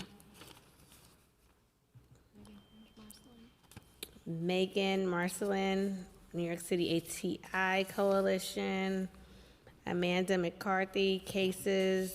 Luisa Taveras, Women's Prison Association. Reginald Chapman, the Fortune Society. And Zachary, you can get started by turning on the mic whenever you're ready. All right, good afternoon, Chair Brooks Powers. Thanks for the opportunity to testify. Zachary Katz-Nelson with the Independent Rikers Commission. Just building off your questions on overtime earlier about truth in budgeting, seems to me that maybe a challenge could be put to the department to actually look at the subpopulations within the department. For instance, people with serious mental illness, people with addiction. How much are they actually spending to take care of those folks, to provide services, while people are in jail, and think about reentry plans for when they get out, with the goal, of course, being that they never come back into jail? What would it actually take? What are they spending now, and what is the goal? And then what would the budget be to actually match that. Because right now we have a budget that is a cookie cutter from prior years, right? It doesn't have the stamp of Commissioner Richards. It doesn't have the changes that he might want to see. He just started a few days before it was released. But what are we actually building for as a city? Right now, Riker's budget and Riker's reality is so much about putting out the fires of the day, those steam pipes that burst, whatever it is, but not stepping back and actually planning. And if we're going to get out of the mess we're in, we're going to need to have that and a budget that actually matches, a budget that actually truthfully meets the needs, safety-wise and service-wise inside the jail. This budget is not there yet. And just wanted to mention a note on recruitment and retention. One thing that our commission has talked about and pushed, we may have had a chance to discuss a little bit, is this: I have a GI Bill for people that work in the correctional world, healthcare staff, recreational staff, officers, people in probation, whatever it is, that maybe they're not going to stay 20 years or 22 years or whatever till the pension. Maybe they stay 3 or 5 years. Hopefully they stay longer. But after that, they get assistance just like a soldier might, right? With home mortgage loan, with a small business loan, with something that'll move them as a stepping stone to something else. Maybe that'll help bring people in. Hopefully they stay again, but at least start with recruitment. It's not just about pensions and dollars. Obviously that would help, but maybe a different way of thinking about how to bring people into that community of work. Thank you so much.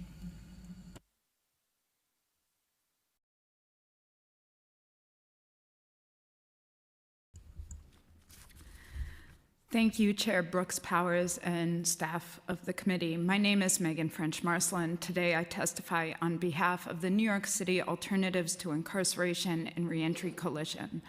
We are a network of 12 organizations that provide supports to justice-involved New Yorkers. In fiscal year 25, our organizations serve more than 68,000 New York City residents. New York City stands at a pivotal moment in its criminal justice reform journey. The long overdue closure of Rikers Island forces us to confront a fundamental question: what does real safety look like, and for whom? Because the truth is, we cannot jail our way to safety. Rikers Island has come to symbolize the worst failures of our criminal legal system, a place defined by horrific conditions, systemic abuses, and a culture of impunity. This is a system that perpetuates harm, not safety. It is why the city must invest in community-based alternatives. Research clearly demonstrates that these programs reduce the likelihood of future convictions, decrease homelessness and psychiatric hospitalizations, increase connections to essential services, and foster civic engagement. These programs are as cost efficient as they are effective, and yet we sit here facing $4.6 million in cuts in the preliminary budget. We are seeking restoration and a $20 million increase in ATI and reentry services from the administration. From the New York City Council, the New York City ATI Coalition is requesting an additional $2.4 million increase across our 12 organizations because we have a choice before us: continue a cycle that has failed for generations, or invest in a future grounded in care, accountability, and true safety. I urge you to choose the latter. Thank you.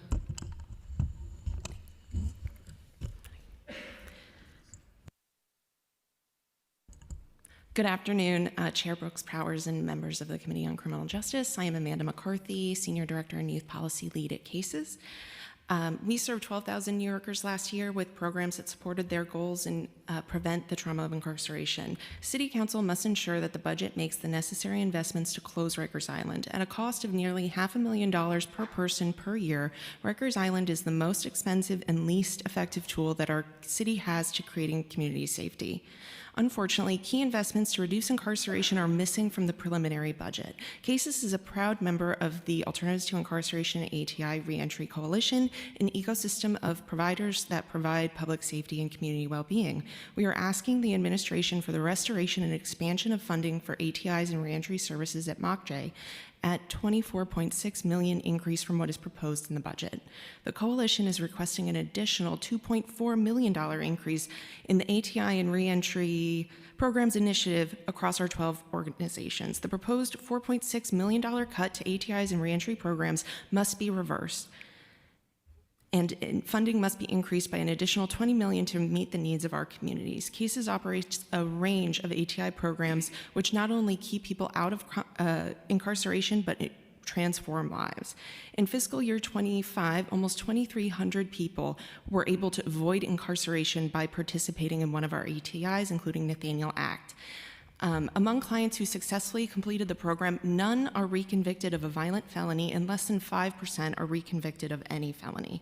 The program decreases homelessness by 70% and cuts psychiatric hospitalizations in half.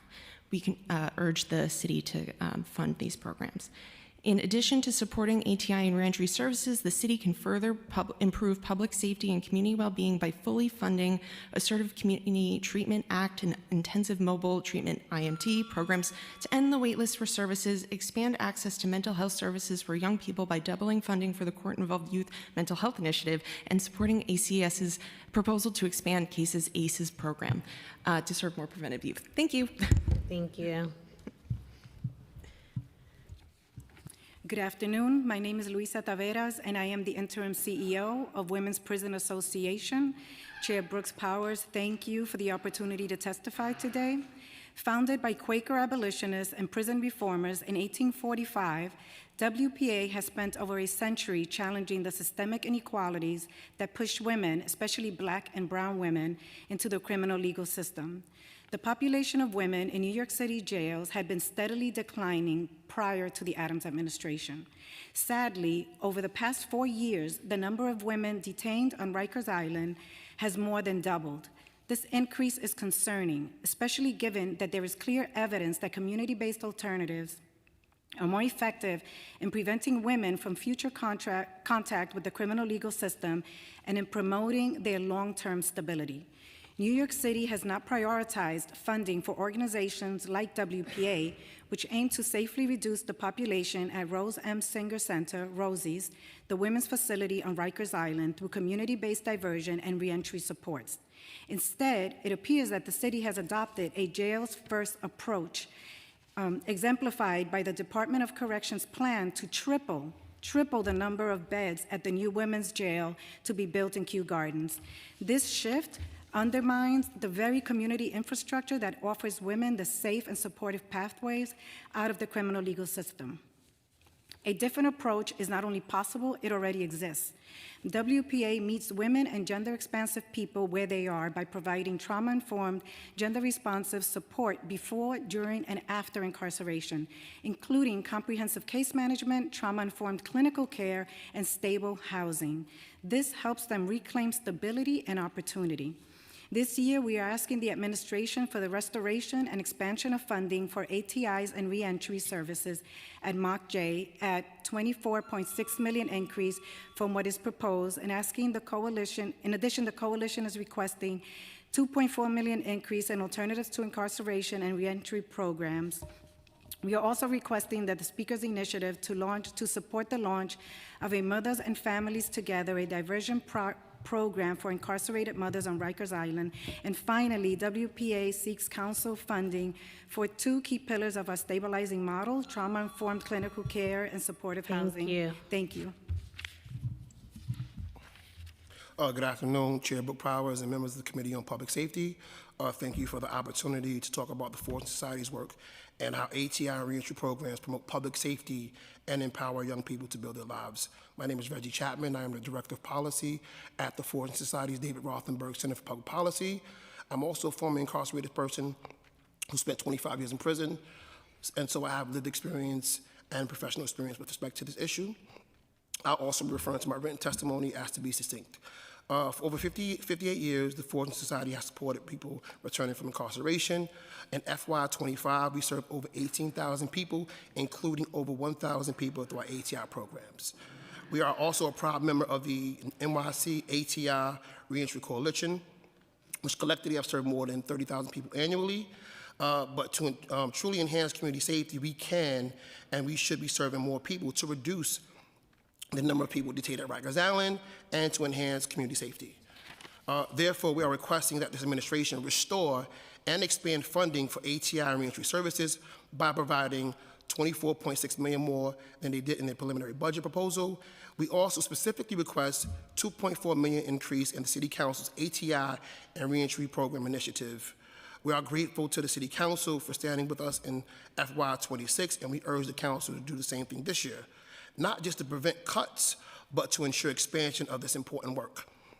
Evidence shows that our programs work. In FY25, 83% of our participants completed ATI programming, and over 92% completed gun diversion programs. ATI and reentry service programs cost just a fraction of the $500,000 that it costs to incarcerate one person in Rikers Island. So it makes sense financially to invest in ATI services as opposed to incarceration.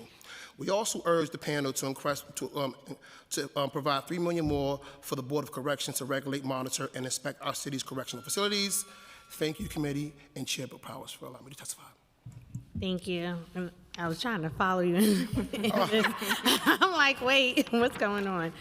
I thank you all for the work that you all are doing, and just wanted to ask a few follow-up questions. And first of all, I really appreciated the ideas in terms of thinking outside of the box for recruitment opportunities, and hope that the commissioner and his leadership team take some of that under advisement as well, because we want to make sure that all stakeholders as it pertains to Rikers in that space have the safety and the support that they need. Obviously, my focus has been really opening up those beds that exist right now as well, to start moving folks out and, you know, getting things back on track in terms of the construction for the borough-based jails. But what's really important is getting the numbers of those that are in custody down. And so based on some of the testimony from the agencies earlier today, I just would like to hear some of the reaction from the advocacy side in terms of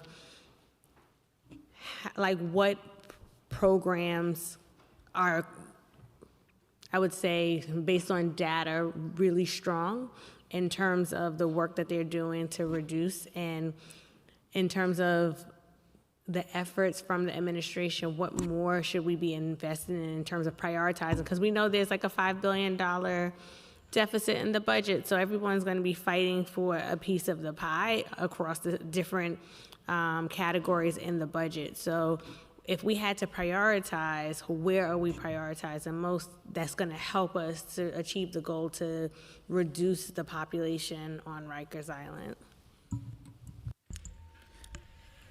I'll take a crack at that first. Thank you for the really thoughtful question. As I said, we served 68,000 people last year at a fraction of the cost that it takes to run our jails and prisons.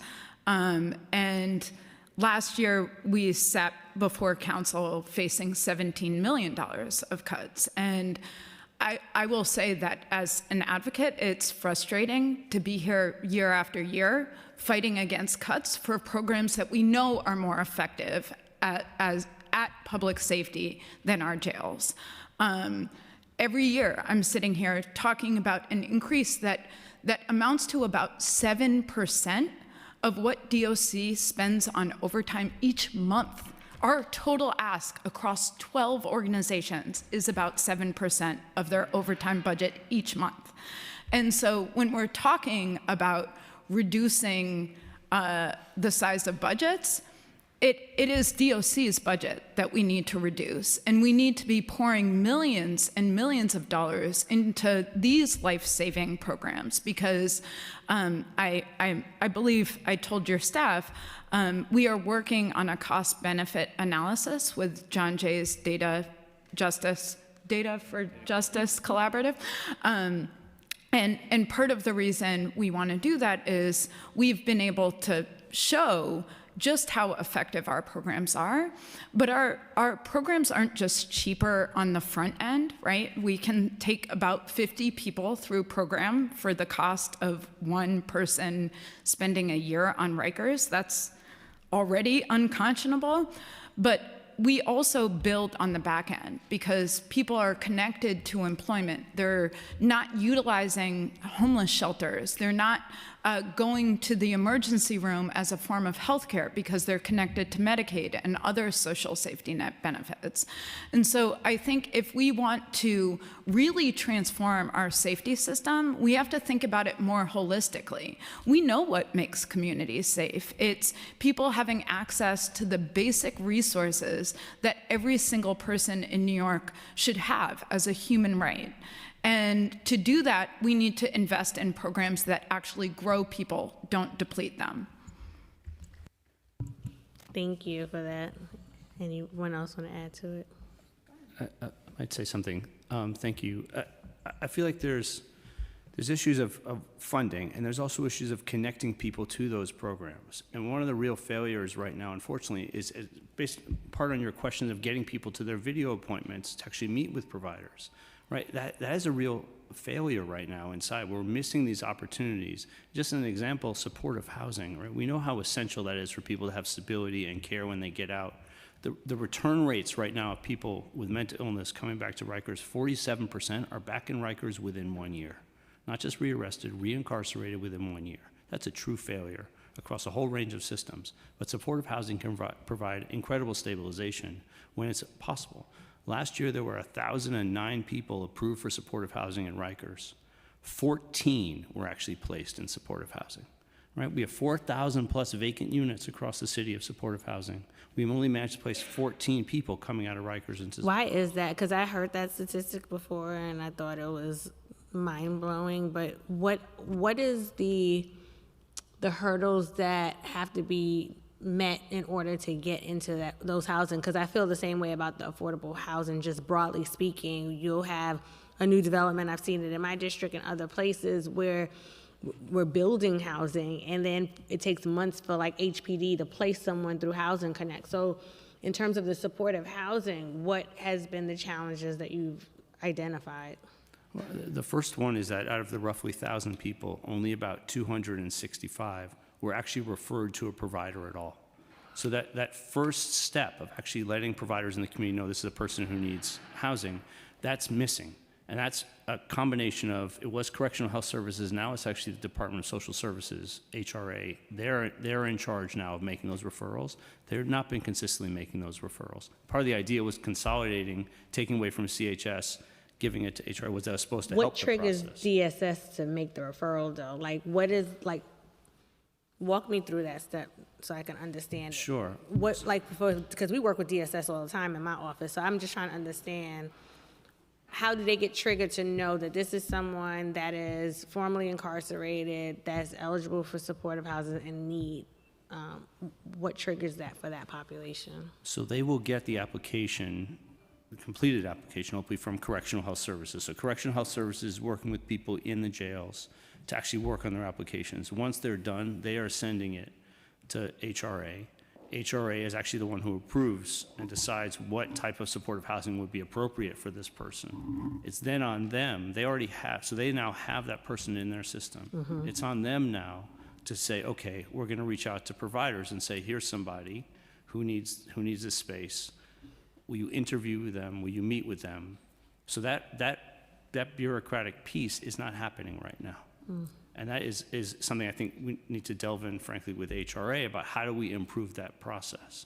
And then there's a second piece about how hard it is, for instance, to interview people on Rikers, not just in terms of getting people to the appointment, but even making the appointment in the first place.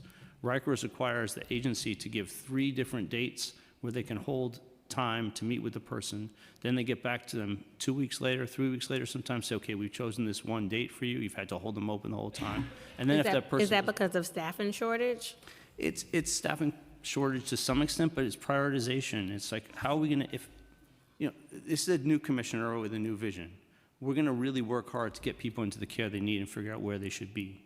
And Rikers is not the answer for people with profound mental illness. So hopefully this will become more of a priority. I think it wasn't enough of a priority under the prior administration to figure out how do we move people through the system as efficiently and quickly as possible. And is there a budgetary gap that exists or a legislative gap that would help to your point, make this process flow more seamless? Yeah. Or both?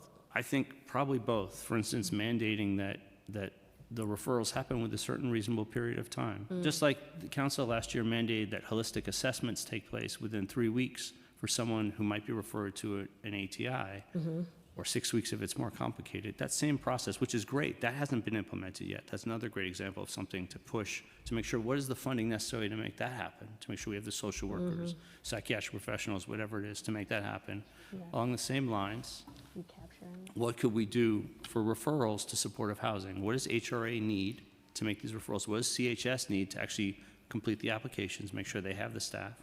And then how do we get people actually connected and hopefully placed? And I'll just say one last piece of this is that it is not easy to get someone coming out of Rikers placed in supportive housing. I think it is critical the justice-involved supportive housing, which this council has fought hard to increase the supply of. An RFP just went out for 190 new beds. That'll raise the total number to 310 beds across the city for dedicated to this population. The sooner those beds can come online, the better, but that's only part of the city's promise. The city promised 500 of those beds back in 2019 as part of the plan to close Rikers. We're still 190 beds short. And so I think that's a funding issue as well. Like, let's make sure we can meet the needs of people. To remember, these are the people that are cycling in and out, that aren't getting the care they need, the people we see on the street who are in complete distress, right? That's who we're talking about here. We have a much better answer. And at what rate do you find that securing housing or going through one of the diversion programs has resulted in reducing recidivism? What rate? Is that what you're asking? Yeah, do you have any data around that? So in written testimony, we have stats from all of our member organizations, and we can send you more of those. But I think when we're talking about this population, it's really, really important to remember the stats coming out of cases, to my right, they run the ACT teams across the city that work with serious mental illness, justice-involved populations. And for folks who have gone through the Nathaniel ACT program, they have seen 100% of people not commit a new felony in 2 years, and they have reduced homelessness by over 90%. Okay. Well, thank you to this panel. This was very informative. The panel is dismissed. Sure. Thank you. Next, we're going to hear from Benjamin Heller with the Vera Institute of Justice, Magali Melendez, Center of Justice Innovation, Melanie Dominguez, Cato Center for Equity, Health, and Justice, and Jennifer Parrish.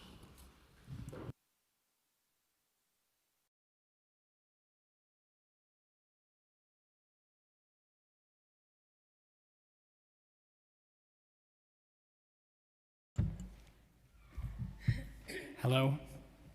Hi, Chair Brooks Powers. Thank you for the opportunity to speak today. My name is Benjamin Heller, and I'm a program manager at the Vera Institute of Justice. Appreciate this hearing today. DOC's FY27 preliminary budget is $2.99 billion, including fringe benefits, pension contributions, and debt service. This is a 5% increase compared with last June's adopted budget. Just $14 million of that budget is for external rehabilitative programming. OMB authorizes 7,060 officers through the end of FY 2030, which is 3 years after the city's deadline to close Rikers Island. Filling these roughly 1,300 vacancies would cost the city approximately $174 million in salaries and benefits. In addition, DOC's overtime budget remains high and inaccurate. If spending in FY 27 resembles the current fiscal year, DOC's overtime budget will last less than 6 months.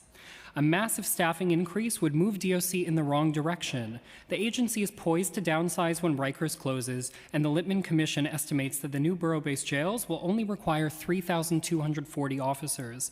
Now is the time for DOC to deploy staff more efficiently and effectively, not hire more, especially given there seems to be little connection between DOC hiring and reductions in overtime. We urge OMB to lower DOC's authorized uniformed headcount in this and subsequent years to bring staffing in line with the needs of the new borough-based jail system. We also urge OMB to introduce new units of appropriation for executive management and programming, which will enable greater budget transparency and accountability. To reduce overtime spending, DOC leadership must deploy existing staff more efficiently, reinforce strong overtime oversight, and, most importantly, submit realistic budgets to which city government can hold the agency accountable. In addition, our written testimony includes specific budget asks related to community-based mental health treatment, low-barrier housing, alternatives to incarceration, reentry, oversight, and non-police mental health response. By investing in these services, the Mamdani administration can shrink the jail population in preparation for the move off Rikers, deliver responsive and effective governance, and improve community safety for all New Yorkers. Thank you. Thank you.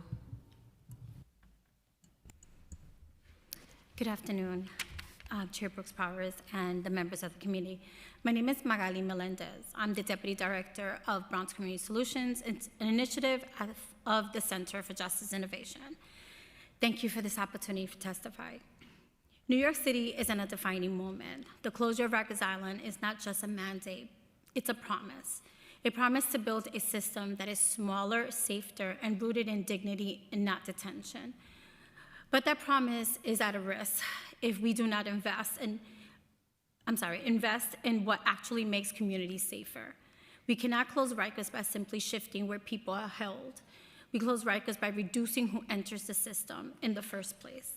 And that requires sustained investment in diversion, prevention, and community-based solutions. At Bronx Community Solutions, we see this every day. Through the Bronx Community Solutions Driving While Intoxicated Treatment Initiative, we address underlying substance use and reduce repeat offenses.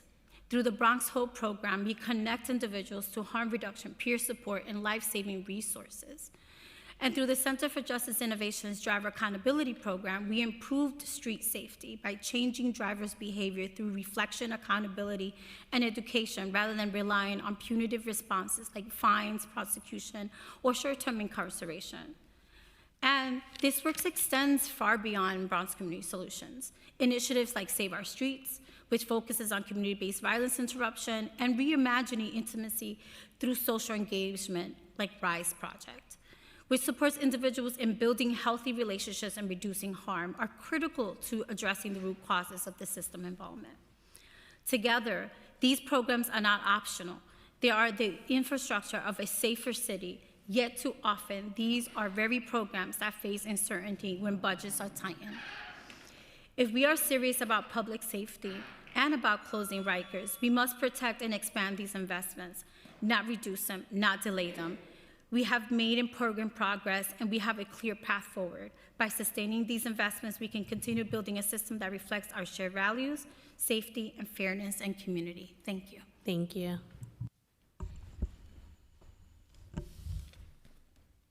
Good afternoon. My name is Melanie Dominguez. Thank you so much, Chair Brooks Powers, for holding today's preliminary hearing.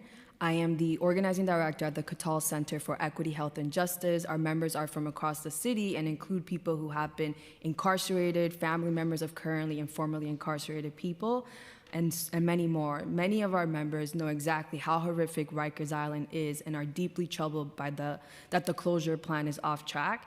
This fiscal year 2027 budget proposal doesn't just fall short, it is a continuation of the status quo that persisted under the Adams administration. As a result, it leaves the Rikers closure plan in limbo and fails to address the rising jail population at Rikers Island. While Mayor Mamdani continues to say he wants to close Rikers, those words fall short with this budget proposal. The city budget is where the rubber meets the road to save lives and close Rikers once and for all.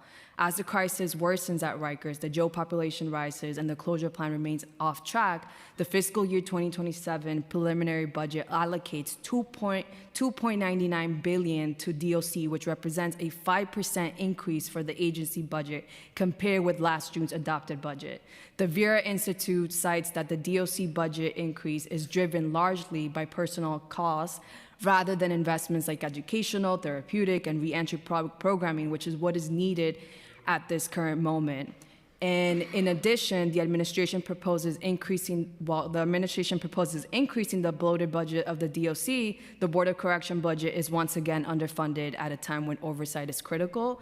And we heard from the panel today as well. And so another key problem with this proposal is that it fails to investigate and address the increased costs of the borough-based jails, which have risen from the original estimate of $8 billion when the closure law was first enacted in 2019. And so these are things that we really hope that the City Council can address. And one way that we can clearly reduce the jail population is by investing in mental health access in the community and making sure that folks are not being put at Rikers Island because they have a severe mental illness. We actually have a report that we put out with the Data Collaborative Justice at John Jay, which is cited in the written testimony. And so all in all, we really are asking the council to cut the DOC's bloated budget, making sure that the number of people incarcerated at Rikers Island is reduced, and calling for the council to pass a budget that advances the closure of Rikers Island and invest in communities. Thank you. Good afternoon. My name is Jennifer Parrish. I'm the Director of Criminal Justice Advocacy at the Urban Justice Center Mental Health Project, and I'm a member of the Halt Solitary Campaign and the Jails Action Coalition. Thank you for the opportunity to testify. In my testimony today, I want to highlight 3 main points. First, the suffering in the city jails must end, but that will most effectively occur through decarceration, getting people off of Rikers Island, not by continuing to budget for more than 7,000 uniformed officers. The DOC is one of the most richly staffed jail systems in the country. We need to eliminate the more than 1,300 vacancies that exist. That would save us $174 million annually. This money could be much better spent on community resources, including mental health services and alternatives to incarceration, that will enable us to reduce the jail population and provide people the supports they need to thrive outside the jails. Second, the Department of Correction must invest in effective therapeutic programming to successfully implement Local Law 42 and end solitary confinement once and for all. With a mayor and commissioner who believe in ending solitary, they must follow the law which the council enacted in 2024. And that includes quality programming as alternatives to solitary confinement. We urge the council to support the department in bringing in outside experts with the experience designing and implementing effective programming, and they could do so for a tiny fraction of the funding that's allocated for the vacancies. Finally, the council should increase Board of Corrections' budget so that the agency can provide essential oversight and transparency needed. In at least the last 30 years, the board has not been funded at the level required to perform its vital function. Currently, the board's funded for 33 staff who have tremendous responsibility to monitor jail conditions, conduct investigations, compile data, and publish reports. The board staff in the facilities are essential for addressing abuses. And if I could just give one example of the importance of the Board of Correction, in December, their staff identified in the solitary confinement units at West Facility people who were being held in smocks without their clothes and required to wear diapers. It took the board's much advocacy with the department to get that corrected. So it's essential that they are fully staffed to be able to have people in the facility to observe conditions and correct them. Thank you. Thank you. Thank you to this panel. You're dismissed. Next, we will hear from Darren Mack with the Freedom Agenda, Tammy Reed, Freedom Agenda, Eduardo Rodriguez, Freedom Agenda, Joseph Soto, Freedom Agenda, Victor Herrera, Freedom Agenda. You can start once you turn on the microphone.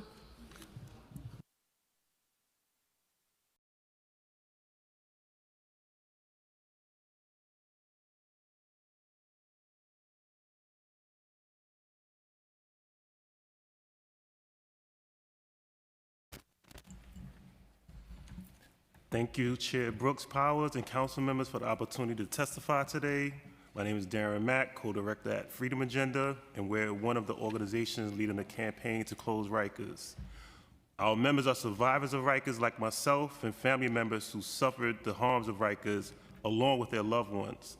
They know that from experience that Rikers Island continues cycles of violence and destabilizes communities while devouring the resources that could be used to create real safety. Unfortunately, key investments in a safer and healthier New York City are missing from the preliminary budget.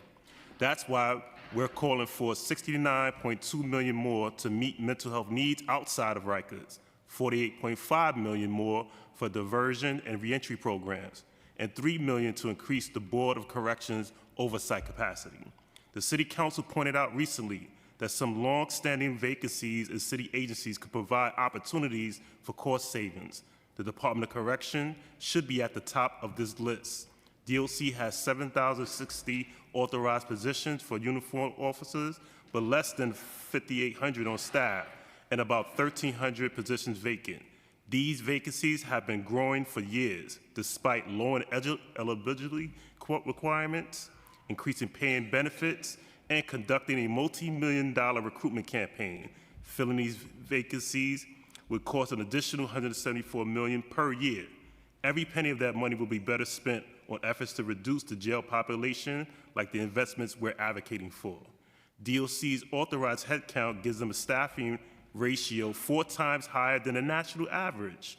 The budget also authorized DOC for more than 2 times more officers than they would need to operate the borough facilities. If the city is serious about reducing incarceration and closing Rikers, cutting these vacancies is a no-brainer. Closing Rikers is a legal and moral mandate that must be backed up by this year's budget. I'll submit, along with this testimony, a full budget analysis that outlines amendments needed in the fiscal year 27 budget to pave the way to closing Rikers. Thank you. Thank you. Good afternoon, Chair Brooks Powers and committee members, and thank you for allowing me to testify today. My name is Tammy Reed, and I'm testifying on behalf of Freedom Agenda as a member of the campaign to close Rikers. I want to start off by saying that as a taxpaying citizen of this city, I'm blown away about the amount of money we spend to house one person for 1 year on Rikers Island, which is to the tune of almost $500,000 a year. I live off of less than 25, but yet I still eat. I have adequate clothing, utilities, and so forth. So we can do much better than this. What I'm proposing today is that the current budget of fiscal year 2026 be adjusted to be in line with the closing of Rikers. I'm requesting that instead of passing this overbloated DOC budget, that the City Council work with the mayor to reallocate funds to areas where we truly do need the funding, such as mental health services, more vigorous community services, and such as affordable housing for those with mental health disease and others, just to name a few. Again, I am baffled as to why we keep dumping money into a facility such as Rikers Island, which is a disgrace and sin on our city, instead of addressing the real issues that's plaguing our city, such as mental health housing, and preventative care. And what I mean by that is funding programs to help our young ones from ever entering the system. Recently, I was at an event where a panelist said that there are surveys that correlate failing test scores in schools to number of beds needed in Juvie Hall, and I was flabbergasted by this statement.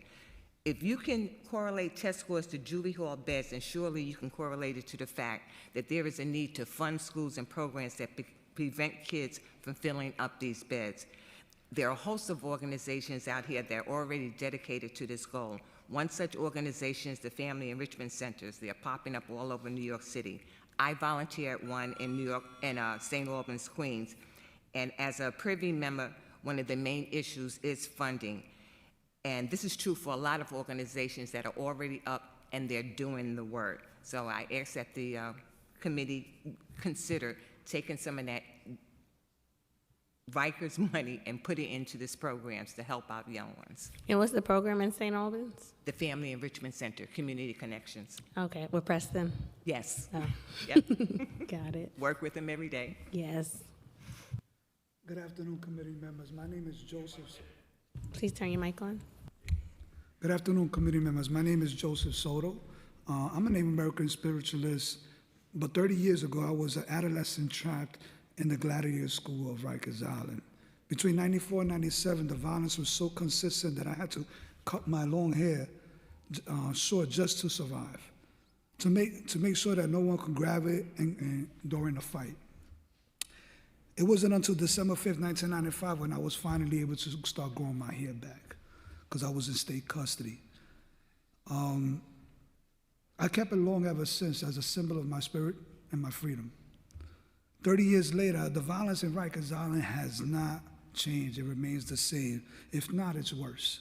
The only thing that has grown since is the waste of public money. Today, New York City spends nearly $500,000 to incarcerate just one person for a year. This alone, the docks is spending over $370 million on overtime. We are pouring billions into a system that fails to provide safety and dignity to our people. More than 50% of people in Rikers Island today have a mental health diagnosis, and hundreds are there simply because they are homeless. I urge the council to ring in DOC's inflated budget and stop the cycle of violence, please. I lived through this decades ago. Expand the Board of Corrections oversight to hold the system accountable. Redistribute these funds into community-based services that foster real safety and well-being, including the mental health and diversion programs that the campaign to close Rikers Island is advocating. The city committed to closing Rikers Island in 2027. We cannot wait another 30 years. It's time to divest from the failure to reinvest in our people. Thank you for hearing me out. Thank you. Good afternoon, members of the committee and fellow attendees. My name is Victor M. Herrera, and I am a longtime directly impacted leader and member of Freedom Agenda, Close Rikers. I want to begin with, I have experienced violence that was mostly provoked by staff during controlling factors in the Department of Corrections, Rikers Island, where the other C's are ignored when it comes to controlling care and custody. The individuals that are pretrial detained that are faced with the difficult, overwhelming understanding of what they are faced when confronted with the criminal prosecutorial apparatus is just too tough to overcome. When, as COBRA just provided, they are faced with overworked staff, equally stressed for their own shortfalls, whether overtime or staffing shortage, engaging in daily correctional ideologies, the result is harm to both sides, not one side as implicated by the union boss COBRA. Detainees are always the best source to blame for the harm they experience. I am here today to urge you to increase funding for specific reentry programs that serve to prepare pretrial detained or parolees to return with the necessary information and resources. There is an absence of reentry prep for individuals to participate when the appropriate needs upon return to the community is vital for those seeking economic and housing resources. The absence of such information and preparation leaves many at risk with the current MetroCard and Go idea. For cost effectiveness, public safety, justice, remedial education, and resources will go a long way for people returning. And the urgency, these insecurity issues are truly overwhelming and traumatizing. More social services are needed while individuals are being held in custody or detained. Without increased allocation of funding for such programs, the city is left with underserved people and communities, leaving them open to a negative suggestiveness, open to interpretation by other agencies, i.e. NYPD and probation. I understand that budget resources are limited and that every department is making a case for funding. However, cutting or underfunding prevention programs like the one proposed for people in detention will only cost more. This is not just a moral choice, it's a fiscally responsible one. Thank you. Thank you. Thank you to the panel. This panel is dismissed. Next, we'll call up Alice Hamblett with Worth Risers, Vidal Guzman with America on Trial Incorporated, Barbara Meny, and Tanawa Downing.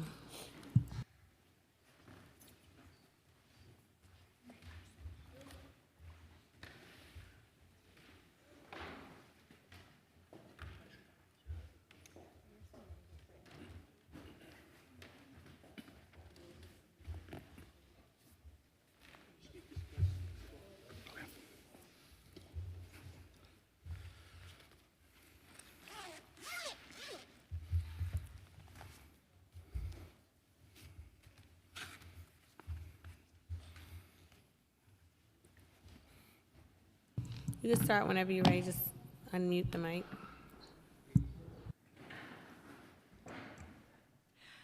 Good afternoon, and thank you, Chair Brooks Powers and the committee for the opportunity to testify. My name is Alice Hamblett, and I'm the Policy Campaigns Manager at Worth Rises, a nonprofit working to end the exploitation of people impacted by the prison industry. In 2019, New York City became the first jurisdiction in the country to provide free phone calls in its jails, strengthening family connectedness, improving reentry outcomes, and increasing public safety. However, it has become apparent that even free calls from New York City jails come at a steep cost. Under the guise of a simple phone system, the DOC and its jail telecom vendor, Securus, have constructed a vast, high-tech spying network that primarily targets Black and brown New Yorkers. Without a warrant, DOC records every call and collects biometric, financial, and other personal information from all participants, including the roughly 20,000 people admitted to New York City jails each year, as well as their family and friends, and packages it to sell to other law enforcement agencies, meaning that personal data can circulate forever. Introduction 96, the End Correctional Community Surveillance Act, sponsored by Councilmember Brewer, would ban this recording and data collection without a warrant, force the destruction of data already collected, and create a private right of action for anyone whose information was unlawfully surveilled or disclosed. It recaptures the promise of our First Amendment rights while retaining the tools necessary for public safety. Please see our written testimony, which we will be submitting following the hearing, for more details. Thank you for your time. Thank you.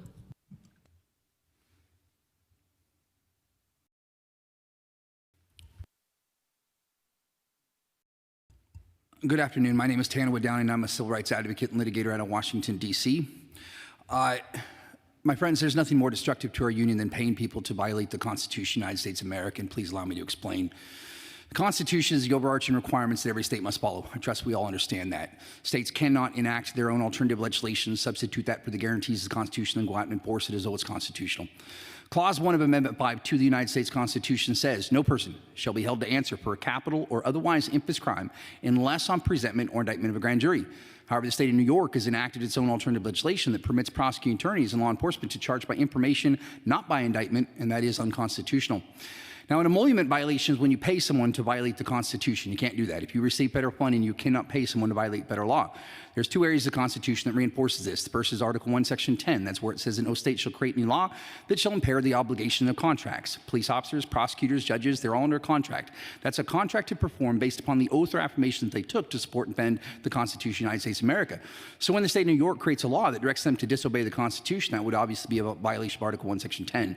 The second place that reinforces this is the 14th Amendment. That's where it says that no state shall create or enforce any law which shall abridge the privileges and immunities of United States citizens. The privileges and immunities of United States citizens are at a minimum what is enumerated in the Bill of Rights. They cannot be impaired. This was affirmed by the United States Supreme Court in 2019. And as a result, the state of New York has created a law and is directing their agents, whom unfortunately you all pay, to violate the Constitution of the United States. As a result, there is currently an inordinate amount of people currently in prison here in the state of New York illegally and unconstitutionally. So I'm preparing to litigate this to the United States Supreme Court on behalf of the more than 700,000 people who are currently in prison here in America illegally and unconstitutionally. I'm here today to let you know that if we continue to pay these public officials to violate the Constitution, that criminal sanctions can come from that. We don't want to head down that path. I'm here to work with you to fix this problem, but I need to make sure that you're aware that paying people to violate the Constitution is an emolument violation, it is illegal, and it is a crime. So I'm asking you, honorable individuals, today to please take a look at Clause 1 of Amendment 5, confirm what I'm saying to be true, and then direct your agents to act in a lawful constitutional manner that is consistent with the obligations that they have codified in the Constitution of the United States of America. Thank you so much. Thank you. Hey, how you doing? My name is Vidal Guzman. I'm the ED and founder of an organization called America on Trial. I come here today as someone who was incarcerated twice on Rikers Island. I was tried as an adult when I was 16. I was on Rikers when I was 17. I was also re-incarcerated when I was 19. As New York moves to close Rikers, we must treat community reinvestment as urgent and important in these budget hearings. If we're serious about reducing incarceration, we start long before people, especially young people, come in contact with the system. Right now, New York, we heard everybody say, operates the most richly. We also heard the Department of Correction talk about how much they spend on overtime. And then on top of that, we also know how much it costs to keep a person on Rikers Island, $500,000. These resources could be better used outside of the jail system to meet people's need and prevent any type of interaction with the criminal justice system. Through my work with America on Trial and as a lifelong resident of West Harlem, I see every day how underinvestments in community like mine's limit for young people, how real investments would do far more safety than continuing to pour money into jails. We need more funding for young programs, young youth programs, job opportunities for youth, pathways into growing industries like technology. And I heard some of the public talk about that we need investment in violent intervention program, housing, trauma enforced. And as the city continues to wanting to close Rikers, I just urge this council to remember the commitment requested meaningful investment in New Yorkers and their communities. You know, closing Rikers does not mean moving Rikers somewhere else. We really need to think about the real shift. The question I should ask, is the question is not whether we can afford to invest in our community. The reality is that we can't afford not to. Thank you for your time, for the opportunity to share my testimony. Thank you so much. Thank you to the panel. The panel is dismissed.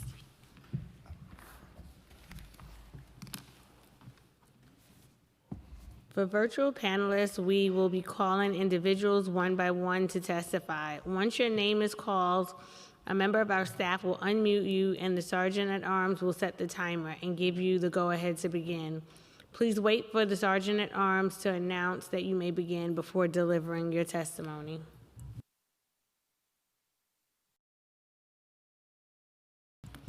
First, we'll hear from Alicia Thomas. You may begin. Good afternoon, Chair and members of the council. My name is Alicia Thomas, and I'm a resident of Bronx County. I'm here today as someone who's experienced homelessness firsthand and as a member of the Freedom Agenda and the campaign to close Rikers Island. There was a time in my life when I was doing everything I could to survive, trying to keep a roof over my child's head while the system kept pushing me down. My 3-year-old son and I were living in a shelter that was not fit for a child, and the conditions were very unsanitary, and I worried consistently about his health and safety. Every day was about survival with almost no resources. However, what I experienced is not an isolated story. What I lived through and what I saw others going through were not so different from what happens in a place like Rikers Island. The over-reliance on the carceral system does not solve these struggles, it deepens them. Families are separated, children grow up without parents, and people who need housing, health care, and mental health support are met with punishment instead of solutions. At a cost of nearly $500,000 per person for a year, Rikers Island is the most expensive and least effective tool our city has to create safety. And yet the FY 2027 preliminary budget that's presented is missing the very investments that would actually help people before they reach a point of crisis. We need the city to invest a figure of $69.2 million in mental health care outside of Rikers, including restoring and expanding intensive mobile treatment teams to eliminate a wait list of over 500 people waiting on those services, to restore funding for assertive community treatment, and to create more forensic act teams for people returning home. We need investment in outpatient competency restoration so people aren't stuck waiting on Rikers Island for hospital. Time expired.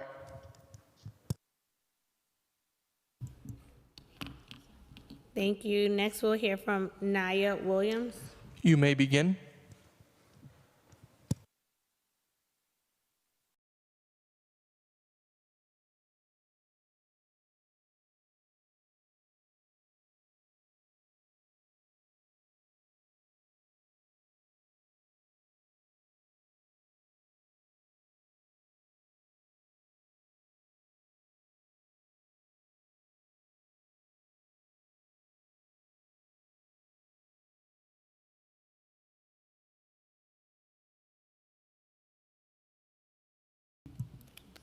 We'll next hear from Jesse Taylor.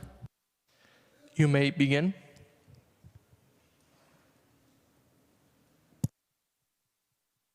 Okay, blessings to you all, and thank you for this opportunity to share my testimony. My name is Jessie, and I'm a member of Freedom Agenda, and I work as a reentry services provider for women, mothers, and gender nonconforming people at the Rose M. Singer Center As we've heard all morning and into the afternoon, collaboration between NYC public schools, city agencies, and impacted communities can guide a sustainable decarceration path. We need to prevent re-arrests by empowering communities with material support in the form of $41 million to restore FY26 funding levels for intensive mobile treatment teams, $3 million in capital funds to support 60 new residential treatment beds, an additional $48.5 million for diversion and reentry services through the Office of Criminal Justice, $6.89 million to expand programs serving court-involved youth with mental health needs, and $20.3 million to establish at least 150 units of low-barrier housing for people with court involvement and mental health diagnoses. As the Center for Court Innovation's 2021 Closing Rikers Island report says, there are many short and long-term interventions that can foster safer neighborhoods without the harms from an over-reliance on jail. These approaches range from violence interruption programs to expanded mental health care to investments in supportive housing, youth programs, special education, and other efforts to prevent violence and address fundamental needs in impacted communities. Closing Rikers and developing care-driven, people-first, trauma-informed borough-based jails will require intentional, community-centered action and a budget that promotes well-being and reduces incarceration. Thank you. Thank you, Jesse. We'll go back to Naya Williams. You may begin.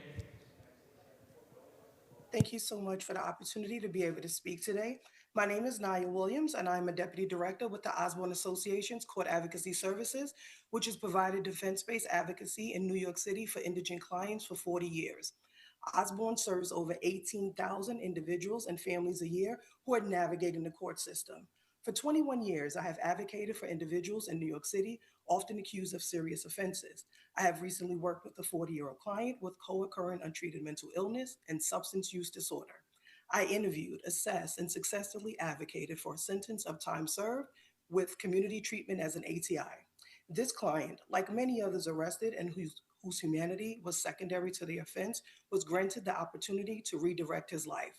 Judicial buy-in and zealous legal strategy that recognizes the effectiveness of CAS's mitigation and advocacy contributed to the outcome. Collaboration with defense attorneys promotes public safety while saving public dollars spent on pretrial detention and prison sentences. Last fiscal year, CAS prevented 1,674 years of incarceration at a cost savings to the city and state of $227 million.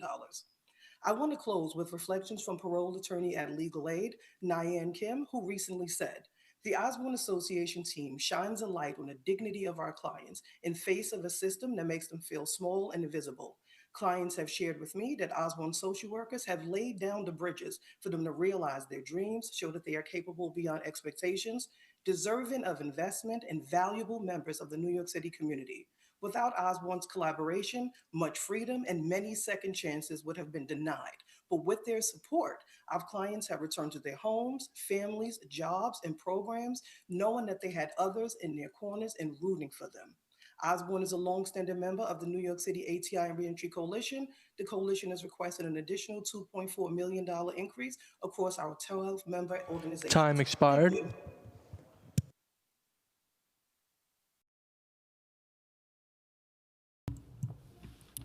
Thank you to everyone who came out and testified today. If there's anyone in the room who wishes to testify that we may have inadvertently missed, we just ask that you fill out one of the cards and give it to the Sergeant at Arms.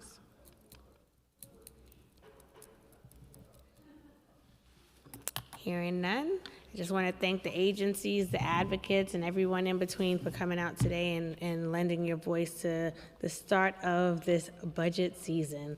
Thank you, everyone.